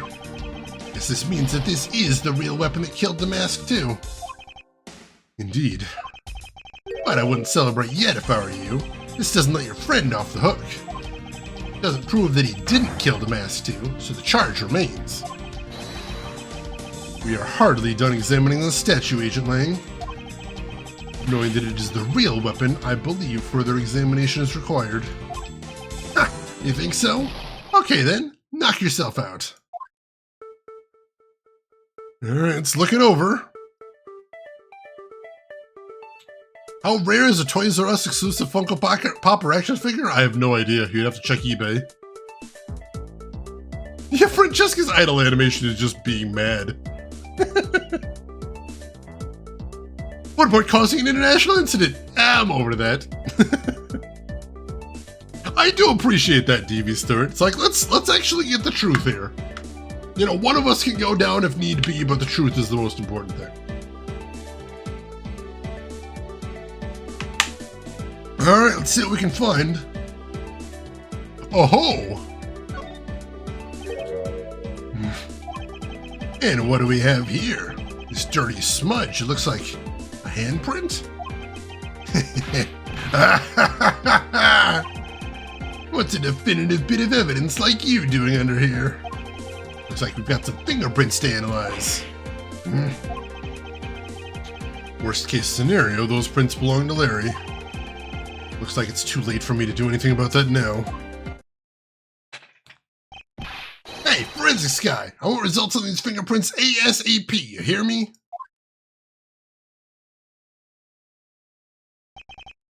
Agent Lang, I have the analysis report, sir. Good. And?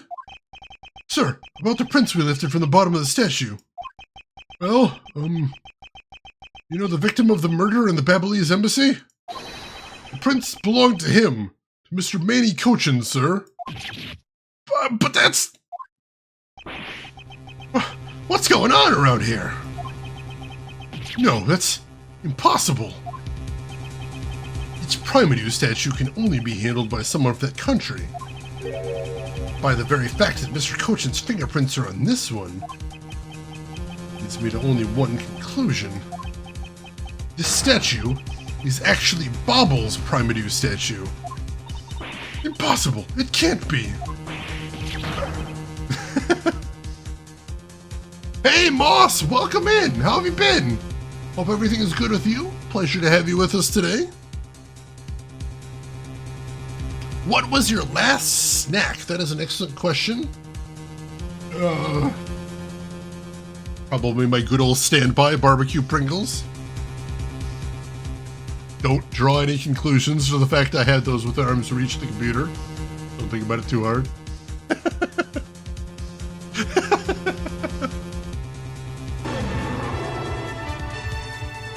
What's the point of having snacks that weren't within arm's reach, I ask you?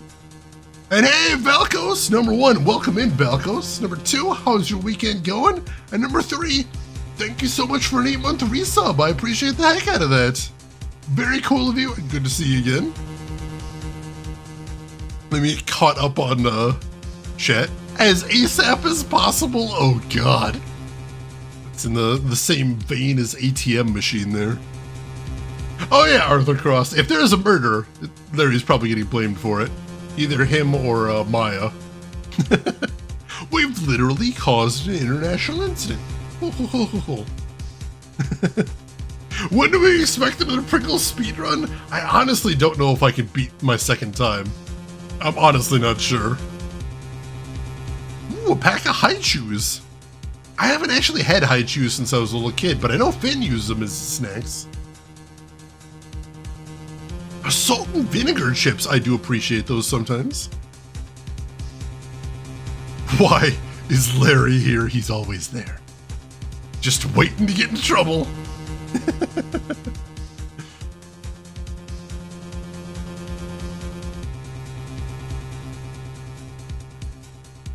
Monstrella cheese sticks, that sounds tasty. What was my second time? I don't remember, but luckily, I've got a command for it. There you go. Yeah, I did it the first time just to do it, but my time was absolutely terrible. And so I did it, I did it for charity is the thing. So then I did it for charity a second time, partially because I'm like, all I want is not to be last on the leaderboard. That's all I want. Just not to be last. So I did it a second time, I did it significantly faster, and I am not last. Oh hey, EP!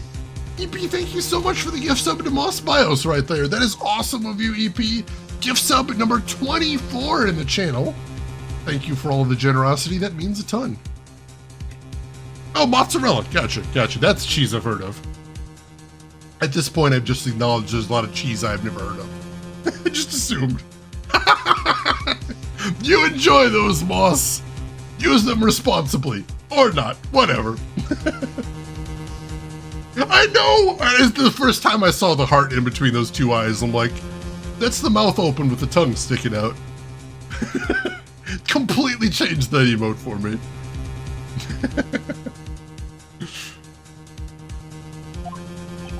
Cheese hipsters eating cheese you've never heard of. What was the Wallace and Gromit one? Oh, what was that one from Wallace and Gromit that he's always going on about? Cheese made of celebrities? I've actually seen butter sculptures before. The world's a horrifying place. Wensleydale, that was the one. I also actually found out recently why Wallace likes Wensleydale so much.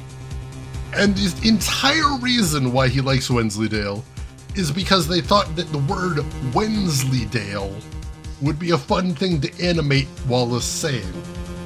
That was the entire reason they chose that cheese as the one that he likes. Yeah, first one was like 11 minutes and the second one was 7.5. I definitely improved a lot. Also, felt terrible afterwards. I think I mentioned it in one of the videos, but like, if you're curious what I did after the stream, I was lying right there on the floor, and it felt like I had an entire bowling ball in my stomach. And I'm like, this is how I die. This is the rest of my life. I just die with an entire can of Pringles just sitting in my stomach. Yeah, the funny thing was the factory that made Wensleydale was about to go out of business. But after the first Wallace and Gromit short came out, it got so popular they were able to stay in business. Strange times. Larry never once set foot on Bobbly's soil, so he was free to go. However, this new piece of information only served to confuse us even further. The ringleader of a smuggling operation was killed with an alabastin knife in Bobble. And Damask too was killed on Alabastin soil with Bobble's national treasure. And the mystery of the great thief Yadagarasu, who visited both countries. The pieces were there, but I had yet to see the big picture they were to form. To be continued. That's true, Valkos. If there is any way I would prefer to go out, it's stuffing my face with Pringles. Because you know what they say, live by the sword, die by the sword. And I don't own any swords, but I do own a lot of Pringles. All right. So, ladies and gentlemen, I think this is probably going to be where we want to stop for the day. We made some good progress, but I think this is a very long case. I'm not 100% sure we're going to finish tomorrow, but I'll take a look. So far, good progress, though. I'm happy with that. So thank you, everybody, for being here today. I appreciate it. I hope all of you folks had a good time here today. I hope you're interested to see where this is going, too, because we are going to be continuing this tomorrow, same time. I'd love for you all to join me. That pink princess again, that love letter to Wendy with the accent mark again, that Pringle again, that precarious political situation again, all of those and more. So I appreciate you folks being here. Always a good time hanging out with you. But if you got one more minute to spare, I would really appreciate it because we do still need to figure out who's still online. So if you're not done watching Twitch, maybe I can send you somewhere cool. I would like the opportunity to. So first and foremost, make sure to hit follow if you're not already. That'll be the easiest way to find me tomorrow or at any point in the future. If you would like to stop back in, we would love to have you. In the meantime, while I am looking to see who all is live, there are some links to chat you might want to check out if you haven't seen them already. Thank you, Emperor. First of all, if you is the link to my YouTube. If you want to check out any of the games I've played in the past, all the VODs go up there. You can get caught up on the past Phoenix Wright games I've played, or if you want to see what you missed in this one, feel free to. And we also have a link to my Discord if you would like to chat with me, or any of the community outside of the stream. Feel free to join us there. We would love to have you. And we have some really solid options today. But I see somebody who is just starting their stream that we really don't ever get a chance to raid, to the point where some of you folks might not even be familiar with this person. So this might be an excellent opportunity to meet somebody new. So, ladies and gentlemen, I would love it if you would join us as we raid a fellow retro streamer by the name of Ann K. She plays a lot of really super obscure retro stuff, also is an amazing artist and has some very cool merch behind it. And just all in all, very interesting person to hang out with. So why don't you join us over there, say hi to Ann, hang out for a little bit, throw her a follow if you like what she's doing. But hey, if you've got other things to do, I will just say as I always do, have a good morning, afternoon, or evening, wherever you're at in the world. And I will see you folks tomorrow for some more Ace Attorney investigations. Take care till then, everybody.